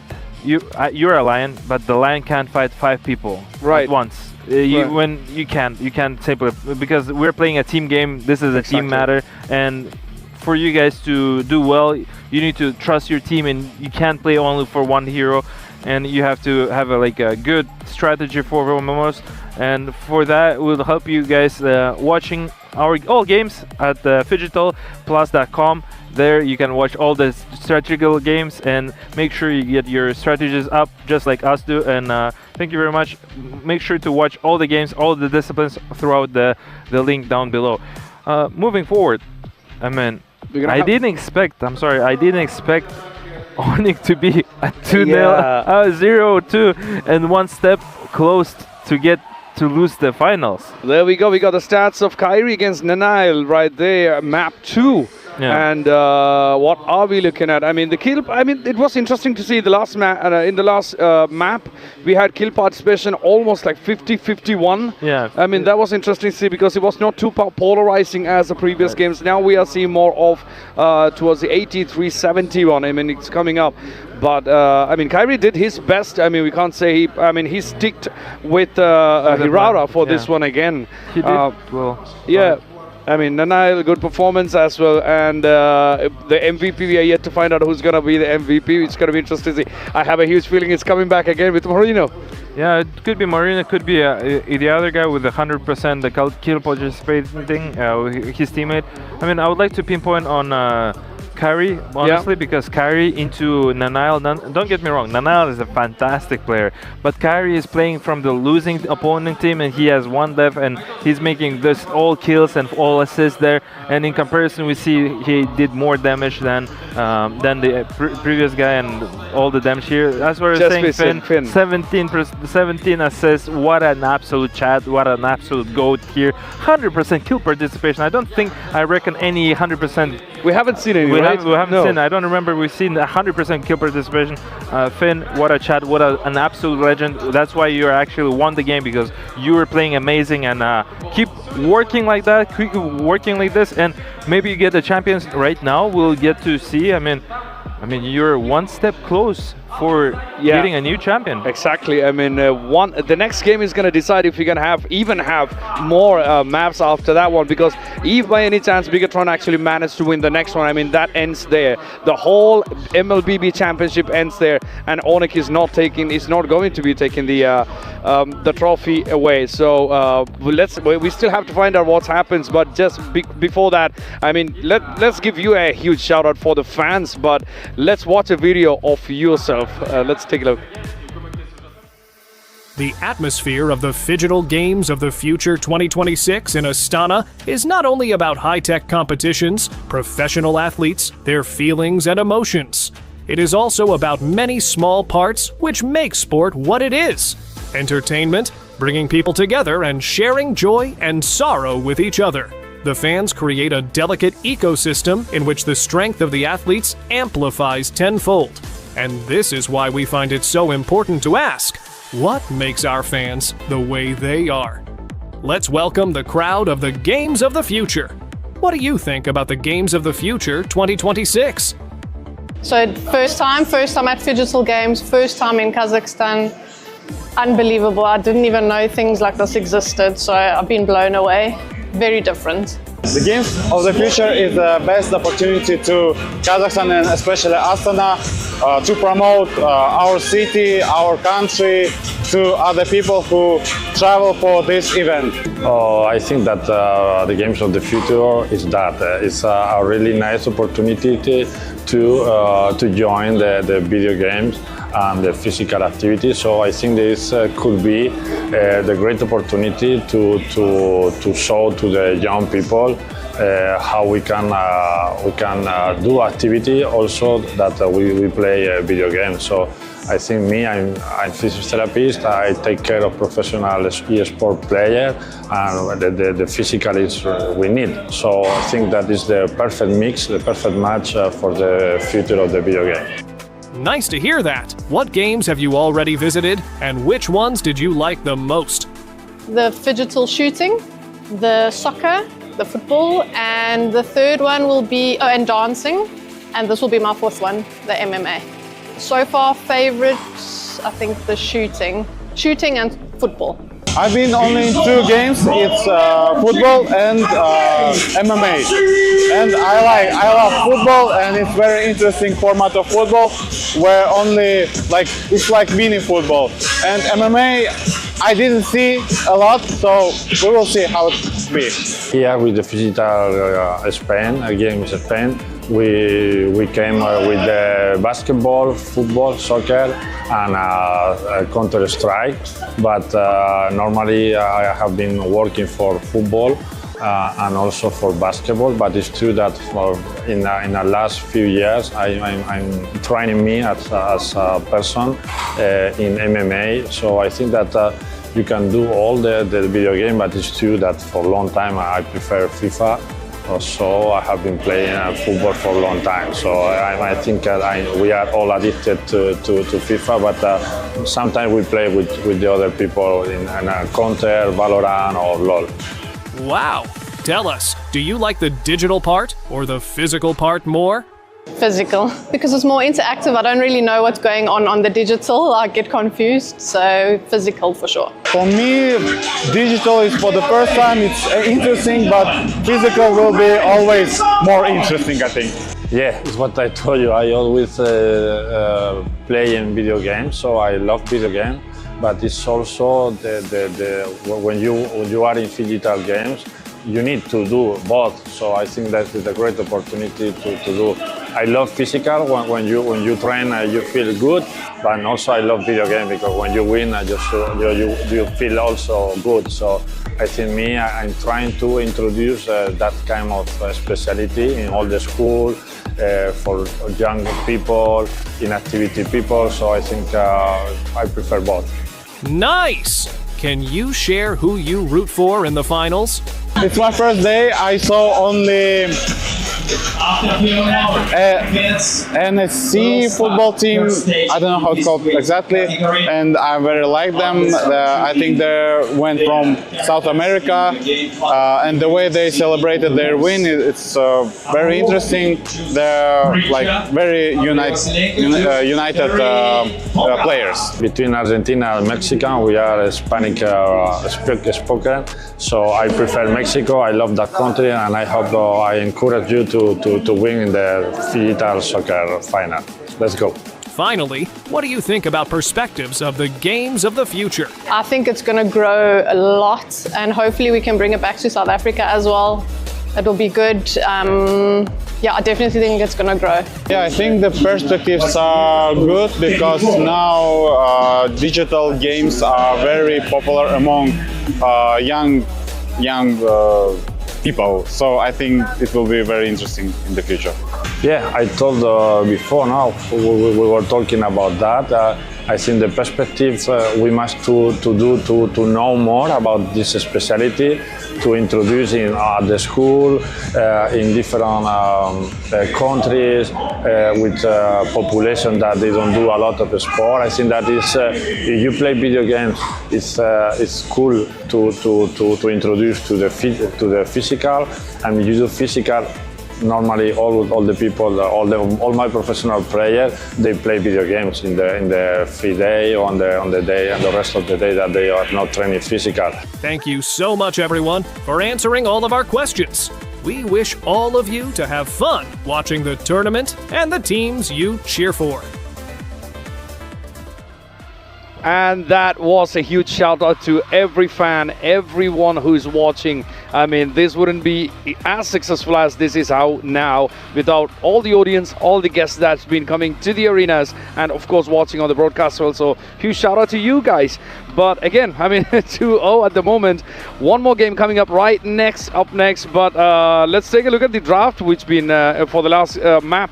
I mean, Shogun grabbed Uranus. I mean, Uranus was with Lutpi in the first map, and then Shogun just went ahead and grabbed Uranus first off. Moreno stayed with Navaria, which we saw how that played out, and Kyrie stayed with Hivara as well. I mean, he did his best for sure. And then I think the start around 2 minutes 30 seconds, that was very chaotic how they started, like double kills, and it was more around 3 kills within 2 minutes or 2 minutes 30 seconds. Great start to the game, but again, I mean, as it went down later, it was going to change. But let's give a big shout out to the Center Credit. Make sure you download the app. You can download it with the QR code up on the screen. Scan it, because managing finances is going to be tough without Center Credit. So make sure you check that out. Manage your finances easily with the Center Credit online banking app. Check that out with the QR code. Thank you for Center Credit for being one of the partners. And then as we went, as I said, the initial start for the last map was a bit chaotic. I really thought that's going to go ahead towards the end as well. I mean, that was around 2-1, a double kill for Kyrie, and of course, I believe the Bigatron got 1 kill as well. But that was very good start, to be honest, for the game itself. And then there is one pattern we saw in both the maps, is that around 30 minutes for the last map, there was only Kyrie left when Bigatron actually took down the other players from Onyx. And the same thing happened in the first map as well, where there was a point where I think around 10th minute when Bigatron actually took down all the players from Onyx and Kyrie was only left. But good job with Kyrie for this one, because at that point there was only Kyrie left and waited for others to re-emerge. But they made an attempt, but they backed up, but then came up again. 14th minute, we had 11-11, 2 equal kills at a tie. And then after that, I believe, Bigatron had a more control on the map. Plus, Bigatron had the load as well. After that, I think around 15th minute, all the bases were down. I mean, base turrets were down off Onyx. I mean, at that point, there was no return, I believe. Yeah, definitely is. Thank you very much, Heidi, for mentioning everything about us. I'm thrilled to see what's going to happen on Game 3, just the same as you guys. We're gonna give our words to our beautiful casters, Naiso and Wolf. Please take it away, guys, and let's enjoy our game number 3. Thanks so much, Heidi, as well. As Ilya says, we are indeed heading into a game number 3. There is a massive potential out there that this could be a 3-0. And it's not to say that Onyx is not showing anything, showing to us that they are worthy of this grand final. They did start 2 games with 3,000 gold leads apiece. And I think that it's just BTR finding better Lord fights. And it seems like BTR is showing us, okay, this is not a snowball meta anymore. What this meta is good team fighting, good sustain, and a lot of pokes with the Navaria. Naisu, do you think that game number 3 is a game that finally Onyx gets a victory with? Hey, you know what? If that's going to be the case, Wolf, it starts with banning the Navaria, at least taking it away from Moreno, which they do. They do ban it out, which is good. I think all the Onyx fans around were like, come on, just ban the Navaria. Well, they banned the Navaria, okay? But this could leave something open, too. This might mean we might see Moreno just pick up a Selena. That might be one of the cases, because so far, it just feels like there's something about Bigatron by Vitality that is just, I don't know if they're just a kryptonite towards Onyx or what, because you know what, if Kelra's the god in the gold lane, Emon's freaking Batman, man. I don't know, because like what is happening in the gold lane? It seems like there are times when Kelra is winning the lane and he's able to go ahead and do things, but Emon just seems to play better as a team. It seems like the other teammates of Emon is just the utility belt, you know, and then all of a sudden he pops off. And that's something that I've been noticing here more that we watch Bigatron by Vitality play throughout this Games of the Future, is the way that they kind of move around the map together, but also the team fights. Like, I always look at the team fights as sort of this kind of choreography. And if you really look at what Bigatron by Vitality does, they're so good at that. Shogun is just that guy to be up front. You know, obviously he has to do that, especially with him usually picking up the Uranus. But then Finn, too, the way Finn moves and allows that space to be provided. Think about it. Niall's jungle was just destroyed half the time by Onyx, you know? But still, somehow, he makes this hero, the Hayabusa, who barely gets picked by anyone. He made it work, you know? And even that, it takes the entire team to either follow through after your ultimate is used, that shadow kill, or for you to be able to capitalize on it when he has, you know, he's building those Sky Piercer stacks. So it's just like, it's one of those things where Bigatron by Vitality is just doing more as a team. You know, is Marcel the answer to change things, hopefully, and not have a grand final be a sweep? Maybe so. Yeah. it's a good step because it's also being banned out many times. But that opens up still the Uranus as well as the bats. I feel like if you are BTR, you want to pick up the bats still in this scenario. But in case they do have the Uranus as a substitute for it, so they do pick it up and they pair it up with the Matilda. Almost an impenetrable combo as we saw in game number 2.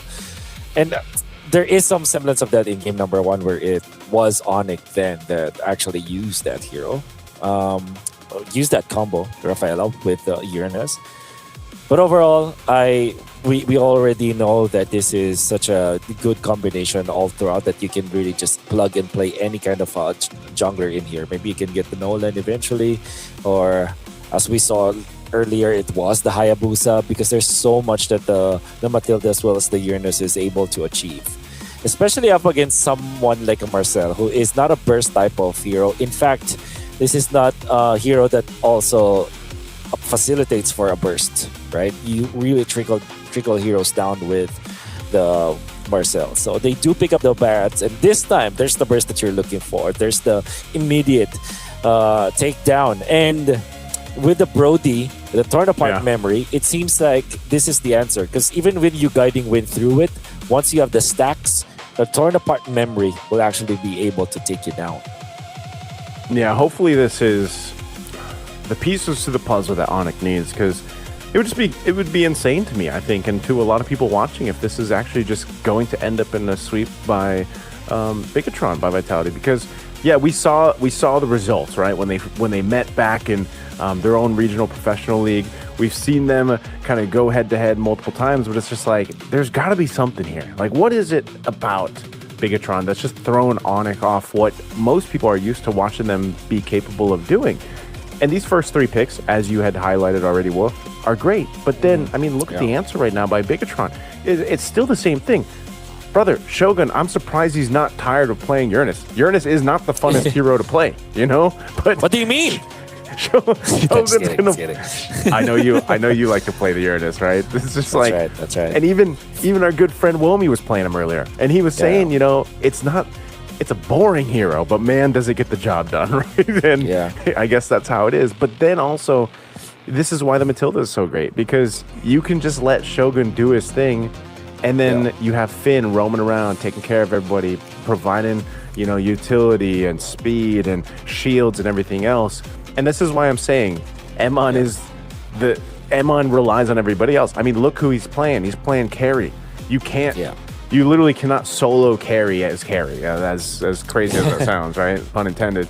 But you need the rest of the team, and that's why they build around that potential. Whereas then again, Moreno is like a playmaker on heroes you're not expecting, and Nile can hold his own. You know, so it's just like that seems to be what the magic sauce here is for Bigatron by Vitality. Yeah, and the reason why I would agree with that is because the carry is good versus most of the heroes here for Onyx, especially against this Barretts, and its true damage also is appreciated up against the Marcel, who relies on the sustain and resistances. And if you have the Matilda with you, now you're almost impossible to beat. Now even the Brody is a problem, and you also have this Uranus to aid you when it comes to like peeling and everything. So BTR have mastered this kind of gameplay. If you're Onyx, you want to be able to take out the heroes of vitality as fast as possible. So you're going to be drafting a hero for Kyrie that deals on burst as well. That's why the Nolan as well as the Hardy was banned out, because if you're looking at Onyx, these are the heroes that will probably complement their composition and will be a problem for the Matilda. If the Matilda lineup is bursted down easily, then the Matilda is almost useless. You gotta find a way for you to be able to sustain your teammates. Yeah. Oh man, you know, there's a lot of Onyx fans out there. Kyrie Keller on screen here, Onyx in the back. It's just people are saying it's going to be a reverse sweep maybe. Well, it starts here. These next 2 picks that are eventually going to come through after the red 4 pick for Bigatron will tell us the potential of Onyx making that happen. At least taking one step in that direction. I do like what they already have. I mean, you know, this is already a very strong foundation, but whoa, talk about another curveball in our current meta, a Sicilian. Now, I know we've even seen the Carmilla, right? Carmilla has showed up a time or two. Well, now it's Sicilian. You take away my range heroes. Yeah, I still got another one. There was actually a time where it was Carmilla and Sicilian together. It was Rune Eaters actually deployed it. Weren't able to win with it. But you're right. This is a Moreno special. And the idea here is to make sure that you take out the Marcel as fast as possible, as well as the Brody or threat to the Brody. And most importantly, you trickle down the Barretts with all of your slows. And you're going to be a threat in that. Onyx are playing this game so weirdly. And weird, I say, because in Game 2, they used what BTR played with. And now, game number 3, are picking up the Hayabusa, which was freshly picked up by Nael. So this kind of tells us that they might be behind, where BTR is dictating the tempo of this game, of this series, in fact, when it comes to drafting. Especially now that they picked up this Sicilian. I wonder what they close it out with. They're going to be looking for their jungler. What if they are the ones to pick up the Balmond? Oh, man. I think it makes Imagine sense. if they go Balmond, they take one. Okay. Oh, they're doing the... Okay, they're just having fun with it, right? I mean, Bigatron by Vitality up 2-0. It's match point. They're doing the combo, What is the jungle? man. What is the jungle? It's Carmilla. It's Carmilla. Carmilla jungle. All right. Yeah. It's the doing the Carmilla combo. jungle. We even saw this in MST. We even saw this in That's MST. right. You're So, right. Carmilla jungle with the Sicilian. Are we... Don't tell me they're gonna. I mean, is there some crazy stuff that they can do with the interactions? You know, and this is just it's gonna feel a little weird, but I think it's also gonna put a statement out there if this ends up being a win for Bigatron. How are you feeling about it, Wolf? Okay, so I always like pocket picks. I wanted this Carmilla Sicilian to be successful actually so many times before. So yeah, I like it. I think that this game with the Mathilda, there's a lot to sustain. Again, they will try to out-sustain Onyx. What they're going to do here is to poke Onyx continuously, force some ultimates, then try to survive with some iframes out there, which will be available for their Carmilla as well as their Sicilian. So yeah, this lineup rules. And I feel like it's not easy to pull off because it's so late game centric and it's so item dependent, but BTR have shown us in games 1 and 2 that they can make things like this work. Well, we're going to find out if this is going to work or not. Ladies and gentlemen, welcome. It's game 3 here, potentially the last one. Games of the Future 2026. Bigatron by Vitality is at match point against last year's champions, Onyx. Will they be able to go ahead and get it in a sweep with this lineup? Or will Onyx take one game and extend this series? We'll find out here. A lot, again, I think has to rely on the potential to make this work. Here's one thing, though, Wolf. You can't let this get to the late game, man. Yes, because otherwise, like we've seen before, Sicilian is just going to be stacked up, and it's not going to be a fun time if you're Onyx. No. So how do they deal with that? They're going to be using this Marcel to be aggressive. Maybe the third turtle is super important here for Onyx. That's why I feel like that also coincides with the fact that the Hayabusa will now get the important items. It has to reach critical mass. And of course the Brody. You got to be very intentful with your Brody when you draft it. That means that you have to activate it properly. And we will see how Kelra will play with this hero. To be fair, they will have to go through a lot of sustain coming out from BTR. But if they do get the burst, the initial burst, which they are very scary with, they can actually stop what BTR wants to do. Oh, Shogun. Okay, he'll Guiding Wind on out, but the Shadow Kill is going to be enough to get that first blood in the hands here of Kyrie. Oh, the Sanguine Claws. And then they get trapped into it. Kyrie goes down. Good use of the claws there into the bat. Impact. And now this turtle is up, but they'll just wait. They can go ahead and wait for Shogun to get back to this. Again, Broken Wall is going to keep that turtle there. There's a Feathered Airstrike coming down. Artillery. It's going to take out Nile now. Bigatron, do they just want to try to capitalize this on the turtle? They're going to go for it, and Sans will secure the turtle. But Moreno does fall, and now Bigatron trying to disengage from it. Oh. And everything fails. It's gonna be Sans to save it. Look at that wonderful play coming out from Sans.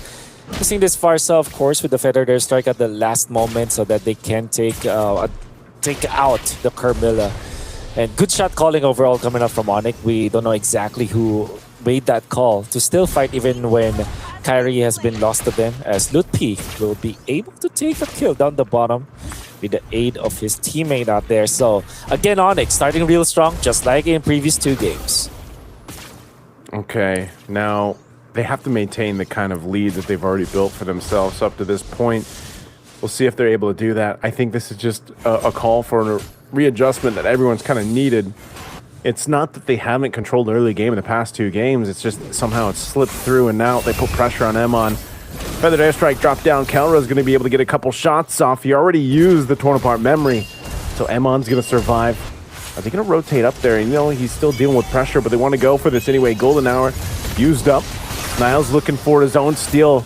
He's going to get trapped into this, but the fight's already going to break out, so Niall is still there. Shadow kill going to be used. He's going to take the majority of that damage. Oh. So Niall is gone, and now next is Finn. Sans, and they're looking for more, and Moreno will fall too, so Onyx will find nearly everything they wanted. Every single thing that they want. They can even take out their third energy shields in here with Kelra being in there, so that's a lot of extra gold that you're given to your gold laner. Gets back and pushes it. Gets a kill afterwards. Eman then taken out. Sans is on a different planet right now. We always say that Sans has always been one of the best mid laners out there. He plays so well. Whenever he is on, man, he is really, really on. Yeah, this game, Sans decided, you know what, guys, let me take this game in my hands, at least for now. But it's just been different because of the pace that they're able to set. You know, this is also Onyx Turtle go ahead and take. You got Kyrie swinging over there. Everybody is a big threat to Bigatron by Vitality right now in this game. And Keyboy, too, on the Marcel, which we usually see banned out. There's a reason why it was prioritized, picked up. He's able to go ahead and provide so much information and just be annoying. I mean, look at him right now, just staying in the jungle over of Bigatron by Vitality. And also, again, with this kind of unique pick, maybe this is one of those cases where they oh my goodness, Loopy. Yep, he took the purple. Loopy got the purple. Okay. So that maybe it's one of those cases, Wolf, where they just kind of overcooked and Sans gets another one on Emon. Yeah. Sometimes there are just games where you are so ahead and you are incentivized by being so aggressive. Sometimes you're not, but this game definitely is a game that incentivizes aggression from Onyx, as they are now controlling the map and they're taking so much away from BTR. However, it still is the early game, right? If there's anything that we've learned from the past 2 games that we've seen is that you're never going to be complacent if you're Onyx. There could be a lot of angles for BTR to eventually come back from this game. Yeah, this is, okay, Shogun, he just tried to do what he could. He knew that he was caught out. The rest of the team's fighting in the mid lane, though. There's just not enough damage. I mean, Loopy enough, able to take those bad impacts, and now jumping forward, Keyboy has to flicker, but there goes a kill to Emon. He's able to go ahead and trade, so it's the XP laner for the Roam. The kill that Bigatron by Vitality needed here, but they're still massively behind. Yes, we've seen this before, but not this much of a deficit in between both teams, and it's about 6,000 gold. So we'll see. Bigatron by Vitality needs to cover some grounds. BTR, though, they can try to push this tier 1 turret, but look who's around the corner. Kyrie's here. They know it. They've got to go ahead and get back, because Sans is also rotating up. They want to go ahead and fight this. Looking for a feathered airstrike. They're going to drop it down. Retribution used. Emon trapped by himself. Doesn't have Finn next to him, so he goes down. That's unfortunate. No, unfortunate, but at the same time, Onyx are now in a spot where they can control this turtle because of that. The push up top also might commence as the Brody is there. As long as they see the Moreno Sicilian, they know that they can push. From the other side, of course. Yeah, this is one of those things where, 3 for 3 turtles go in the hands of Onyx. Onyx has ballooned the lead up a little bit further now, almost 8,000 gold. And it's this is why we were saying, you know, it's the case of you just don't want to allow this to get to the late game. There's still potential that it can, but I mean, in this case, for Onyx, it would look really bad if somehow this game got away from them. Just because you don't take this kind of lead, face against this kind of composition, and let that happen. You know, there's just no way I can see that happening. This is one of those games, like you said, Wolf, where, you know, it might be one of those instances where it's just go again, you know, get us to the next one. Because right now it's just too much. And Onyx, you know, they got to wait for the Lord to come up, and there's still a minute and a half, so they're just going to go try to get the shield down here. Feathered Airstrike being dropped down. They want to push this wave in, but they can't get the shield just yet. They'll be settling with this one for now, as they're slowly trickling down the resources of BTR. If they are oppressive this time with this Brody, I think they can easily take this game, and especially you cannot wait for when the Bat's impact coming up from Moreno is too much to handle and you're not able to push anymore, and you're gonna be put in the game where it's finding Moreno all the time. Yeah, you don't want to be in that spot for sure.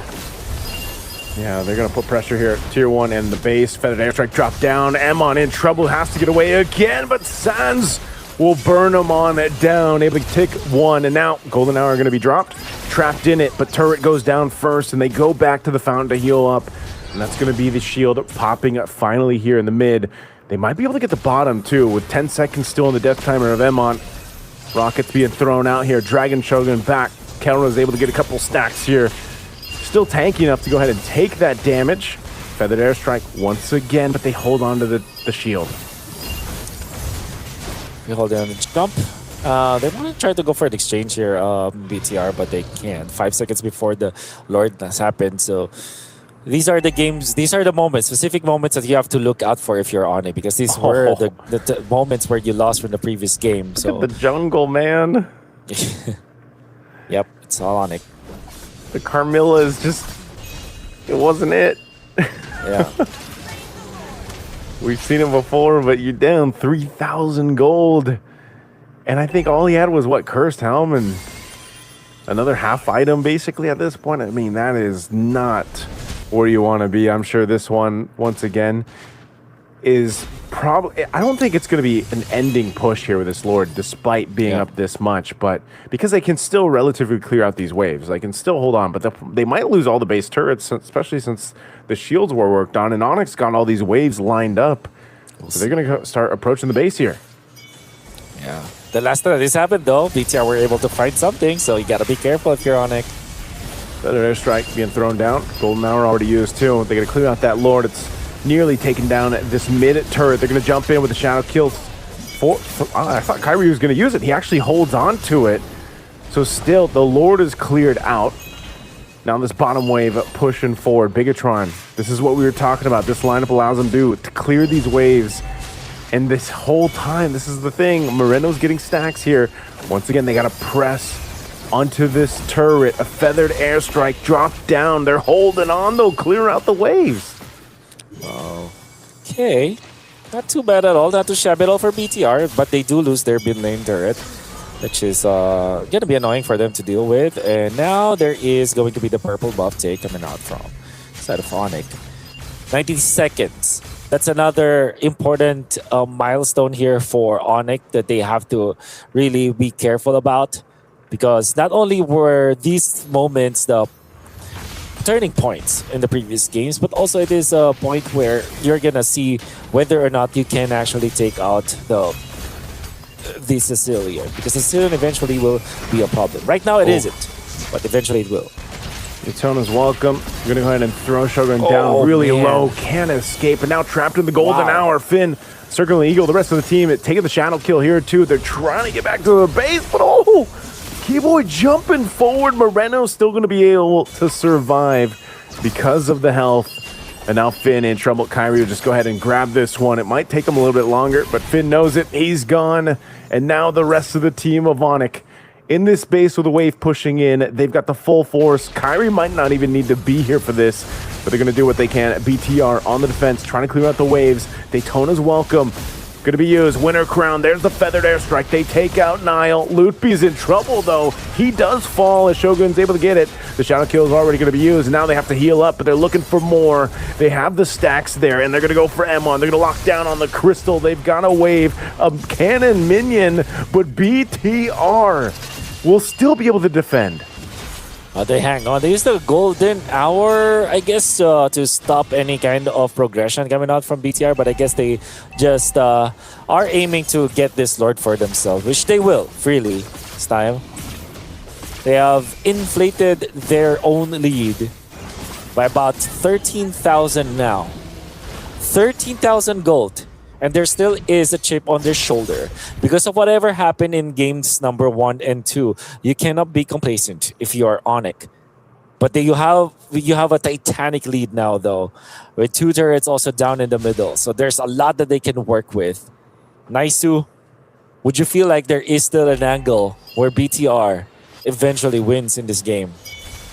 Oh, man. That's so... I feel like that answer lies on if Moreno can stay alive. And Emon, I mean, even for Emon, you know, on this carry, he's kind of had a really tough game, honestly. Moreno's going to go ahead and try to clear this wave. Shogun will go ahead and tank this up, but this is an opening for Onyx to go ahead and take. Consecration's already going to be popped, too. They displace him a bit. Feathered Airstrike going to be dropped down, and Moreno still going to be alive. He takes a couple shots from Kelra, but they're going to clear out the Lord, and now Shogun falls. The front line is gone. Emon doing what he can, guiding wins on out, but they clear out the wave again. And now BTR, they got to clear out this Canyon Minion and the wave in mid, but Onyx eyeing the base, eyeing the crystal here. They want to go for it. They're going to go ahead and just a last-ditch effort, try to stay in as Finn is gone, and now it's too long for Shogun to be up, so a Feathered Airstrike's dropped down. Emon is working on what he can, but the crystal's going to go to Onyx anyway. Finally, Onyx makes it a series. And with that amount of lead, about 13,000 and even more afterwards, they use it as a battering ram to push their way and force their way into game number 4. The series is not over yet. Another good start for Onyx this game. However, this time BTR were not able to resuscitate themselves. Unfortunately, this Sicilian with the Carmilla is still not working, at least for games of the future. That is game number 3. This time, Kelra quickly gets out of their booth, as it seems like Onyx have found their way again back to this series. More of that after this break.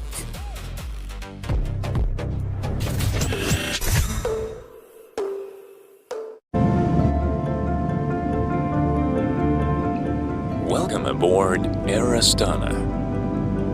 Our airplane flies into the realm of dreams. Relax, as if at home, with satisfied reflection throughout your flight. You will rest and regain curiosity for new discoveries and encounters. After all, dreams are also part of the journey.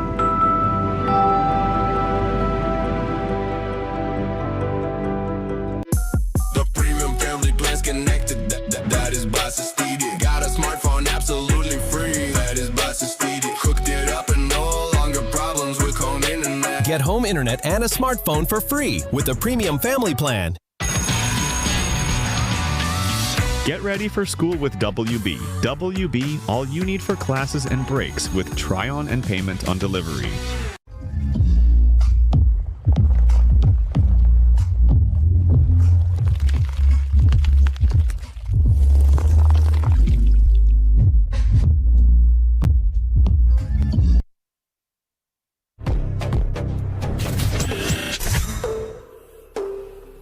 And we're back here in the panel's desk. Thank you very much, Naiso and Wolf, for your commentating. As you guys were saying earlier, finally they have found their keys, right? The Onyx? Yes. Yeah, the Onyx, they came back now, finally banning the hero called Novaria and making it win for themselves and make it easy for themselves. I mean, this is a champion title after all, and they're here to defend the title, so therefore they actually won their game. That was a clean game, let's be real. And outstanding performance from Sanji. Personally, the way how he played Farsa was incredible. Yeah, indeed. I mean, I think the first thing that they did was, I mean, the first plan was just banning Novaria. I mean, as soon as they get in, ban Novaria, because, and also that, I think that kind of paid off. I mean, we cannot completely negate it to that fact, but I mean, good performance by Onyx. Great. I mean, they had the map for themselves. I think overall for making all these fun and all these competitions happen. Let's give a big shout out to Freedom for being the general partner, bringing and making MLBB happen here in the Games of the Future 2026 here in Astana. But we are all excited to see what's going to unfold. I mean, I really wanted personally to for Onyx to win this one, because that's the only way we can have more maps going forward and get the thrill going, right? I mean, if they're gonna ban Novari again, then they'll increase their chance, let's put it that way, for the victory. I mean, this time it's different because Novari is out now. There's not a hero for Morino to do this so well, just like they were doing with Novaria. But nonetheless, let's take a look at the highlights here at the game number 3. We saw how the team here, the Sanzi gets his first kill, and from this moment he's been just clearly unstoppable. I mean, followed by with another assist kill, making a good game for Lupi as well. I mean, they got the Barretts as well. They were doing phenomenal, and then Kyrie again on his signature hero as well, doing an outstanding performances here. We see people are killing after killing. There's a minute 10. We see already 12 kills at our scoreboard, and it's making on 13 now. Just incredible overall performances. And like I said, Sanji just did an amazing, outstanding performance here on his hero Farsa. And of course, we'll be seeing if the Farsa is going to be picked again. I personally, if I were Onyx, I would just do the same. So the same strategy, banning Novaria out, picking a Farsa if possible, making sure Sanzi gets his hero, getting a Barretts as soon as possible, and making sure that we can just have the same strategy on the game number 3 for Onyx. However, for Bigatron by Vitality, I mean, you guys are just one step close to get a championship. And now you guys should understand, okay, Navaria is out, there's not going to be a free win with Navaria once again. I mean, that was not 3 wins, but still, like, now you guys are playing with a different type of Onyx, right? Without Navaria. So I'm pretty sure the team has to adjust on the heroes, and they should do very well. And we can see the scoreboard here, 18-4. That's a big stomp, I would say, from the team of Onyx. Great comeback by Onyx right there with his stats up on the screen. Morino, I mean, he did good, I would say. But Kyrie going with Hayabusa was really good. I mean, he took down I believe the first turtle, second turtle, and even a Lord or more than one. Great performance by Kyrie as well. And Sands, of course, on the mid lane, he smashed it with the Farsa. I think he's gonna come back with that again. We're looking for the next one for sure. Great performance by both the teams, but Onyx actually had this game. Sands, if you look at that, 7 kills, 0 deaths and 6 assists. And Kyrie 6 kills, 1 death and 5 assists. Both of them, I mean, the whole team played really well. Let's face it. Yeah. Everything was smooth. It looked that they had the strategy on their mind. Now it was a clear strategical move. Yeah. And I would like to also point out the Keyboy with 10 assists there.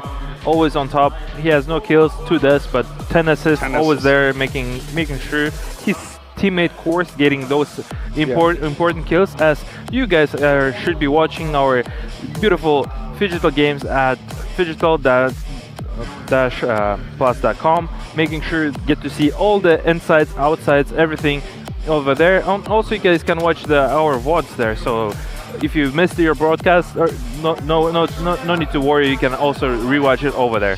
Of course, I mean, even from the first 3rd minute, Onyx really had the lead, and everyone was hoping they keep the lead and not get Bigatron flip the other way around. But by 3rd minute, I think 3 minutes 20 seconds, they had a 4-kill lead with a 2k gold deal. I mean, towards when it went to the end, they almost had around 13k gold advantage for Onyx towards the end. That's a huge advantage.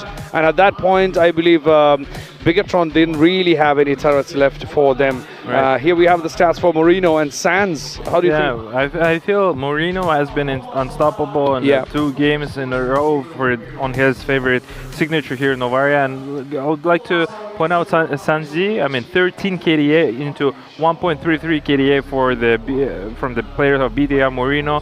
Gold advantage is there, hero advantage is there. It's double damage on there, even if not almost triple. And hero damage, I mean, Morino took a lot of damage. I mean, he of course he's been losing, but the kill participation, he's been always in the full kill participation there from Morino himself. But unfortunately that's not enough when you have 4 kills totally for your team and when you're getting stomped by 18 kills from the team of Onyx. Yes, of course, and we are yet to find out who's gonna be the MVP, but before that, just to get you all the details in one place, making it so lot easier for you, make sure you check out our official website. You can see it on the screen, astana2026.gofuture.games. Check out our official website. You got everything in one place, making it a lot easier for you to get all the pulse from Games of the Future 2026 here in Astana. Check that out. But there we go. We got Sands as MVP. Great performance today as a mid laner. Very well earned. I mean, he played phenomenal game.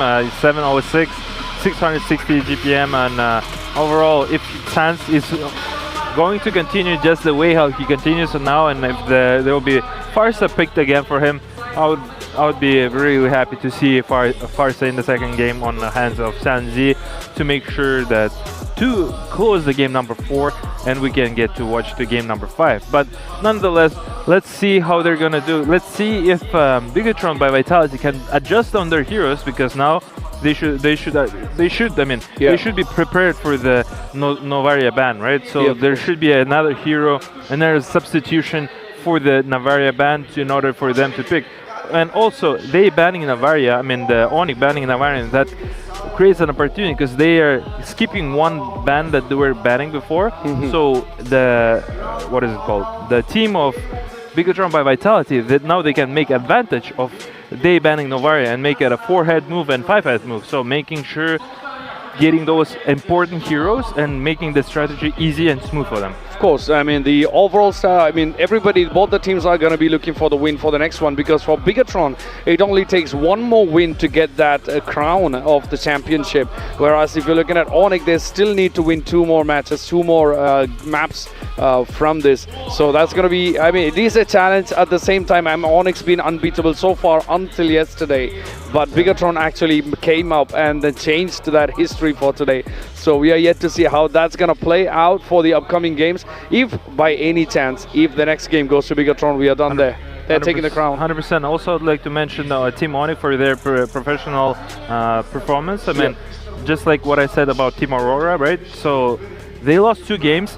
They didn't give up, and they actually give their all in, make sure they adjust a couple drafts, make sure to secure that 3rd game, and then now we get to watch in the 4th game. But before that, let's watch our quick video about the couple interesting moments.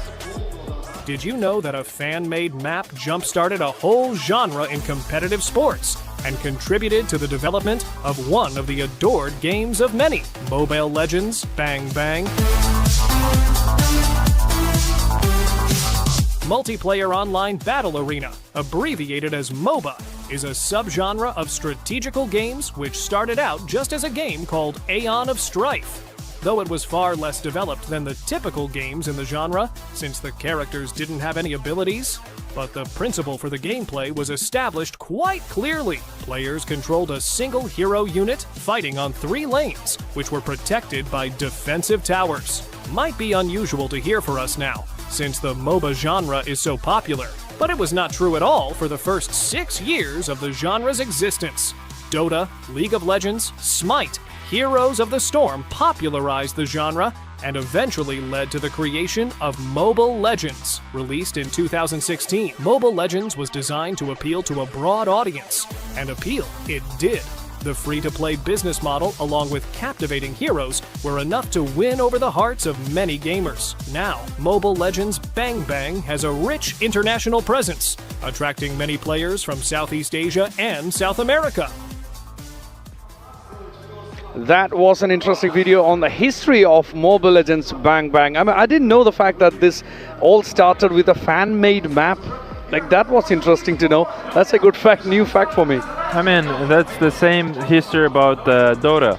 Yeah. The Dota initially started from Warcraft 3 and initially also from the brought up by fans and making sure like there was another map. Right. So that's how the history becomes history. I mean, that's why MOBA now it's biggest like one of the biggest disciplines here out there in the world of esports. Of course, I mean, released in 2016, I mean, we are going non-stop with MLBB right here. As you can see, we have a huge fan base for MLBB as for the game and also as for the competing teams and the players. We're going to be jumping into the next game 4 of the map 4 of this grand finals in a short while. But again, as I said, if Bigatron manage to get the next one down, we are having a crown, we are having a championship, but Onyx still has to win 2 more games just to get to that championship. A few moments which I really noted from the last game is around 320, where I really felt like Onyx has the game in their hands, where they were 4-1, a 3-kill lead plus 2k gold lead for Onyx, and then it went ahead when you went up in less than 30 minutes, sorry, in less than 30 seconds, it became 7-1, a huge lead for Onyx as well. And then of course Kyrie just went down and slayed the turtles and the loads as it went on, and by 6th minute it was 10-1. I mean, what a lead right there. And then by around, I believe around 13th minute, or between 12 minutes and 30 minutes, that was 13k gold lead for Onyx. Huge lead gold. Yeah, for sure. I mean, the way how Onyx just now adjusted themselves and the way how they just started to respect ban the Novaria from the team of Bigatron by Vitality was a very smart choice, because otherwise there would be could be a consequences, which they actually took the consequences for. I mean, on the game 1 and the game 2, we've seen two Novaria picks, and they were just phenomenal now. Consecutive wins for the team of Bigatron by Vitality, where, for example, Team Aurora, they hadn't had that chance to make sure to ban the third game because they actually played two wins on making sure to close out Aurora. And now they're winning 2 games off of the Onyx, and I do respect Onyx for their perseverance and for their being professional, because they are managed to get a game off of them. Now it's 1-2. We'll see how it's going to be played out on game number 4. If we're going to get to see game number 5. I mean, the composure of the teams is a very big factor when it comes to these kind of situations, because you're looking at a big, huge prize money plus a championship, which could be 2 championships in a row for Onyx. So for them, losing the first 2 maps is actually very disheartening, I would say. But keeping that composure game for going for the 3rd map, getting into that in a fresh mind, with a fresh mind and the strategy to back it up is, I mean, that's commendable once it. And also it's worth noting that Onyx actually made 3 attempts, I believe, towards the base. First 2 attempts were actually defended by Bigatron. So I guess we are ready for the game up next. Our legends, Wolf and Niso, is getting ready, and over to you guys. Let's do this.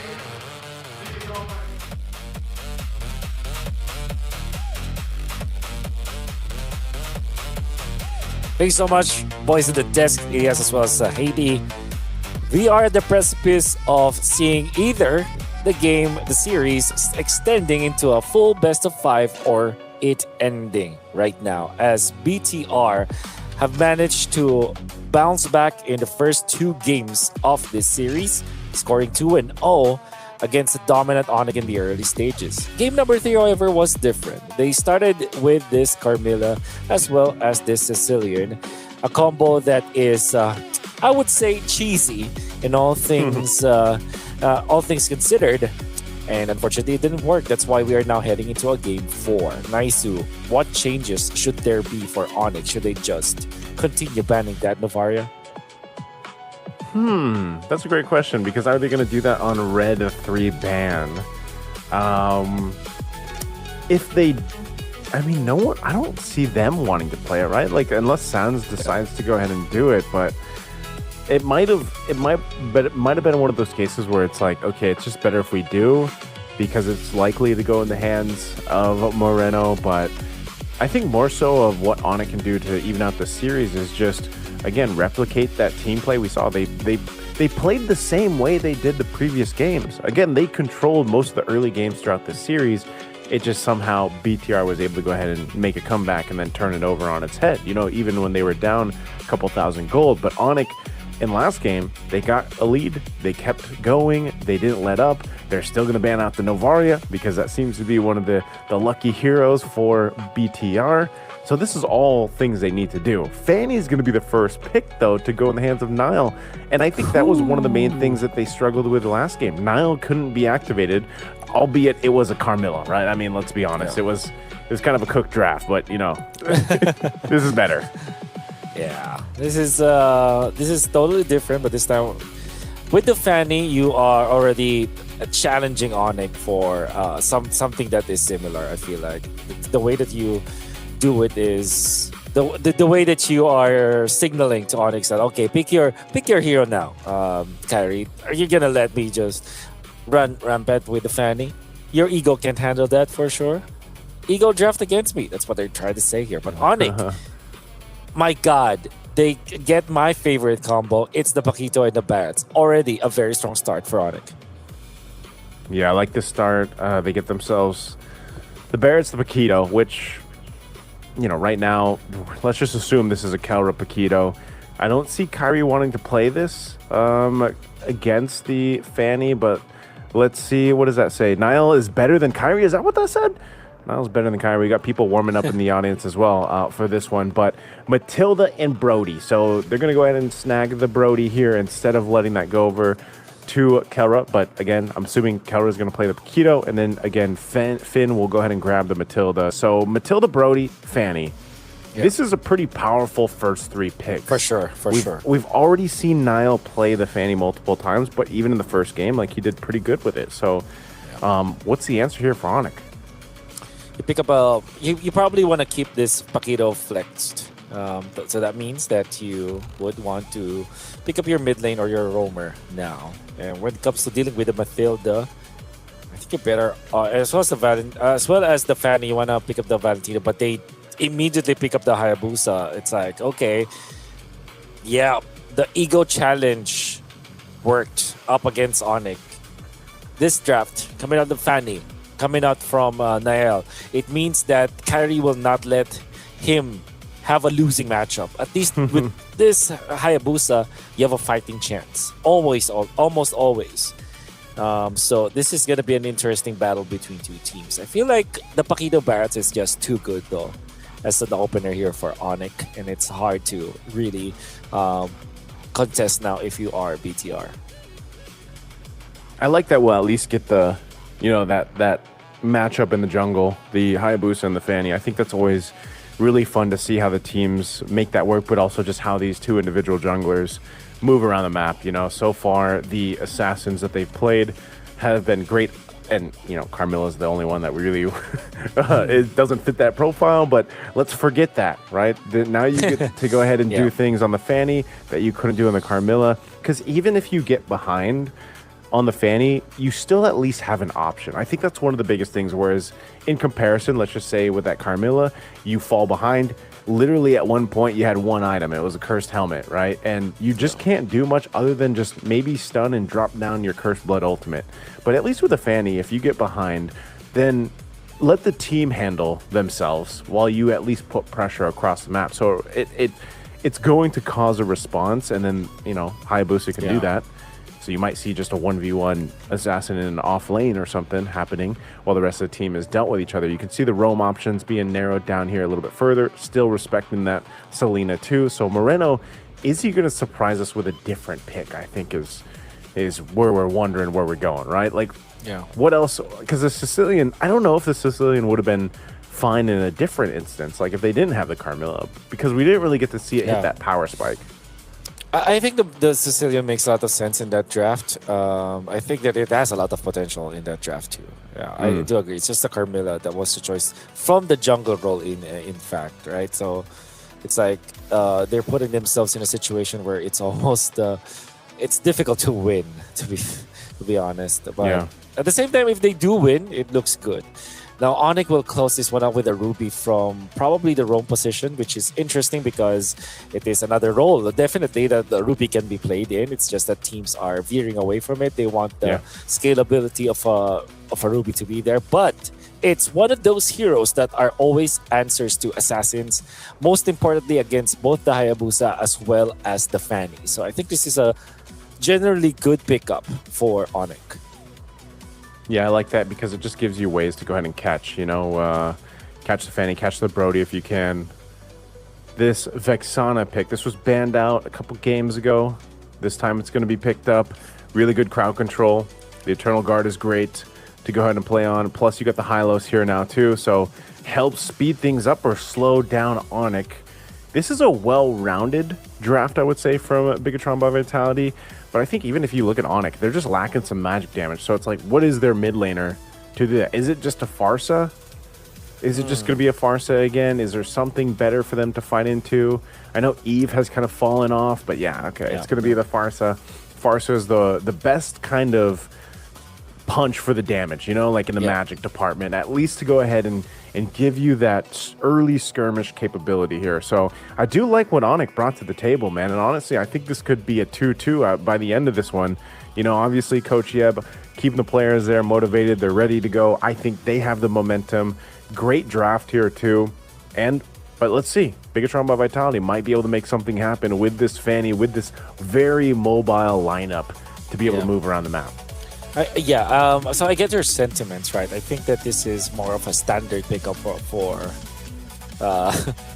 some Onyx fans out there. But yeah, for Onyx in general, what you get from this is, I guess, stability and a lot of ways to approach the game. It's not mid-game centric only. It's not late-game centric only. There's so many ways for them to approach team fights. And with this Farsa, where Suns was heating up in the previous game, to allow them to really piggyback off of that. But same can be said for BTR. I think that their lineup is pretty solid in a way that it has a lot of options. Oh, Kill Squad Shogun!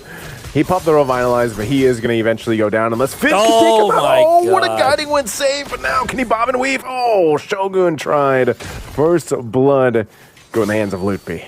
What a move. What a plan, man. That's interesting. But at the same time, would they achieve anything out of that? Maybe this is the only time that they can do that, you know? And it happens to be in game number 4, so I think it's safe, because if they want to extend the series, then that's really some sort of the early game shenanigans that they really wanted to utilize. And the thing is, they only had to pop the flicker onto Lutpi, so there's not much that they had to do for that one to work. It did work. First skill going in for Onyx.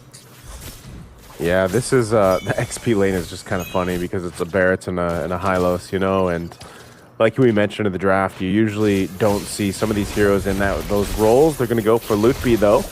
Miles up here, but Lutpi's tanky enough. You really can't commit to that. So one of the things is XP expected to be kind of a dead lane, right? It's mostly what they're capable of doing when these turtles come up, especially now that it's on their side. They want to go ahead and have those level 4s.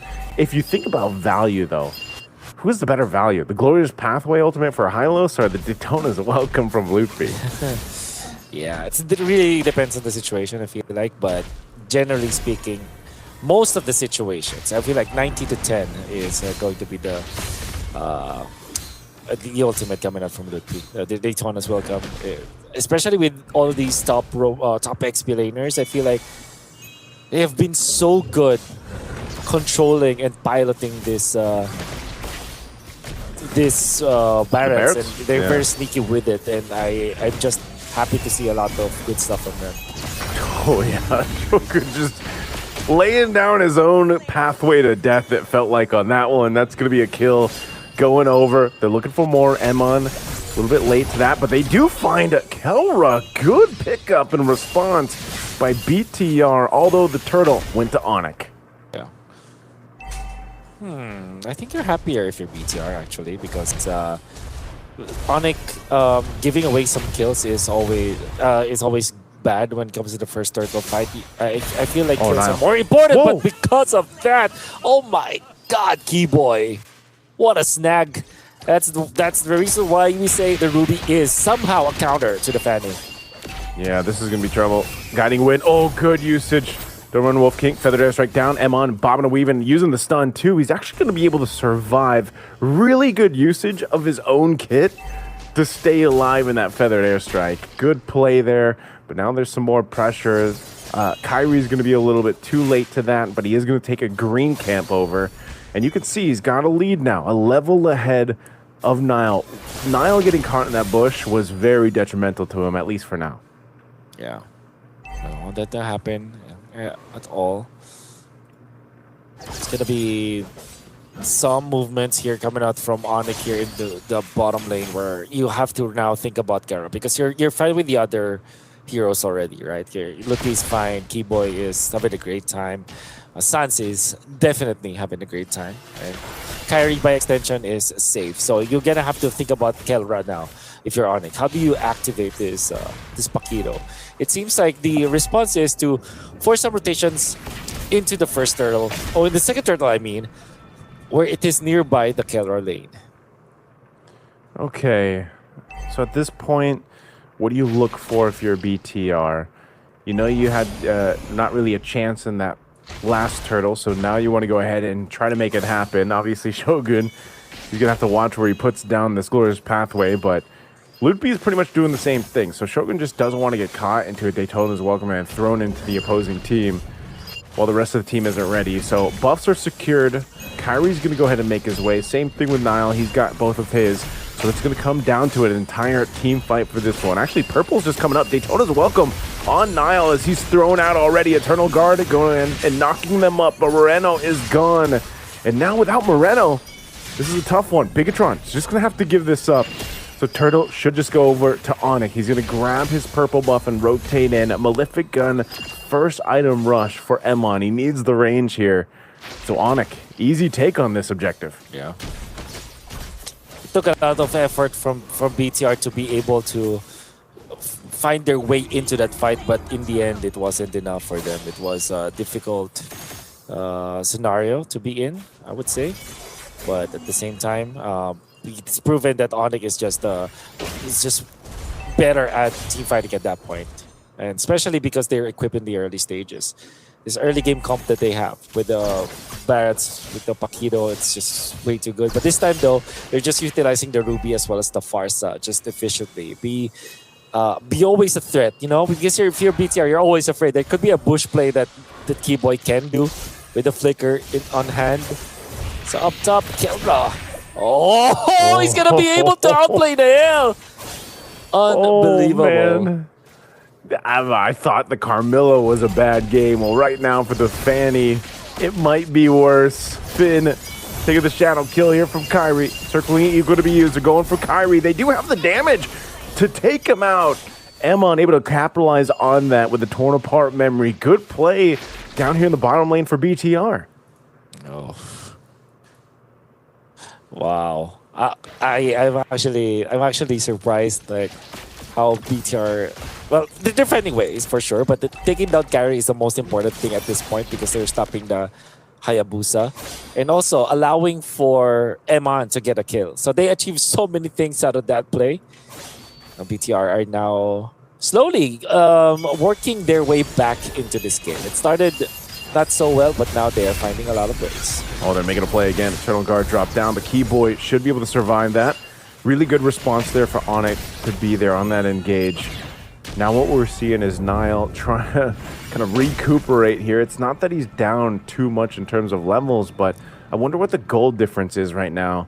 I'm not sure if we can actually ask for to take a look at the items to see what the difference is between things, because that's the main thing. There we go. Thank you so much. Now 1.3k between the XP laners, but the jungle's not so bad given how things have gone for Niall. This isn't too bad. 500 gold lead for Kyrie. But this next turtle up, third turtle of the game, they're going to go ahead and work on it. We'll see if they're able to go ahead and secure this one. Niall has to go ahead and approach this carefully. A turret's going to fall though as Kawa knocks it down.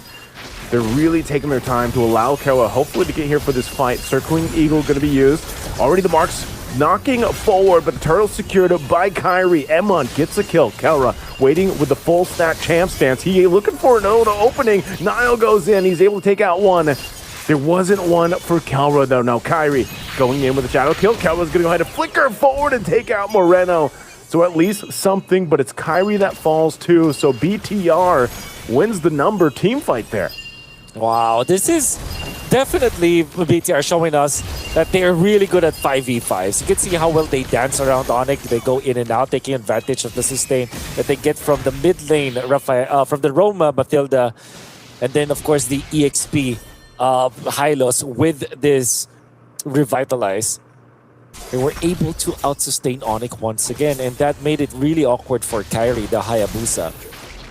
As we have said many times in this series, it's very awkward for assassins to work around Sustain, to work around Matilda as well as, you know, maybe Rafaela. This time, Matilda and a revitalized Hylos. And what ends up happening is that Eman is just able to just stack up, just keep on attacking whoever is in front, who's facing for Onyx. And then when the turn apart memory opens up its windows, Eman is just there to collect. Yeah, this is, it's looking a whole lot like what we saw back in 1 and 2, man. Games 1 and 2, Bigatron by Vitality somehow finds these ways to get themselves back. I mean, again, think what Niall has had to go through. The amount of pressure, being caught, you know, by Keyboy on the Ruby and everything else, getting killed by Kelra. But he's still able to go ahead and do this. And now, even if Kelra surprises him, he takes a couple punches, he's not, you know, he's not going to get bursted down so quickly. So Niall's going to continue to put pressure across the map. Onyx now has to shift their focus for that to make sure that Niall's just not pushing elsewhere, pushing turret down eventually, and able to get real estate across the map. Both junglers doing the same thing here up on the top side now that Lord has spawned. It's gonna be tricky now because every single lead that Onyx was able to build has now been erased. Of course, there's 1,000 lead Onyx right now has, but it doesn't feel as impactful as it should. And again, another good start by Onyx, but one good team fight from BTR was enough for them to turn things around. It's because of the positioning that we're seeing from BTR, the sustain that they have, understanding properly why and how this kind of composition works. Like what are the ins and outs of a Matilda kind of composition, and how do you utilize it, and how do you win against assassins with it? Onyx are still the first ones to put themselves in front of the Lord. Vexana down in the bottom lane, not showing himself just yet. A tricky situation now for Onyx. Lord is at 50. Okay, Moreno might get here in time. They actually delay this Lord take. And Niall's getting his buff, so it's going to reset. So even with that information, they're able to go ahead and handle that wave a bit, at least so it's even. Now Niall and Moreno will be back for this fight. Onyx is respecting the potential setup here that BTR can pull off. Surely. Kairi has reset his buffs again. One more cycle, double buff. Bottom lane being controlled by Kelra. Keyboy is there to help a little bit. They want to make a play. They want to make a play on Kelra. They're going to drop the Eternal Guard. They get the Terrify off, but oh, they miss a little bit. Kelra's trying to get away. The cable, though. He's 1 HP away. That Eternal Guard quite hurtful, but he's actually going to be able to go back to the base. And now, can they get back in time? This is Flying Clouds, so they will be able to travel very quickly. Again, a big factor here is the map that they're currently playing on. The Clouds being able to bring them back quickly, reposition themselves. So a good attempt by BTR to try to take out Kelra, but it just didn't happen. Did force out the flicker onto Kelra, and Moreno will have his flicker first. It seems like they have already started with the Glorious Pathway, but no commitment just yet, even after circling Eagle Daisu. It's interesting that BTR are wasting some of their ultimates just looking for an opening. I think they're really just trying to delay Onyx and make them second guess this. One of the strengths, again, of having a Matilda, and it looks like even Onyx doesn't know if they want to fully commit to these mind games of BTR as the Lord is just dragged back and forth between both squads. Looks like Niall's got something else in mind. He wants to go ahead and take the purple buff. He wanted to see if Kairi would rotate for it. So he's going to take it away, win a crown for Finn. This could have been also part of the plan, man. Just wait for some of these defensive items to be available to make it happen. They know that this Lord alone could potentially get them to the base turrets of Onyx and vice versa. Loopy, half health, taking some damage here. Shogun as well, he's quite low. They're gonna go for Loopy. Loopy pops it, whoa, pops it, Daytona's welcome, but he was so low, he's gone. They're gonna set it up in the mid lane as Shogun goes next, and Niall's gotta get out of there because he's low. So now it's gonna be a reset. He's gonna go back to base, and Onyx will reset as well. The pokes of coming out from BTR was enough for Lutpi to be forced to make that play. albeit good catch coming out from Lutpi, but he was far too low. So when he popped the Daytona's Welcome on the right target, the damage was too much for him to handle. He was taken out. And Keyboy had to pop the flicker just to salvage that fight. So it's an XP for XP trade-off. But flickers, battle spells, I mean, gonna be more available for BTR in just quite a while. So Onyx really has to delay this for themselves. Oh! Huge Eternal Guard dropped down and Kyrie goes down too. It's a double for Nile. They knew that Kelra was down to the bottom wave and they set it up, and now in the mid lane, they're going for Kelra. Kelra, he's got stacks, he's got some shields, but he's all against the world. And Loopy left to his own devices. That's going to be a Lord for BTR. Oh my god, Moreno. The problem for Onyx for the longest time and showing no signs of stopping, my man. And now, look at them knock into the front door. They just want to take this turret out. They're going to be back up here. BTR knows it. They're happy with the base turret for now. They still have the Lord to go ahead and spawn and start marching forward. But man, oh man, what a setup from BTR. Taking a look at the items here, Wolf, you see what they've got available. I mean, even the Brute Force breastplate now for Nile is why it's so difficult to actually burst him down, you know, to kill him down. He's in, and even enough to kind of work around that is just how does Onyx play the long game here? The long map is what they're dealing with. And that moment of Kelra being on the bottom side made this happen. Now they're going for the bottom turret. They still got to deal with the Lord here. They're going to go ahead and try to clear out the last cannon minion. Kelra will be able to do that. So they maintain the base bottom turret. Tier 2's all down. Onyx sees BTR knocking at championship point for this one. But they'll clear out the waves and they manage it well as Lord goes down too. Moreno's just playing out of his mind in this whole grand final. Even in the game that they've lost. Still Moreno playing so well, and this game, he is a problem for Onyx. They just want this base turret, little fake out here. Glorious Pathway drop down, Eternal Guard, they're going for Keyboy. He's quite low, picks up the Immortality. He's gonna be fine, and BTR, they take the discipline route to back off. They got 2 base turrets off that Lord, and now Onyx gets another chance to go ahead and reset and not let that happen again. It's really dicey spot here for Onyx. You know what's one thing that's fortunate for them is that the Lord will spawn onto the short lane, where their short lane is the side that was pushed up, and their long lane, they still kept their turret intact in that in that lane, so they still have a fighting chance. But now we've reached critical mass for BTR. The Fanny has been a problem, and now is a full problem with this Brute Force breastplate, so that there is additional anti-CC that you get. So that means that the small amount of crowd control that they have with the Ruby is definitely not going to be enough anymore. And he is also tankier, so gotta be careful about that, mindful about that. Onyx also does not have a marksman, so at this point in the game, he can only do so much with a Paquito. You will need the help of your teammates, which means that a 5-man wipe coming out from Onyx is difficult to pull off. You really have to slowly trickle down BTR if you want to score that. So everything is just difficult now for Onyx. It's crazy how, again, the story happens. It looks like they're going for a sandwich play to cut off Lutpi. He has no stacks. He could be in trouble. Pops the flicker. They're going to go and crash down on him. Eternal Guard again, and Loopy is gone. Without the stacks of Feathered Airstrike, he's going to be stunned by Shogun. Good play. Emon still alive as Kelra gets a shutdown. But again, the stun comes through as Keyboy falls, and now Kelra on the run. He's quite low. A quarter of the health. They're going to chase him down. He has the shields, though, so he's going to be fine, but they got a wave to deal with.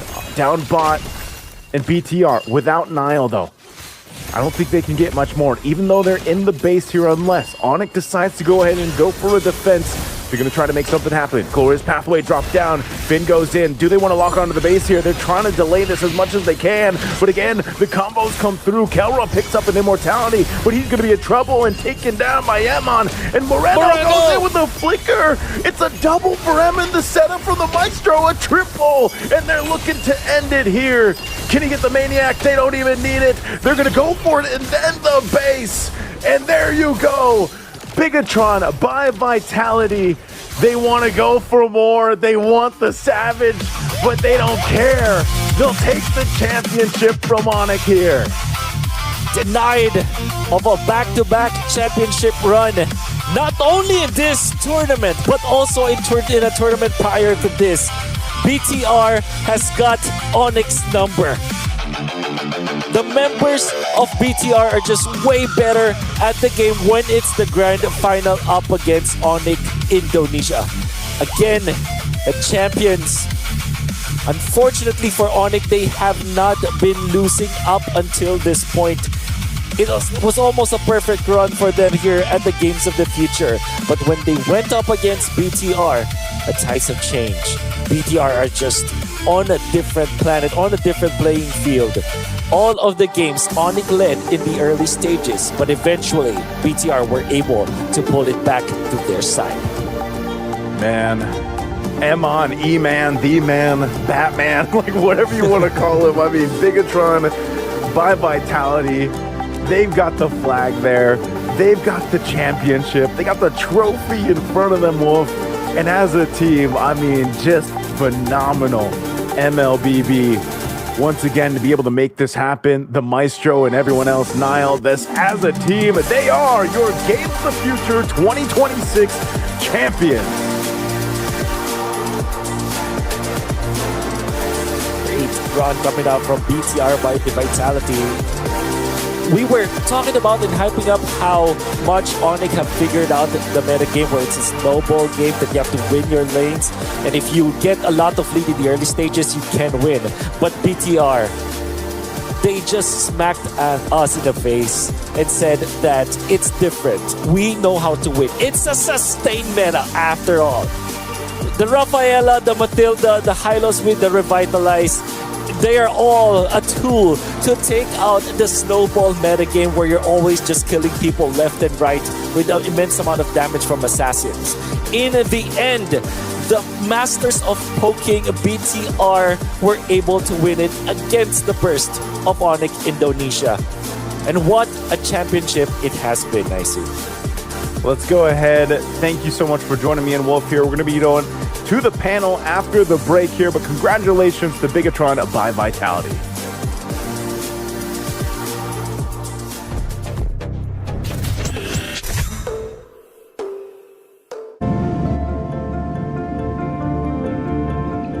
Welcome aboard Air Astana. Our airplane flies into the realm of dreams. Relax as if at home, with satisfied reflection throughout your flight. You will rest and regain curiosity for new discoveries and encounters. After all, dreams are also part of the journey.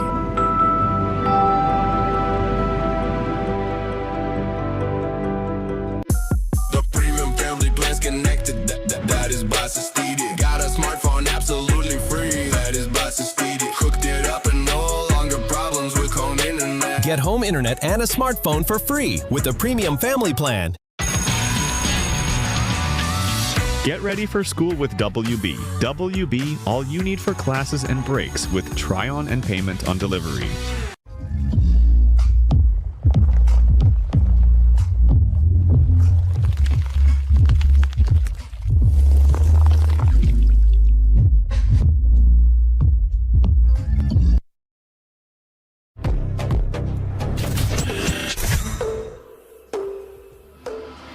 And we have a champion, Bigatron by Vitality. They take the crown for this championship this year of Games of the Future 2026 MLBB. They take it away. What do you feel, Steve Oko? Yeah, man, congratulations once again. Here, Bigatron by Vitality is your 2026 Game of the Future champions, guys. And we actually seen a different result that nobody ever expected, and we're so happy and thrilled to be here at Jack Pijak Arena. Thank you very much, the casters and the fans and everybody. It was just incredible. I mean, 3-1 against the team Onyx. Who would have expected them to win the team who had never lost to anybody in this tournament? I mean, we are looking at the only team that beat Onyx in the whole tournament, Games of the Future 2026, and they took the crown away from Onyx Esports, who were the reigning champions for Games of the Future 2026. And here we have Bigatron taking the crown and the huge prize money as well. I mean, we're going to have them up on the desk pretty soon, but wow, what a game that we just had. 3-1 for Bigatron by Vitality. Great gaming, great performance, great teamwork as well. Let's not forget Freedom for being the general partner, for bringing all this thrill to this arena, and of course the Games of the Future 2026 here in Astana. What a game. We both are really thrilled. I mean, we didn't see that coming because Onyx been on a roll from the start. Nobody beat them so far, but here we are facing Bigatron. They took the crown away. They beat Onyx for the first time ever in the whole tournament, grand finals. Wow, what a game of steel. And what a game and what a performance and what a beautiful history line here we see at Jack Pijak Arena here in Astana. People are cheering, people are crying, people are being just excited to be here, and we see a phenomenal play out of the both teams actually, but the Bigatron by Vitality ends up the winner here. We see the quick highlights here on game number 3, and we see the fight on and we have the highlights up on the screen right now from the last final game of Bigatron by Vitality versus Onyx, where Bigatron, what a fight. I mean, that has been great. I mean, that was a great game. I mean, one final match, the best match, I would say. That was a phenomenal phenomenal play from two teams. I mean, like what I said earlier, Bigatron by Vitality has to know that they'll be banning Navoria, and I mean, they pulled it off. I mean, they definitely surprised everybody here at Jack Pijak Arena. I'm pretty sure they surprised everybody, not in only Jack Pijak Arena. They surprised the whole world with their persistence and making sure they get the victory here at our beautiful game of the future here. Of course, I mean, they proved they don't need Navaria to win, right? I mean, they did a great job in the last game. As you can see, the highlights are running 14 minutes, 8-7. I mean, they were par head to head with the whole game, but towards the end they swept it away. Great win. And also, when the load was taken, I think by the time it was already kind of clear where the game was going, because around 14th minute we saw them going for the load for Bigatron by Vitality by Marino. Great one. And by that time they had 3k gold advantage for Bigatron by Vitality. And here we are seeing on the screen how this whole thing went down towards the end. I mean, this was indeed a long game, right? Not a short one. No, for sure. I mean, the way how the game swindled quickly for the team of Bigatron by Vitality. I mean, it was just insane how they just took all the turrets down. They got the opportunity to close the game right here and there, and they just did it here. And we see Iman with a double kill, and with the exploding a tower here with a triple kill of Iman, and making a slain after another slain. And of course we can see Bigatron was with double the Look kills. at these people here we see on the screens right now, you guys. This is your 2026 Game of the Future champions here. We have Bigatron and we have the stats up on the screen. 16 kills versus 8 with a good performance by Bigatron right there. We can see how the show went, we can see how the game went. Iman right there with 6 kills, 0 deaths and 6 assists, being part of 12 kills for the whole team. I would like to mention again Finn with the 1-1-15. He's been participating in every single kill once again with an incredible performance. And you know what, guys? We have an awesome gift for you. We have a winner player here. We have a player, Iman, from the Bigatron by Vitality. Congratulations for the last win. Hello, Bigatron. Hello, Iman, once again. Thank you so Welcome much. back here, and congratulations for being a champion here. What an incredible game. What an incredible series. How are you feeling? Oh, I feel so happy because it's our first international trophy in Bigatron. So I'm so happy, yeah. That's a very big milestone that we are talking about. The first international trophy. Great, congratulations. Great teamwork. First and foremost, man, be honest with you. Like, people, everybody could tell that was a rough games all along throughout the bracket, throughout everything. I mean, you guys were one step down to Pro Esports. You guys were one step down other Aurora, and you guys were always coming back forward. And then you're playing against the title defenders. You guys are playing against the champions of the previous year. Yeah. Nobody have ever won them a single match, but you pull it 3. I guess we already know how they play because we're playing in the same country, right? So yeah, that's it. We know how they play, and then we're just connect to each other, and then we can crush them. Yeah. Wonderful. I mean, one question. You were coming up against for the grand finals against Onyx, and Onyx has been reigning without one loss in the whole tournament. You were gonna face a team which hasn't lost any game at all. What was the feeling just before the whole final started? Oh, I feel so excited because I see their bracket. Their enemy is super good also. So yeah, I enjoyed play with them. Yeah. And do you realize that you are the only team that beat Onyx in the whole tournament and grabbed the crown from them as well? Oh yeah, I guess that this night we're better against them. Of course, of course. I mean, honestly, like, you guys had incredible performance by picking Novaria, and you were also playing as surprising people yesterday with your Mia, right? And now we see Moreno playing the hero of Novaria four times consecutive. I'm sure you guys knew that eventually it's gonna get banned, and you guys were prepared, and you guys prepared well. I mean, what an outstanding performance for you guys. I can't thank you so much, and I mean, just honestly, congratulations, man. Thank you so much. And do you have anything to say to Onyx since now you have taken the crown? For Onyx, thank you so much for giving us a good fight, and also for the fans out here who came to support us and Onyx also. Yeah, nice game. Great, great. Was definitely a nice game. Was definitely a nice experience. I mean, whole crowd were cheering you.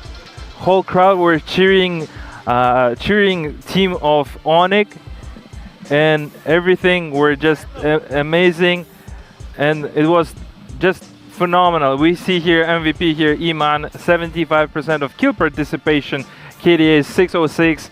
We had Finn, the other who has been with 100% of kill participation all the time, making sure the team is always getting those enough kills. He's being always there. And we have another surprising guest here, the other player. You can put your trophy down and look at that. Hey, let's go, let's go. Once again, congratulations on your victory. Thank you so much, Rahmet. Very pleased to experience with you guys. And I mean, you know, I've just said to Iman, you guys won a team who has never lost an entire map, not a series, a map. And how you guys are doing and everything. Actually, we didn't expect to become champion in this tournament because for us it's just preparation for next tournament, for our MPLID. So yeah, I guess this is just a bonus for us. I mean, I think the whole team, they were like taking roles for every single, whenever you went to the first game and then the second game. I mean, Nana, you did great in that map as well. And then finally, this is here. Come on, look at that. Yeah, how good does that feel? Of course, it feels great, but for me, I'm not satisfied because we have so many to come, like MPLID, and we need to catch the international slot again for a make. So we need to fight again. Of course, that's a hunger for the player. You know, Nail, I have a question to you. Yeah. I was saying to Iman just now, you guys had the rough, hard start on the bracket. You guys were one step getting close to eliminated from Pro Esports, from Pro Aurora, and now you guys were winning a team who has first the title defending champions. The second, nobody won a single series, not a single series, a single map from them. And how does it feel, man? It's your first victory. What do you feel right now? Because of defeating them? Defeating them and the hard situation that you guys experienced all along. All right. For us, it doesn't matter as long as we are not eliminated yet. We still fight for it. Like, even it's 1-2 or even if we lose 2-0 in this grand finals, we didn't care. We only care about the per game, step by step. It feels great. That's really professional. I would say you looking at that, it's really amazing. And another question, since you're first time visiting us. Yeah. First, we got Shogun before, so what do you? This is your first time in Kazakhstan, right? I assume. Yeah. How's the Kazakhstan for you? Tell us a little bit more about Kazakhstan, the food, the culture, everything. We are so happy to first time we eat the food because we have the same taste, I think, in Indonesia, because it's good actually, and especially the coffee. And then we like the night also because at night it was so cold and it was like we love this. You love this? That's good to hear. I mean, and one more question. Yeah. One more question. I have. Go ahead. Yep. If it was not ONIC that you're facing in the finals, which other team would you want to face in the grand finals? Of course, our best friend, Aurora Turkey. Alright. But we meet in semifinals. Yes. Unfortunate. Right. Of course. I mean, great performance. I mean, you guys earned your slot to be here at the grand finals, beating Aurora. So to be fair, that was very well earned. I would put it that way. My further question was a little bit outside. How to be the same as you guys? You guys are winning champions. You guys had the hard situation, and how to be a good player just like you? I think because we have a great coach also, and they told us just to reset because we lost at previous tournament in Paris, and of course it's hard. It's so hard for us because we expect to become champion that tournament.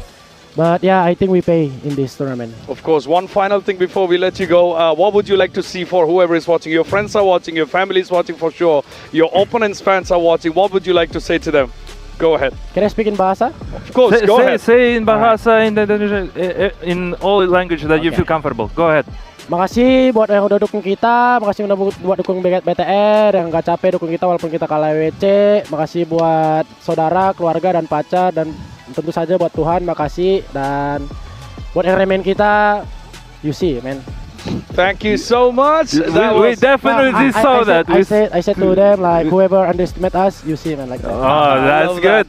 That was ballsy statement. And Iman, before we let you go as well, you want to say anything in Tagalog or all the fans in Philippines, all the fans in Indonesia, and throughout all the world? Please take it away.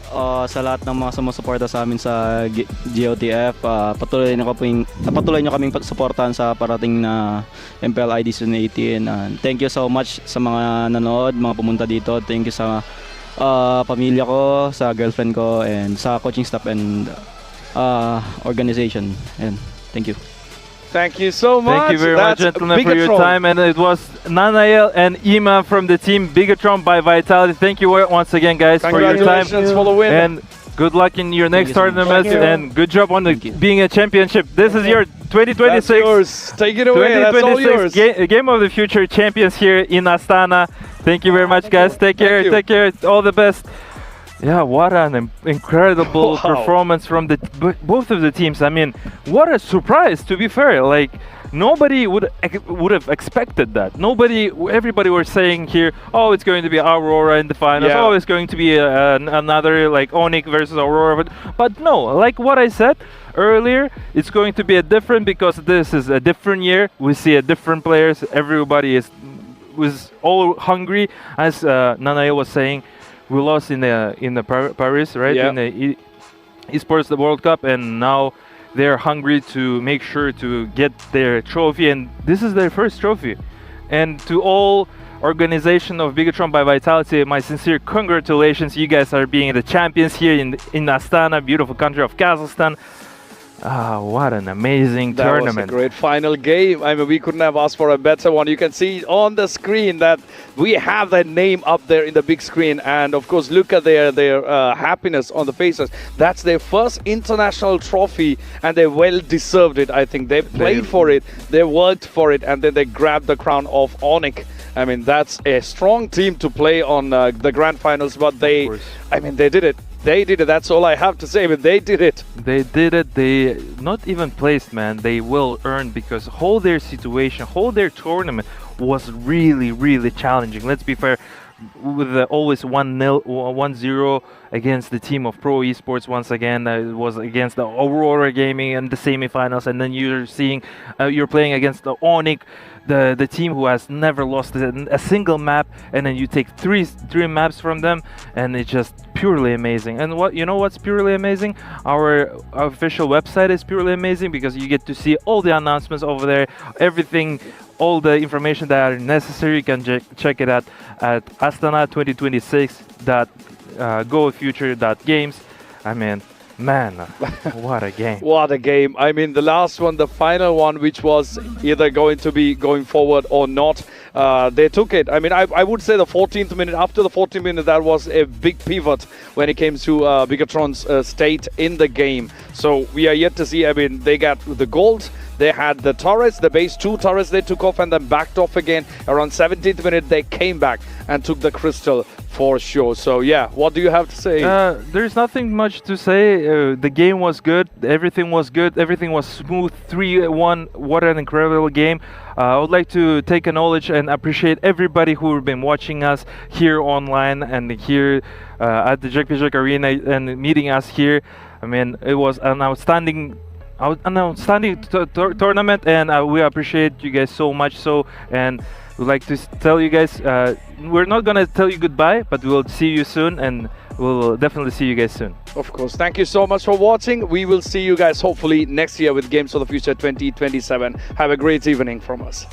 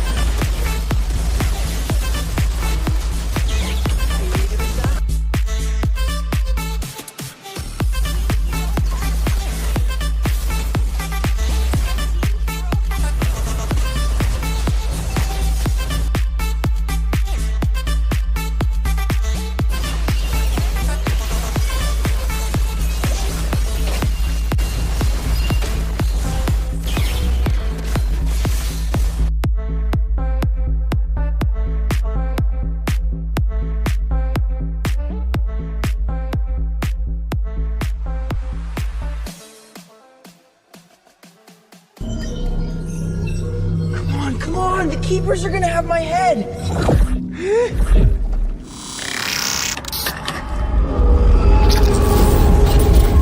And there's the reach, the burst. I was gonna say, is this the reach though? She's got like the shortest range in the game, but I mean, you're shredding. You're shredding through at least the Barretts and the Ganakacha, you know? And I think in this way too, you're at least kind of protected. You're kind of covered here. If you need help in that lane, again, that's why that Louis is picked up. It's really strong to just go ahead and, you know, ultimate down to that gold lane if you need to. Yeah. And the reason why I say there is, well, first turtle, so Onyx might be able to secure this. Let's see if they make it happen. Kyrie able to get the retribution off, but they're going to go for the fight anyway. And Luffy trying to get away. He's going to get chased down, and they will take him with the Daytona's welcome. Oh, good duality, but here comes Niall to the back line. He's got people lined up, but it's just not enough. And now the diversion going to be used. Already a couple kills for Onyx. They're looking for Niall. And Sands will. Daytona's welcome. Going to be charged in. Shogun taking quite a bit of damage. Is it the Avatar of the Guardian? Actually, that's quite a bit of damage too as Shogun falls. Niall gets the turtle. He's going to be able to go ahead and do a bit of damage before he gets out, but Bigatron by Vitality might have got the turtle, but they lost two. I see the vision now for BTR. They will go for the aggressive move on Shogun with the Daytona's Welcome that whiz afterwards. It's a chain stun between the Barons as well as they cannot catch as they go in bottom lane. Okay, Keyboy unfortunately going to die though, but so far Nile at least has been able to swing in, do a little bit. Threat like this on Sans, even doing more than a little bit as he takes him out. Good play there. I didn't know if he'd be as good as it gets for Bigatron by Vitality right now. Daytona's Welcome into the turret, Astro Echo combo. The Avatar, the Guardian will be able to catch him, even with a revitalized Keyboy falls. The tree down again, but now in mid lane, Kyrie's there. They get the duality proc. He wants to get the stack here on Shogun. Does he actually have it? He doesn't. He has to get away. Too much of a threat. And they have allowed Kelra with 1-0-1 as they go for Kyrie the dodge! Oh, he tried to dodge. What a play from Nile and Emon. Able to make a move. Nile trying to get away. A flicker from Sans. They'll recoup it though as they also take down Emon. And that kill went Lord. Under half health. Shogun gives the information. Finn's gonna pop the conceal. They're gonna try to delay this so that Nile can get here in time, but it's already gone. Lord secured by Onyx. And now Nile jumping into the backside, looking for a possible kill. He'll find Sans. A pickup there they were looking for, and now Nile again cabling away. Avatar the Guardian, Finn trying to grab their attention. Akela takes a shot with the shatter. He's gonna back off, but they're gonna force the fight anyway. And now it's Onyx trying to get away, but Daytona's Welcome to spin him up into the team. And now Keyboy and Loopy fall. The front line of Onyx goes down. Oh, great team fighting coming out from BT. Nile was able to skitter through and sneak a purple buff. Oh, wow. Talk about a turnaround so far. The wave's going to be managed now. They're going to fight for this Lord. Half health on it. Finn charging up the Unbreakable. Goes in with a taunt. They're going to come down for Keyboy. They get him out. Kyrie, he's down too. Make it another as Sans is able to pick up Shogun. So far, a big trade across the board. But now Iman and Moreno trying to keep things together while Niles also on the hunt here. He's quite low, but he'll be able to secure the Lord. Bigatron by Vitality comes out top as well. Daytona's Welcome, thrown into the wall, chopping him up, throwing him down. Keyboy gonna pop the Revitalize. They want to hold down this front side. Niles just gonna make his way up top. He wants to take out the base turret as Lord goes down and dealt with, but good response from Kyrie. He won't let it be used. BTR just... They want to go for Shogun. They're gonna go right for Shogun. He didn't have the stacks. And now he's taken out. They're gonna go and dissipate. Kelra's got the room to work with here, but oh, Nile goes in. Moreno will cap out the kill even with a wind of nature. So BTR turns it around to fall. They're gonna be looking for more. They're chasing down Kyrie. Moreno might be able to get a shot. Nile's gonna go ahead and join in. Cable's not gonna connect on that one. That's not where he wanted, but he gets Loopy anyway. BTR will win that fight. And it was one that Onyx started for Shogun. Nile jumping in. He takes out Keyboy like cutting down a tree. And now it's only Kyrie to watch the base turret down. He's got to try to dodge, but he can't. They get wiped out. And BTR will take game one. Both teams getting what they want when it comes to the draft, but eventually Vitality, when we said that their draft looks so complete with that last pick cannot catch up with that Novaria, it looked very cohesive and they look really good. For the first few minutes it was Onyx. Okay, so they still pick up the Harith. Yeah, those are the only two options I feel like that will be good for Onyx. But already I like the composition that the BTR has built here. Leave it to BTR to just do some weird things, you know? Like we said this going into game one. It got them game one, and then now, yeah, I think this is interesting. Again, because you've got great tankiness up front in that front line. You've got a great ability to go ahead and revive fights. Like, we already know that all these players are individually, you know, some of the best in their roles, and they had an amazing, you know, last meeting with the grand final that they had. Hold on, mid lane. First blood going over to Kyrie, but here's the return. If you are able to force out where Moreno is, this is a good opening for them, and they do have to reach. Okay, they might be able to go ahead and just make something happen. They get the turtle. Now they're going to be looking for more. Shogun, tanky enough. Nile might just want to go ahead and grab his purple buff. Even though there's a lot of low health bars, never mind. He goes in. He's able to pick up Loopy. So that's one kill. But now Onyx, they know this. They're going to put pressure on the mid. And out of the goal. Finn's gone. They're going to be looking for more. BTR firing back, but now it's Kelra to get a kill. Man, Onyx looking for more, but they got to keep Kyrie. But having Kelra in the middle is really good. Can they take out Suns? Yes, you can. I thought they'd have enough shielding there from Keyboy, but Sans goes down anyway. So both debatable, because apart from the healing coming out from the Matilda, there's not much they can do against this Hayabusa. Oh man, Kelra. I mean, the shadow kill's already used up. 2 snowballs going down a hill right now. Oh, they're gonna be looking for Niall, and they shut him down. And it goes to Kyrie of all people, who's already got the Sky Piercer. Cool. They will resurrect him, but what a play coming out from Onyx. Man, Kyrie's got an XP lead. Oh, they're going to re-engage. Shadow Kill going to be used on Sans. He's still going to be okay with the shields, though. And now the rest of the team join it. Both gold laners going at it. Blazing Do It was already used. They're going to go for collapsing down on Niall. They'll take up for the wall. What a shot from the Maestro Moreno. This is what we were worried about. If you're opposing this Novaria, they're going to go for more. Echo drops down. Keyboy trying to bob and weave. He has to burn the flicker. And he should be able to survive. He's got some shields, but hold on. Moreno's going to line one up. And also the gold lane. Kyrie's looking for Emon. Emon goes in, breaking the ankles, but Kyrie goes in to get another stack. We need to fight here. Half health, last turn of the game.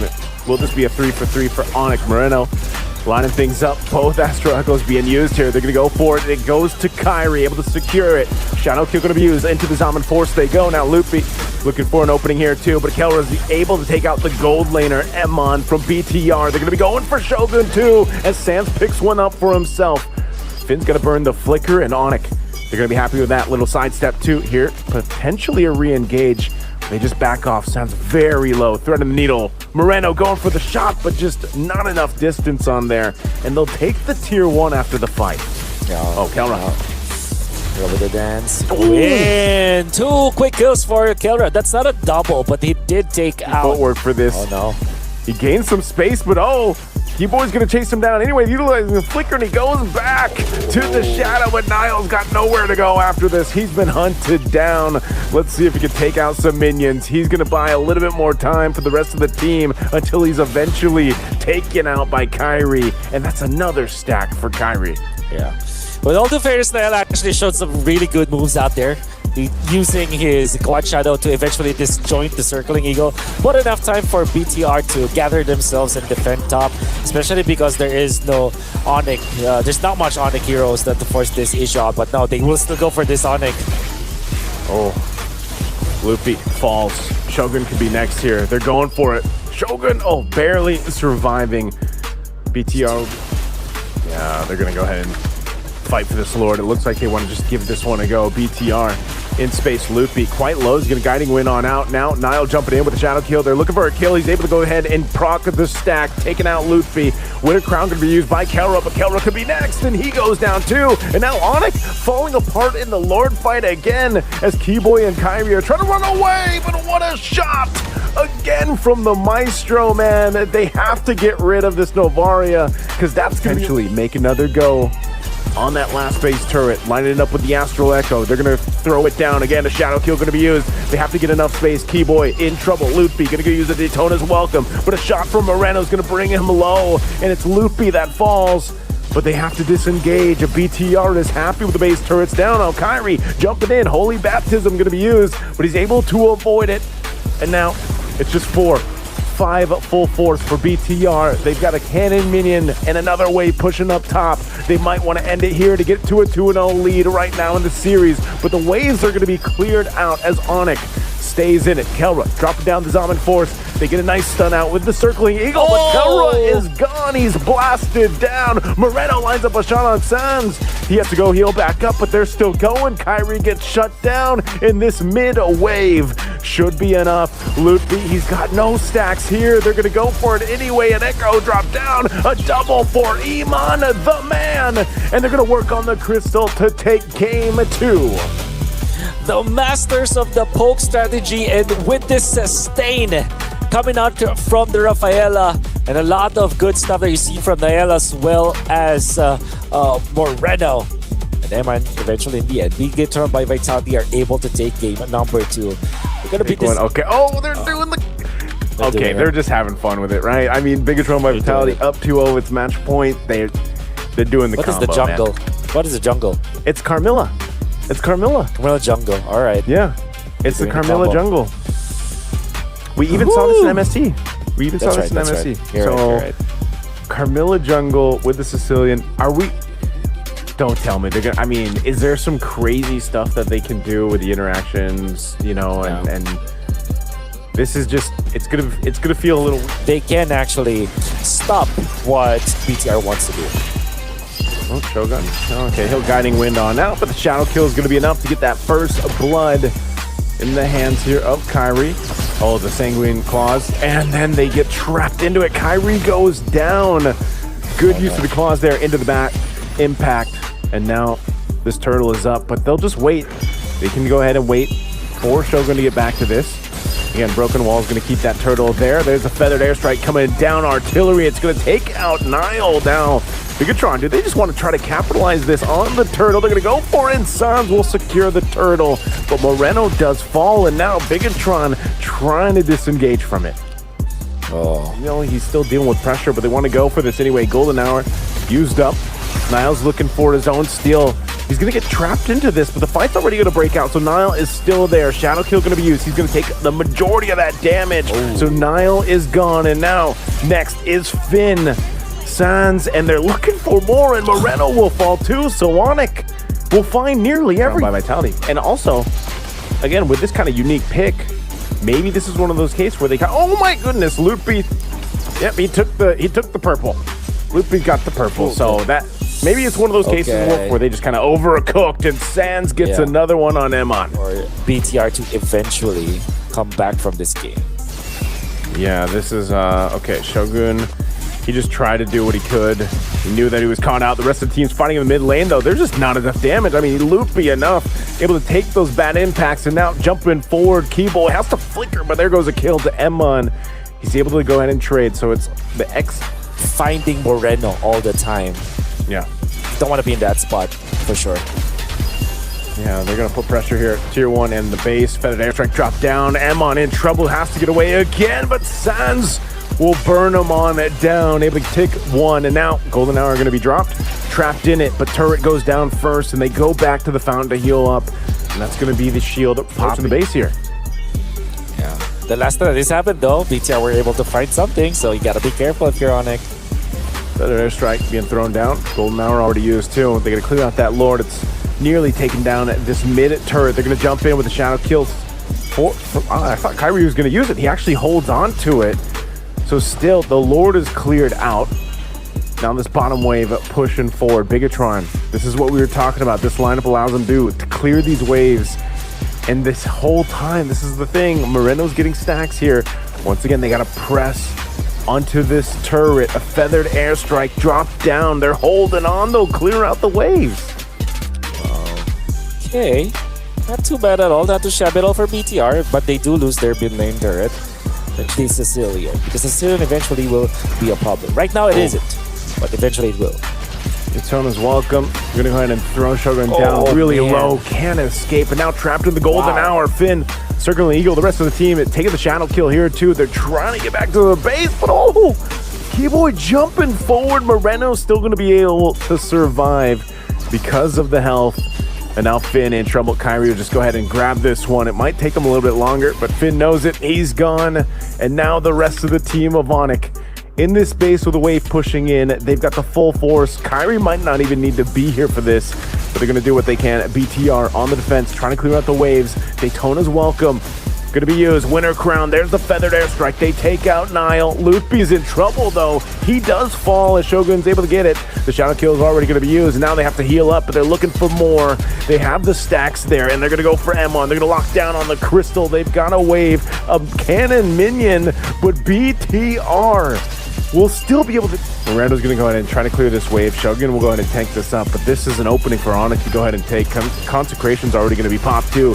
They displace him a bit. Feathered airstrike going to be dropped down, and Moreno still going to be alive. He takes a couple shots from Kelra, but they're going to clear out the Lord, and now Shogun falls. The front line is gone. Emon doing what he can. Guiding wins on out, but they clear out the wave again.